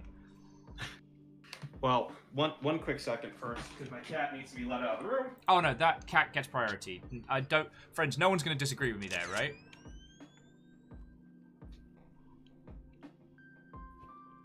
Hey, cat. 1 second. Also, I don't want to go too heavy on the military conversation, but there may the U.S. Army and Navy may be banned from having Twitch channels with some legislation that's coming in. So keep an eye on that one, friends, because they've been using Twitch as a recruitment tool, and I don't know how I feel about that. Anyway, jumping it back. Once Zalavir has returned from post-cat adventures. Speaking of returning. Aha, welcome back. Yeah, I'd say that the chief difficulty in the current climate is that the reason you would go to a booth, it's notorious in games how much a booth costs at an event and how little that returns, that translates to direct sales. Showing a game at a convention, in the vast majority of instances, even if you're selling copies at the convention, does not result in sales. Okay. What it does do is it provides an inherent context in which your game exists and is seen as special. For even if you can play it at home, for this number of days, for these 3 spare days at a given PAX or a Gamescom, yeah, you can, if you play the game at home, you can meet the developers, or you can see an exclusive announcement or an exclusive bit of content that hasn't been pushed live. You can see games that have never been released yet. You can see games that may never be released. If you're a member of the press, there's a lot of press around because this is the place where the games are. There's a lot of publishers around because this is where the games are. This is where their games are. Yeah. If you are a developer, it's not just an opportunity to connect and to refresh and to, in some ways, settle down alongside your professional colleagues and counterparts. It's also a golden opportunity to just see your game get played by people, how they play your game, how they react to your game. Yeah. People will often be polite about, hey, this game is great, and then they'll walk away. But if you look beyond that and see how they play, where they get bored, where they get interested, what they ask questions about, there's all of this intangible, invaluable context that is delivered by being a part of a physical event. Not least of which, that, hey, the news blast of we're at PAX, that means something, that meant something. Now, I think the chief difficulty we're running into as far as marketing and digital events is that they don't feel special. No, you're right. Like, why would I wake up at 3 a.m. to watch a given press conference when I can see the highlights or see my favorite content creators' reactions, or look on a website and see what the updates are, or just watch it later when on the archive if I really want to get the live quote-unquote experience. If I release a demo now as part of an event and put in the legwork to make the game stable enough to have as a demo, not only am I not in a place where I can on the show floor say, sorry, it isn't working. Well, let me actually divide this up because this is really important. When you're on a show floor and your game breaks down, someone doesn't go, oh, this is a buggy piece of crap game, I'm not going to buy it. When they download it via Steam and your demo breaks down and you are not there to be the human face saying, hey, sorry, I know why that's happening, or I don't know why that's happening, sorry, let me reset your demo, they say, yeah, I'm probably not going to buy that. It's buggy.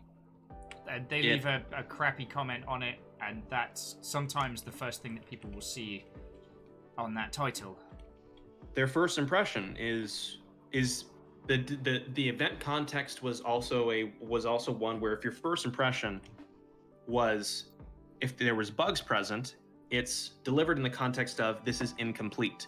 Even if it's incomplete, if you're downloading a digital demo through the same storefront through which you buy Call of Duty or Hitman, then the invisible, even if you're unaware of the effect, the intangible layer of, oh, this is work in progress. There can be giant big letters saying work in progress across the screen and it still won't feel the same. And second, like in a very real sense, you would work at a build or a demo because you were like, it's going to be on the PAX show floor. There's going to be people seeing this. There's going to be people playing this. There was a guaranteed value or milestone that we're pushing towards. Now, however much marketing or materials or how do I put this? However much is put into a promotional showcase, because as you know, any event requires quite a bit of work. Suddenly, you don't know what the return on that is going to be. If blank platform holder or a really big website says, hey, we're going to have a showcase, and you put in 2 weeks to make that demo happen. Yeah. And they show 20 seconds of your game, or you're just shoved onto Steam alongside a capsule containing 400 other titles. Yep. That's a challenging space to be in. It massively erodes the value, and you don't know. I would say that of all the things, your game demos are now competing.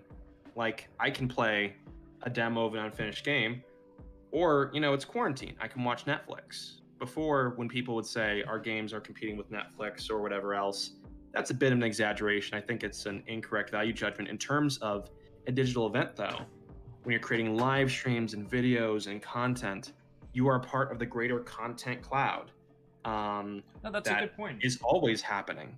That it's given the current climate that if you're asking someone to watch a digital event or play those demos, like it's the same kind of like zero money down, but requires a minimal amount of engagement that they could get from binging a Netflix show or catching up on YouTube videos or those kinds of elements. So that's an interesting one. I hadn't thought about the competing media aspect. I'm just taking gorgeous landscape pictures up here. Like these, they are genuinely very good. These little high-res snaps are so pretty. So one of the things it's got an alien wonder to it, right? I'm really proud of Nate. Did the all the art and the coding for the game, so I'm massively proud of what he pulled off, even in terms of making different areas of the game feel different within the palette and the intentionally short form boundaries that we had set for ourselves. Yeah. So yeah. So now we know the challenges, we know the stage, we know the stakes. So what are some things that we can do to start combating this? So one of the things that we looked at today, as you saw, was the Devolver Digital Expo, which with DreadX was like 10 vertical slices combined. The Devolver thing was more a series of trailers and focusing points inside an existing title. So it was less of like a wrapper. Sorry to interrupt you. I was just going to say, for development context, people don't know. Oh, yeah, the people who made Shadow Warrior 3 made that. They use their own engine tools and development things. I'm sure that they got assets contributed from other developers to be able to create the disc room and the Fall Guys booth, especially, and so on, because those are 3D assets that can be imported and brought to different places, though not without effort. Devolver made a very intentional play in terms of having one of their chief developers make a showcase for the rest, essentially, a place to play demos. Sorry, a context, a wrapper for a bunch of trailers and to promote the overall brand of Devolver. And it's special. Yeah. And it works. Now, one of the things we theorized earlier today was that may not have been their initial intent. That initially they may have been looking to make the their initial intent wasn't to do the death of E3 counter. That initially they were going to do something that was like, Devolver After Dark or something, and they rebranded it in terms of the cancelled E3 demo to bring it in more thematically with their. Wow, I said a lot of words. None of them got us any closer to the point I was trying to make. That was the equivalent of looking through 15 t-shirts when you're still looking for a coat. I think that they started development of this before lockdown, and that they rebranded some of the assets to bring it thematically in tune with. So they may have had a jump on it. This wasn't something they started at the time we found out that E3 was cancelled. That makes a lot of sense, given making a game takes a while, even if it's short form, as this game proves. So it's cool that they had a direct way to recenter it. And I just think that's important to reference as we continue this conversation. It wasn't like the Devolver Expo thing did not just spring out the ground in a few months. No way. Mm-hmm. But sorry, go for it. I was just gonna say that crew, they prepare for these things. They're already, when the previous event ends, they're already thinking about the next year. Yeah, they have to be, and they have the budget to. They do.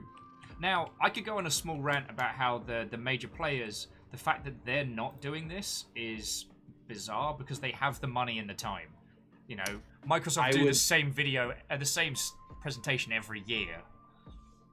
Like, well, I would say it's more Devolver. The Devolverland Expo is so potent, partially because we haven't seen anyone do it, but we're starting to, because now people have the lead time.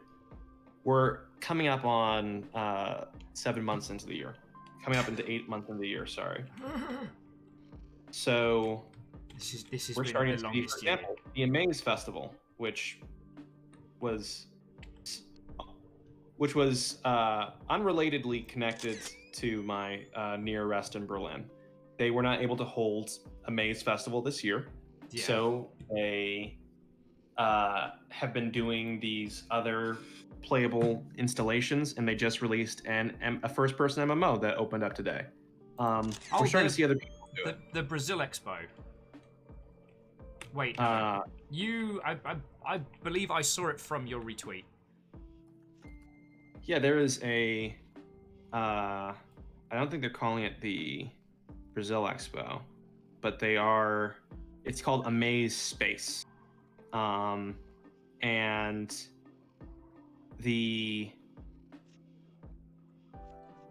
like that's really cool, but it is the first signal of a wave. Devolverland Expo, them being able to be the front through the door is important, because if events move to every event is making a game, suddenly you deal with the exact same issue of, oh, am I going to play the Sony event game or the Xbox event game, or am I going to skip it and see the highlights and watch the recap, or look at a site and see what it redid? Content, like the productions being made, are special. That's very true. The context in which they're placed is not. Whenever someone finds a new way of doing it that other people do, it becomes not special again. So what we do need to find, what the only solution to this is, well, for the short term, continual innovation, but long term, finding a way to restore a context of specialness to projects when they are not in a physical space that inherently, through so many human factors as well as marketing factors, delivering this sense. Yeah. The thing, like, I don't want to go too hard on what the big players should do, because as much as it's fun to speculate and crash on them, like, I'm not going to be able to influence those teams. But I do want to think about what we can do in the small. Like, sorry, I mentioned it a little bit earlier on today, and I've been thinking about it more and more, is Crows, and how they've done so much with just newsletters and the club and elements like that, like creating an ecosystem that works with your group. There's Feck, my point once again dropped right off the feckin' back of my head. I'm so sorry, dude. I interrupted you and was like, I'm excitable, and lost my point halfway through. Feck. I guess the wrapper and way in which we present all of these little game demos or these little kind of like showcases is very, very important. Kisa, I got coffee. I'm drinking it. Okay, now I'm out of coffee, but that's not the point.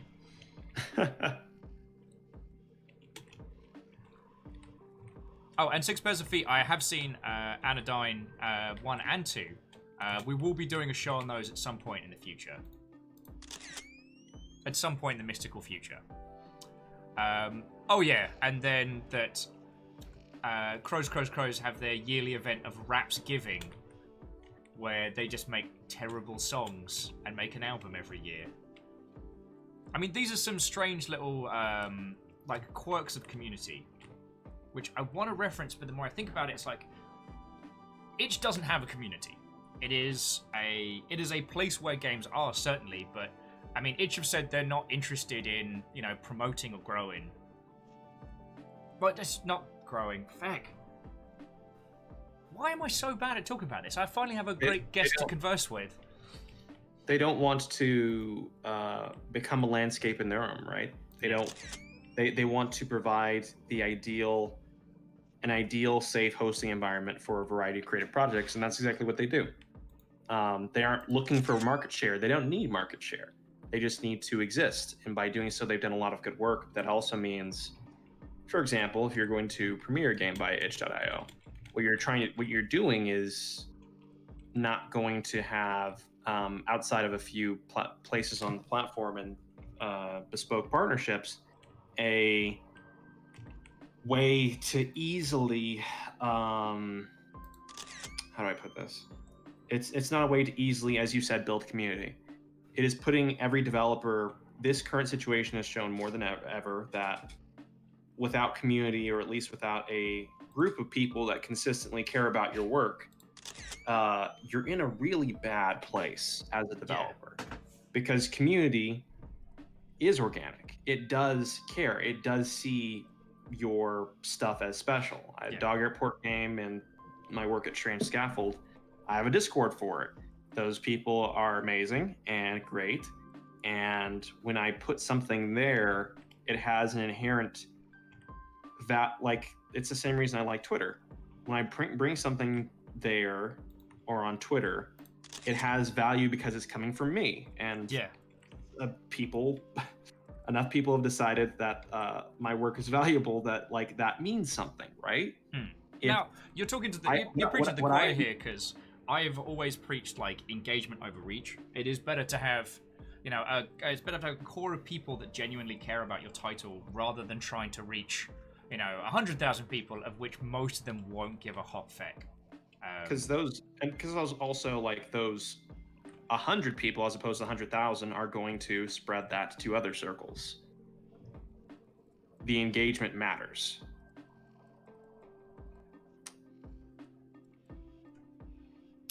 So sorry, I wanted to just quickly leap back to a couple of these because I've seen a few of these pop up and some of them are dark. So the Aeroculus, a membranous pulsation is the primary method of respiration, consumption, and communication. A blind eye, ironic, regrettable. Coincidental visual evaluation does not equate to value. A joke of a creature, no applications. Command terminate. The AI has been like, this thing is completely useless from a capitalistic standpoint, even though it looks like it should be valuable. Just destroy it. Feck, that's dark. Yeah, it's my favorite part of it is that it is an eye that it's not an eye. It doesn't see. It just it pulsates in what we interpret as blinking. Yeah. And the AI is like, actually that's bull. It doesn't. It just exists. If it exists and it doesn't have value, which it does actually lead back to our wider discussion about marketing, right? Yeah. If it just exists, if it doesn't have a point, command terminate. The onus, it's really hard to create a context in which anything is treated with value. I believe that creative effort is valuable. I believe that marketing and announcements and all this stuff is valuable. But we are in a position where we have to fight harder than ever to have that recognized by outside influences. And if those outside influences are aware, and if we are aware of that need, then we're in a position to at least try to confront that issue head on. And it's another one of the things why I love this discussion is that right now there isn't a clear do X to win. There isn't a, if you spend $500 with this agency, congratulations, you win indie games. Or you just need to talk to this person. That the old ways are out. The new ways are unknown to us. Also, the Hanging Man, it's just the whole thing of defies its own gravitational pull, uses micro increments, and then it's the last bit. Explore applications attached to any service. Go further. Go farther. Command pulp. So just blitz this creature into there's a haunting, I want to say organic. There's a haunting organic nature to the communications as the AI goes through it. Like at first, it's just giving you stats and facts, and by the end of it, there's a sinister hook to it. So the creatures are biological extension batteries. Disconnect them from the mother causes death. Containment applications. Prisoners connected to central network. Instant deterrent. Command shear. Oh, Neuroslug, how you doing? Shell is hollow, not what it seems. Deception is intentional. Shell is in fact a higher intermediary for all sub-organisms. Media applications provide influencing entities with distributed control over individuals. Opt-in delivery. Command harvest. They're going to use this to sell you shampoo. Through your mind. They're gonna... Again, I can't overstate how much I loved both writing these as well as basically wrapping them in corporate science speak. What that neuroslug basically is, hey, it's a thing like the shell is actually the brain, and all the tendrils coming off of it are mindless and controlled. What if we use this to sell shampoo or make the content creators of the future into direct to directly influence the behavior of those who watch them? Like, comment, and subscribe. You wrap that in enough layers of science and buzzwords, it can even, like, some of these things, some of their commands, even the sinister ones, sound somewhat like, deterring prisoners or whatever. And you mull it over a second and you're like, oh, this is the worst. Yeah. Something I think about a lot as a developer and as a human being is creation. The context in which something is presented affects the way that you receive it. And gosh, if I don't see every day on a consistent basis how the most heinous perspectives are justified through a cloud of words that folks don't understand and don't need to understand. Sometimes I feel a little uncomfortable talking about, even though it's not nearly as sinister, is talking about how games marketing works and how you make budgets, how you go on campaigns, because it's a form of language that makes me uncomfortable, because ultimately it's flowery language to hide that you're trying to sell something, and that kind of language is so far disconnected from the art of games that sometimes I feel a little bit weird. But I also hope to educate so as to avoid that obfuscation. Does that make a weird sense? That does make a weird sense. I think one really valuable way in which to talk about marketing to avoid that issue specifically is in terms of thinking about it in terms of value. There is good games marketing, like the Devolverland Expo, provides value. It isn't just a product. It doesn't just tell you about Devolver as a brand or the games that they're making and publishing right now. It provides, in a awful hellscape, a delightful break in which you see Lo Wang is hot and he is tight, so you get to just shoot t-shirt cannons in a unique interaction with one of your favorite delightfully anarchic brands. Yeah, it's open acknowledgement of the sinister elements of marketing help accent that as well. Absolutely. So yeah, Fork Parker being like the big example, right? Their marketing mascot is like, give me money. I don't care about you as a person. I've met the people, and what's delightful about that is that I've met the people from Devolver. I'm friends with several of them. I not only respect their work, but as human beings, I trust them. They're good people. So I know that is not them wearing a silly marketing face as a skin suit to hide sinister intentions. And that's part of what I think gets lost in this discussion around the sinisterness of marketing, or like indies like avoiding marketing because it's like, ooh, that's what corporate people do. if you are approaching it from a corporate and abusive perspective, whether even if you're doing something wholesome, it will, by its end effect will be negative. It is going to be exploitative because your perspective, what it's emerging from, is exploitative. It cannot help but influence the final product. If your perspective is instead one of, I want to tell people about, for example, my really weird body horror Pokemon Snap thing. It makes you think, it gets you in the door and out of the door, it treats your time well, you've had an adventure in an alien landscape, you've thought a bit, and you're gone. That's it. I just need to find the It's a way last Snuffleupagus. I've missed one Snuffleupagus. It's a way of finding, it's a way of finding. Marketing is in itself a creative way of reaching and touching people. Because that's outside of of just making a game. It's an entire other vector that can be additive to it. Yeah. So I appreciate that when you talk about marketing, you also fold that into the ideals that you hold as well. In fact, the times when marketing works so very well is when it's either it's part of the universe or in tune with what it's trying to talk about or create. Like, that's when it really shines. And it's something that is important to talk about because, end of the day, you gotta eat.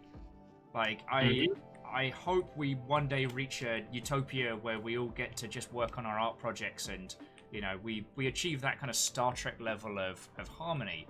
But we're not there at the moment, and the thing that I've seen on the other side is so many indie teams, like, burn out and go under because they did not want to market. A lot of the time they'll say things like, good games speak for themselves, or putting forward cases and ideas where it's like, I don't know, the game by virtue of X, Y, or Z will be able to sell itself without us having to market it. And sadly, that's very rarely the case. And oh my word, if the survivor bias of the ones that haven't done more harm than good. Alright, did I photo you? I did photo you. Alright, so there's one Snuffleupagus. I've got to find one more. And everyone just being like, Ultratech Shampoo is a Neobane brand. Exotic, harvested, and exploited from colonies. Oh. Alright, where are you, you snuffly chuckler? I know I missed it. If you continue to go... I'll hold here for a second. Yeah, if you continue to move forward in the direction you're currently pointing, towards basically the quote-unquote end, I think you will encounter another Snuffleupagus. Oh, okay. So beyond the if you wish to continue area, right?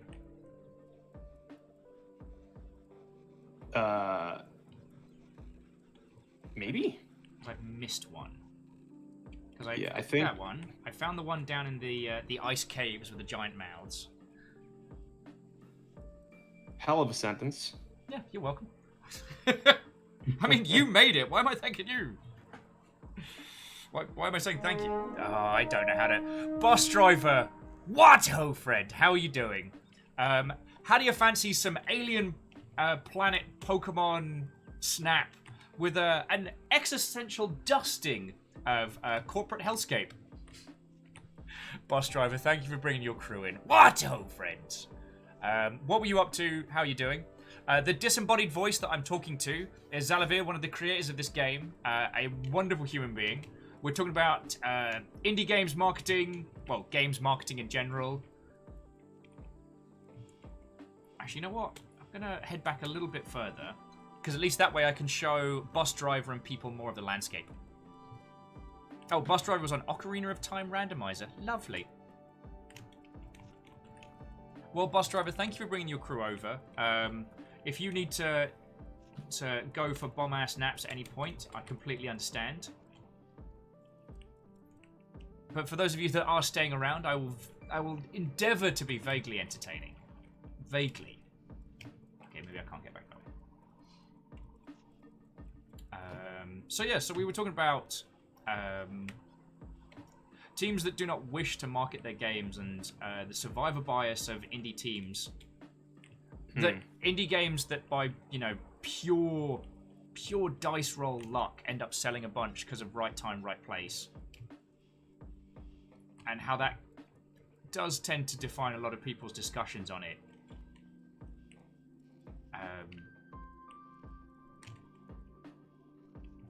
Okay, sorry. Go get some sleep, friend. There's also an element here of like my family trying to understand what I do a bit better. Watched Indie Game the movie. Oh wow! And it was interesting how Indie Game the movie came out in like 2010. Mm-hmm. And it was interesting how when I was talking to them about it afterwards, I had to fold in, along with the legitimate recognition of sort of the eternal evergreen bits of the struggle to bring a creative vision to being and so on, how radically the markets and fundamentals of making a living in that industry have changed. Oh yeah. Super Meat Boy made a buttload of money, just a whole lot of money. Yeah, imagine a large amount of money and then make it bigger. That's how much they made. And Super Meat Boy forever will probably do quite well for itself. But also, it's interesting to think that if Super Meat Boy was released now, how would it do? How would Fez do in a world where it was not one of, 5 indie games that came out on Steam in 2013? I mean, and this is not a diss on Phil Fish thing, but no. Fez would tank, because the amount of time he spent on its development versus like how much it would sell now, it's not viable.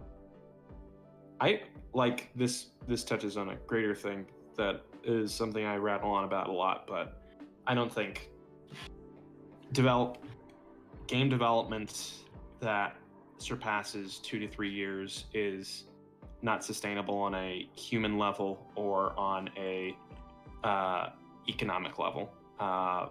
But when you look at something like Fez, just as a case study, right, or Braid, or one of the other things featured in Indie Game the movie, yeah, those games, part of the reason that they thrived was because they existed in a media landscape where their context was inherently special. They were the pioneers of a quote unquote new form of gaming. Yeah, and let us not forget that Microsoft threw their backing behind them as well. That summer of indie games was a first.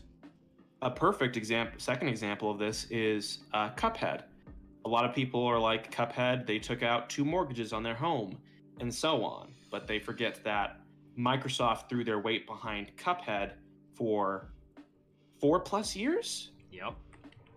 It was one of the must-watch. It was one of the must keep an eye on games of multiple E3 presentations.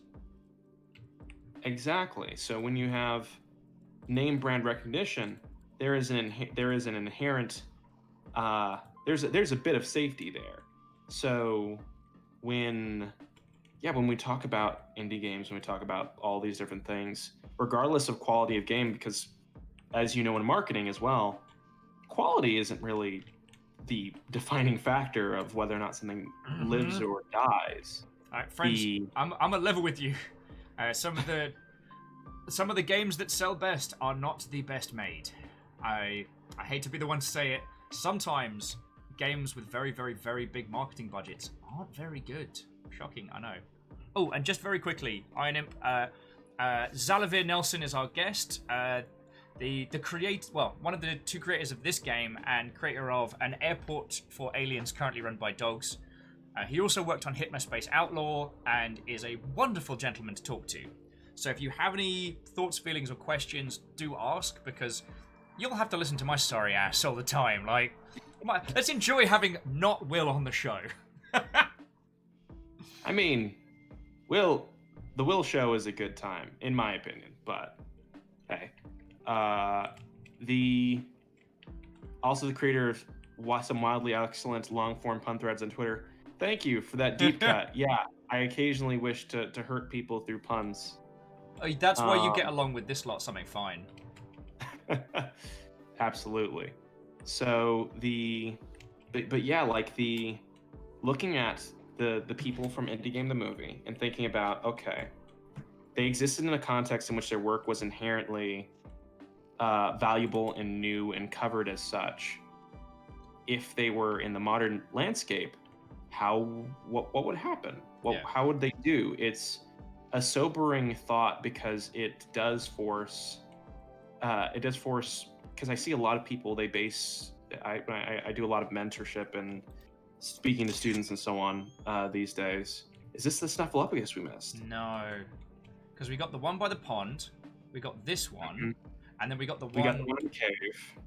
We got wait, was there a Snuffleupagus in the mountain cave? Did I miss that one? Let's have a look. No, you got the one with the cave in the Cave of Mouths. Yeah. There are no sharks in this game. Thank you. But yeah, there is a we'll find it. It's a great look. This landscape is lovely. The movement controls are nice and smooth. I enjoy moving about this, and it's a great smooth jam backdrop for this conversation. So, like, I'm happy to keep trundling around. So, I will try to get to the end of the point I was trying to make. Go for it. When we look at the history of marketing, the history of indie games, I think the major thing to keep in mind is simply, that market context and the context for why we buy games, why we pay attention to games, and what games we pay attention to is constantly evolving. Yeah. So, would Fez or Spelunky or one of the legendary indie darlings that we have today be doing as well if they were not a piece of former evolutions of gaming? Yeah. That doesn't even happen in other mediums. And the number one example I'll use for this is Stranger Things. There are still people massively inspired by Stranger Things. We see projects inspired by Stranger Things creatively. We see people inspired by Stranger Things creatively. People still doing memes and reactions and thoughts on the first season of Stranger Things. Stranger Things came out in an era where original content for streaming platforms was new. It was also one of these first 80s revival shows, and it was also dang good. Yeah. So it got a lot of attention. In contrast, there was a new season of Stranger Things last year, and we talked about it for maybe 2 weeks. A hot second or two. Yeah. Because there's more stuff. What stuff is being paid attention to is changing. The entire context for Stranger Things initial release no longer exists. So if you were Google starting a streaming platform and you wanted to do an 80s show, they're like, oh man, we want to get part of the Stranger Things action.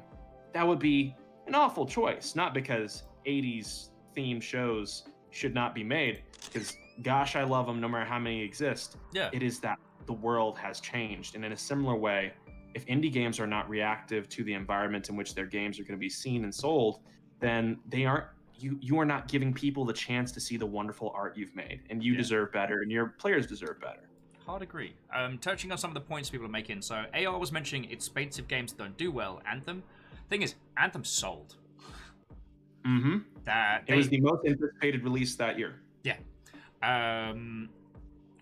Kestrel's returned from supper and has a brownie. That's not fair. It's unfair to mention it to us while we don't have brownies. Also, one thing I will say is that Indie Game the movie and the subsequent fame from it did a damage to Phil Fish. For at least as I know offhand, the people who knew him before that, he wasn't as combative socially, and he just had everyone go at him, and eventually it was too much. Now, we've seen how fame changes people. I've met Phil.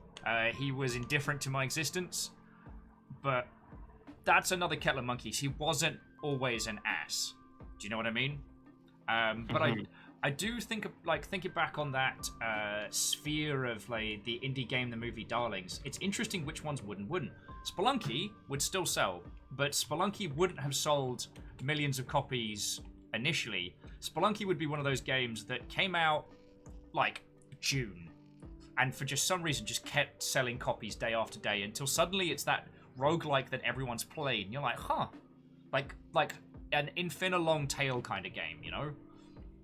Mm-hmm. Whereas Fez would get a little bit of coverage based on its quirky little spin mechanic.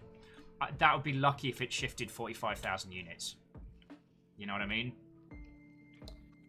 It's pretty terrifying. Braid also was one of the first XBLA games. A platformer with time mechanics. Like at the time, seen as pretty revolutionary. Now, yep. As many merits, whatever you think about Braid, the context in which it is created has shifted massively. I think that in general, we to speak of all these games, I want to be very clear. I think they're all games of quality, but the ability to market them and their ability to sell copies that make the eyes water is heavily dependent on work that has been done. And I think it's also worth mentioning when we talk about current sales and the games that are getting sales or attention. Success begets success. Oh yeah. If Jonathan Blow announces a game tomorrow that he's taken 7 years to make, he's the guy who made The Witness and Braid. Yeah. People are going to pay attention and cover it in a way that someone else making the exact same game would not get a coverage and attention. And again, when I speak to students, when I speak to people who aren't aware of this marketing side of games, or when I speak or when I do mentorship, one of the things I try to get across is you are not the people who made Firewatch. Yep. The people who made Firewatch had a massively successful podcast network. They had worked on Telltale's The Walking Dead. They had a pedigree, an inherent star factor that is one of the elements that was harnessed to sell that game, rightfully so. But if you just take that as gospel, as if I make a game with this art style or with this mechanic, it's going to be seen. Yeah. You have to realize the entire picture of what you're looking at. Yeah. Well, I do think though there's much with the engagement method that you mentioned earlier, how you have a Discord, how you talk with the people that play your games regularly, like the sock pop method. The slow burn engagement is valid. Like, the thing is, Airport for Alien Run by Dogs was how I became aware of you as a standalone creator outside of like Hypnospace, and that has brought me here with this. Kestra brings up Thor and Go Pirate Software. Thor is a good friend of ours who does full stream development, so his engagement and outreach is the creation of the game live that people can come chat to him about. Now, that doesn't work for everybody, but there are methods. I guess what I'm saying is, I want Heartbound is sick. Oh yeah, I want to punctuate what we're saying about the difficulties and struggles with some messages of hope, because like, games don't need to sell 1 million copies to succeed. So long as you're not doing what Cuphead did with 2 bloody mortgages. Don't do that, my friends. Don't do that. If the goal is to make games, you can do that. And, like, I'm feckin' loving this game. I'm loving the smooth jams, I'm loving the art style, I'm loving floating around trying to find a Snuffleupagus. The brutal messaging of the AI punctuating this beautiful, entirely alien landscape works so well. It's a game with heart and a message, and I'm having a great time with it. I would wholeheartedly recommend it to others. You have made this game. I can purchase it and play it. The game is a success in that right, and I guess I wanted to just touch on that for a brief moment, you know? I realized I was going too far down the game's got to sell a shit ton of copies or else get out of my house. But really, get out of my house. And then please come back. I think a worthwhile thing to point out for this is Cellular Harvest is a perfect example, right? Go for it. It is an itch.io exclusive. Yep. It is not making $7 bajillion. But how I like to refer to it and how I like to talk to people about games is pizza money. If you have a game that has come out and that exists, not only have you brought a new creative thing into the world, but whenever it sells a copy, whenever it makes some things, whenever you get a little deposit of your revenue share in your account, that's pizza money, right? Worst case scenario for a game, it's getting pizza money. If you have one game that you've spent 5 years on and it's making pizza money, unless you've got a real good safety net, that's a bad day. But if you've, like what we did for Cellular Harvest, Nate Barron's previously created Sagebrush, a fantastic adventure game set within a cult compound that you're exploring after the cult has disappeared due to mysterious circumstances. You can claim that it's not a cult all day.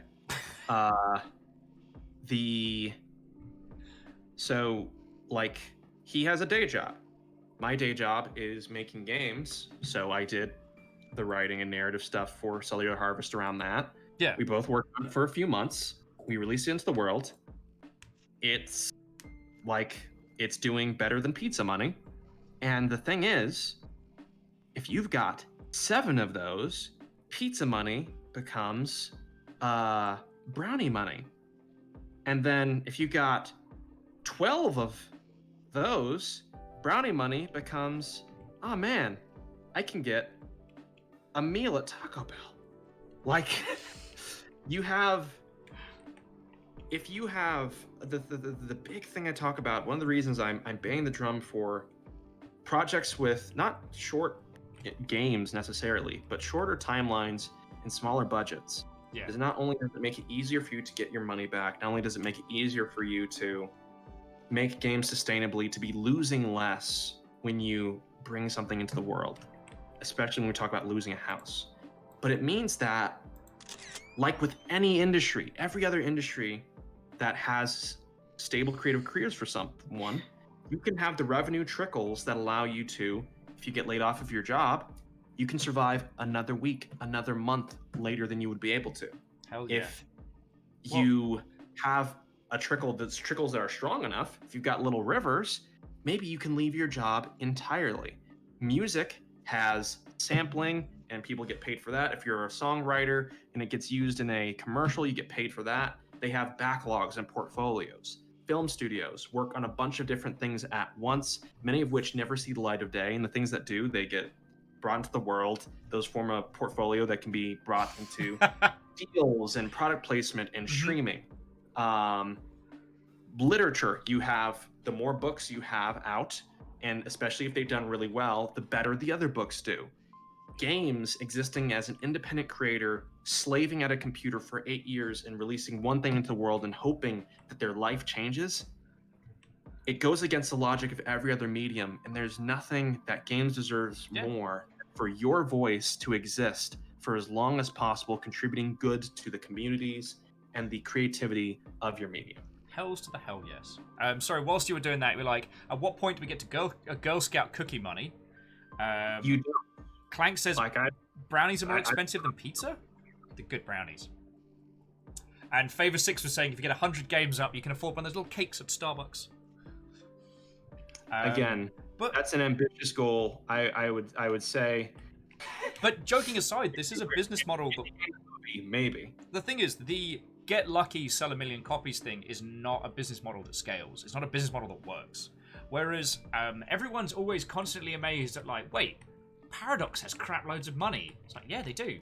Because Paradox put out games which continue to sell, you know, week after week, month after month, year after year. Like, Europa Universalis is still shifting copies left, right, and center. Old copies of Europa Universalis continue to shift copy. The Civ games. God, just ask anyone what the best Civ is and watch it burst into flames.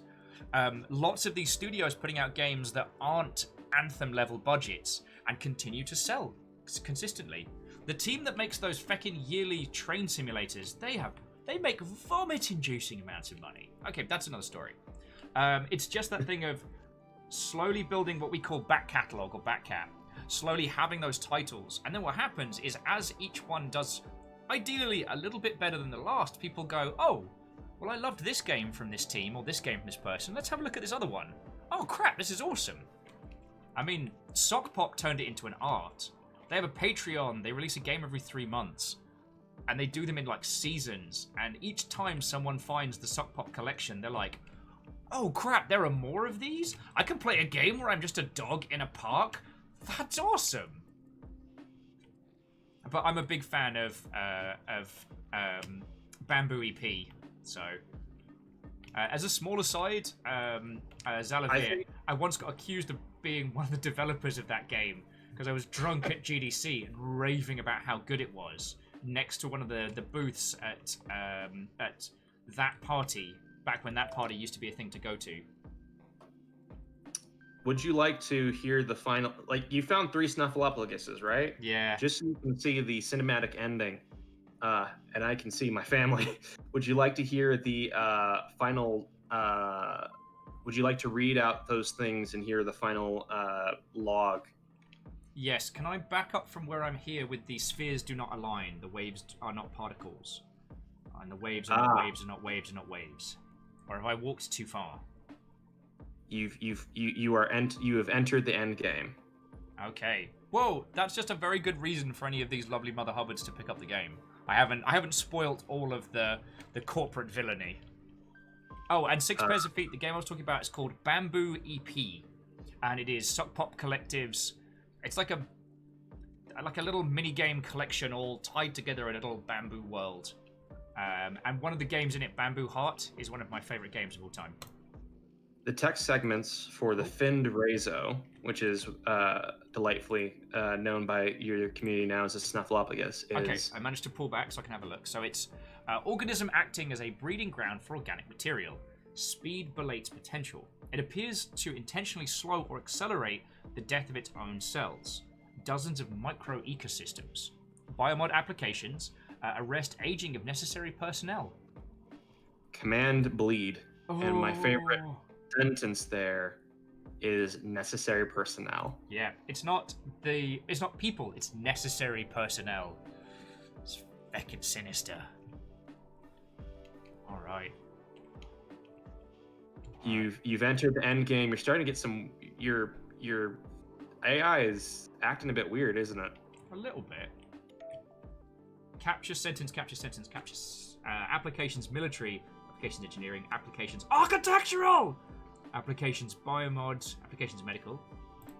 I feel like I should start to worry.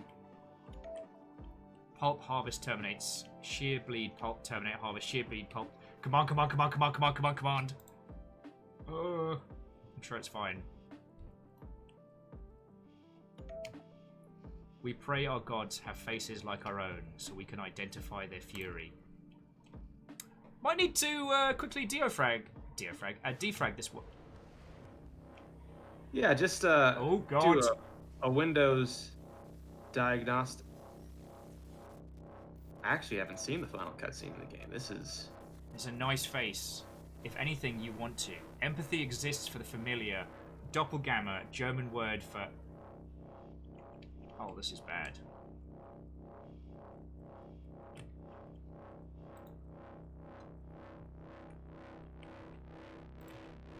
Oh, this is bad. Feck you, car outside that just made me jump. Galactic Override, Tango, Gamma, Alpha, Epsilon. All frequencies, remove access granted. Where? Yeah, I'm sure it's fine, Kestrel. I'm sure it's fine. Everything's fine. We're fine here. Don't you do me a spoop. Network stable, network secure, communicating language, communicating culture, communicating position. And one quick thing to point out, Clanker Crusher, is that digital distribution makes this possible. Yeah. They used to actually do this for physical distribution. And the way that would work is you would have, because marketing and sales rely on resurfacing. The game would come out, and then 2 or 3 years later, you'd have the little jewel case version of it come out, or the PlayStation Greatest Hits, and so on.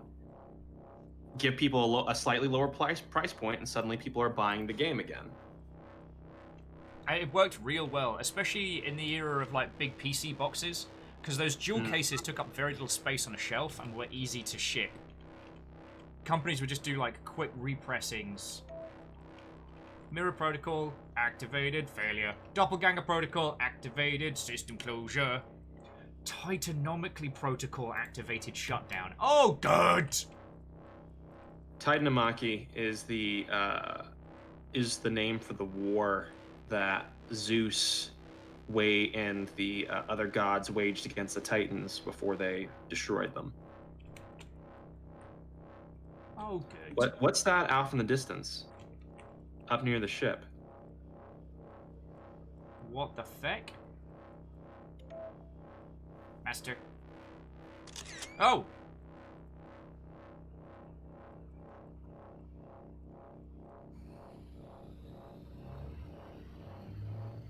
Oh, heck.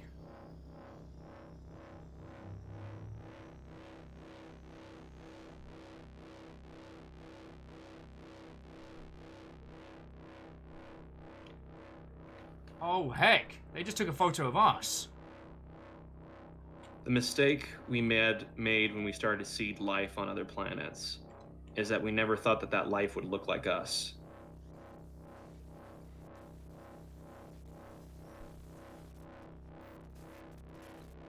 This is your entry. Command Harvest. And then it's like, yay!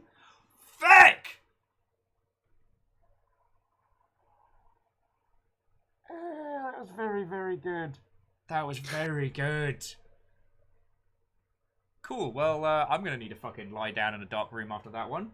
Thank you for playing! Yay!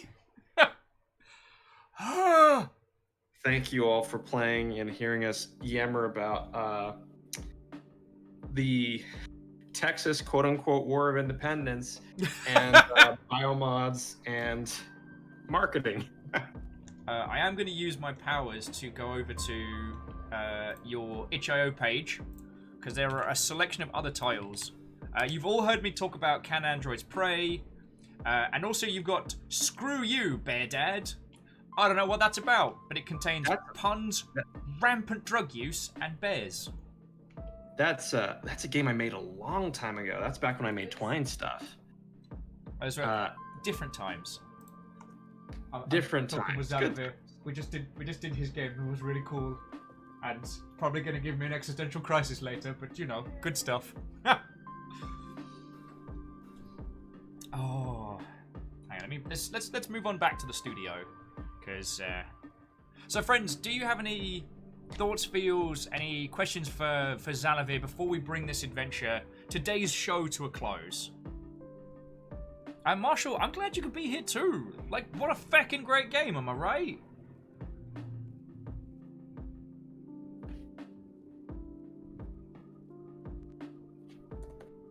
Wandering Gamer. That sure was a game. Yeah, it was. I almost want to see the new Pokemon game do something similar. At the end, it's Meowth that takes a photo of you. Oh man, that would be... I don't want that. To be honest. Do not want it. Oh, Six Pairs of Feet is asking, is there another way to hear Zalavier speak? Aside from the mind network that spreads amongst us all in our subconscious. Are you a podcasting fellow? I know you are definitely a gentleman of Twitter.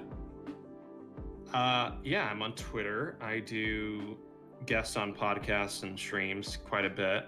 I have a Twitch that I don't use often, but I and a YouTube where I'll occasionally do updates on Dog Airport Game and so on. But yeah, the best way to keep up with me is probably Patreon, Discord, or Twitter. I'm going to plug your Patreon then, because that's one I use. And to Zenigami, what ho, friend! We just finished playing through Zalavier's work, Cellular Harvest, which it's just brilliant. Like existential Pokemon Go with some lovely capitalist dustings. I just was going to grab your Patreon link, wasn't I? So yeah, we've been chatting a lot today about how with the lack of events going on in 2020, how like indies can make some inroads, make some headway in that space. We played the Devolverland Expo earlier on, and we're just kind of doing like thoughts and feels as we're bringing today's little adventure to a close.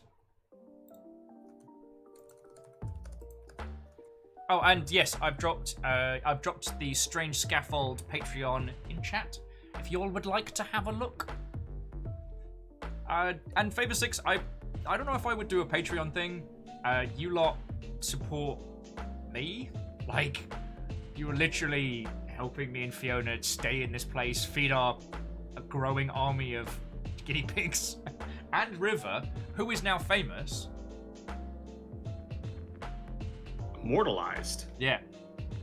Oh, and Zinigami, yeah.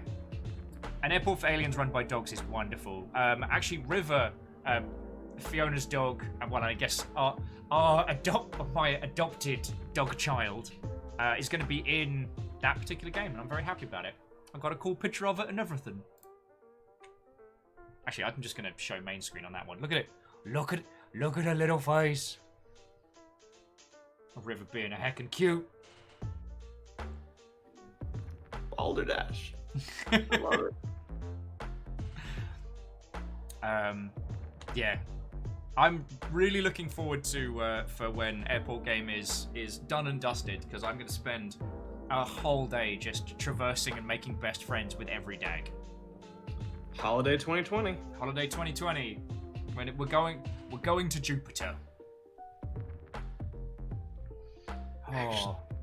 Actually, it isn't Jupiter, it's Uranus, and I'm trying to find a way to say actually would be going to Uranus without. Professional writer, everybody. Thanks for having me here, folks. Oh, try the snack bar on the way out.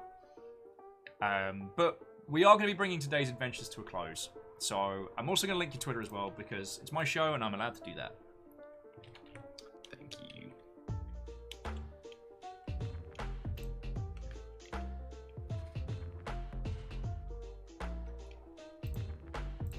But yeah, today's been a lovely day. And to Gunning again, you're right. Like, if we'd been able to launch the demos from inside of Devolverland, that would have definitely been a step up. Much closer to kind of like the DreadX collection, which we talked about earlier. But considering what Devolver were able to do in that space, like, yeah. Oh, MDH says we're just going to Bum Planet. There we go. That's it. That's the cold end. Bum Planet. Credits. Take care, folks. But yeah, dude, thank you so much for coming on the show. I'm so sorry we got postponed from last week, but this was feckin' glorious. And I'm so glad we all got to see your works as a group, yo. Simply delightful. Thanks again for having me. Alright, dude. I'll probably blep you on Friday. If I get lucky. Talk more soon, folks. Bye. Okay, bye. Alrighty. So I'm going to roll credits, and I will find us a lovely Mother Hubbard to crash into after this. So, Zinigami, I'm sorry to bring it all to a close just as you get on in. But, like, it's been a feckin' glorious day. The conversation's been excellent. The games have been great. The company's been exceptional. And we can choose between... There's Ooblets going on. I see Elite Dangerous. I see a whole bunch of Ghost of Tsushima, if that's a thing that people want. Oh, we are spoiled. But I do need to roll credits. Because, as I was saying earlier, like, friends, I'm entirely funded by you lovely Mother Hubbards. And with all the talk of everything that's going on, that's not a small feat. And I don't want you all to ever think that I'm ungrateful for that one. Oh yeah, Tempbox has been working super overtime in the background. Bits are one of the biggest parts to keeping my dumbass alive, so I want to say a massive thank you to Baron Ransack Von Joy, to Quasimoto and Fearless Sun, Asari Green Fire and Katros, to J-Post, to Shackle Draconis, the League of Spooky Ghost Anonymous Cheerers, and to Vanderbeest. Thank you all kindly, alright? Sincerely. Your moderator today was Rhymes, Moose, and Tolicus, but we definitely saw Caffeine earlier. Our new following friends were The Sound of Gaming and Bond Hunter Bond. So hopefully we'll get to hang out with them. And those that subbed, resubbed, or were struck down by House Carl's rapid-fire hunts today, I'd like to thank Fire Strager, Bond Hunter Bond, Gilbot 9000, Doc the Grey, Varials, Minor Girl, Chichaya Chan, nearly died on that one, Rit Nelson, Hedsuke, Scott the Tater Tot, Ratnox, Kira Hens, Meta Department Lon, The Sound of Gaming, Corpse DNC, A Dirty Rumor, Henempaz? God, I always... Kiddo the Kiddo, Dark Blue Dover, Cadler Dwarven, Shanners, Ghost Reaper, Aaron Hawaii, a Fiery Fox 5, and AR. Specifically, AR548. What a lovely day it's been. So did anyone have any preferences? I feel like Ooblets is the way to go. Let me just make sure that Ooblets is still going on. So we can do Ooblets, we can go into space, or we can watch people being a samurai. What strikes your fancy?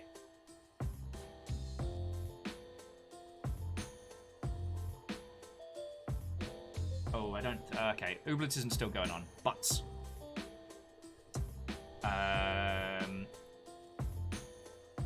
Sadly, Ooblets is keeled over. Woo! Ho, ho, ho, ho. So, Bus Driver says, heck, let's do some samurai. Okie dokie Lokis.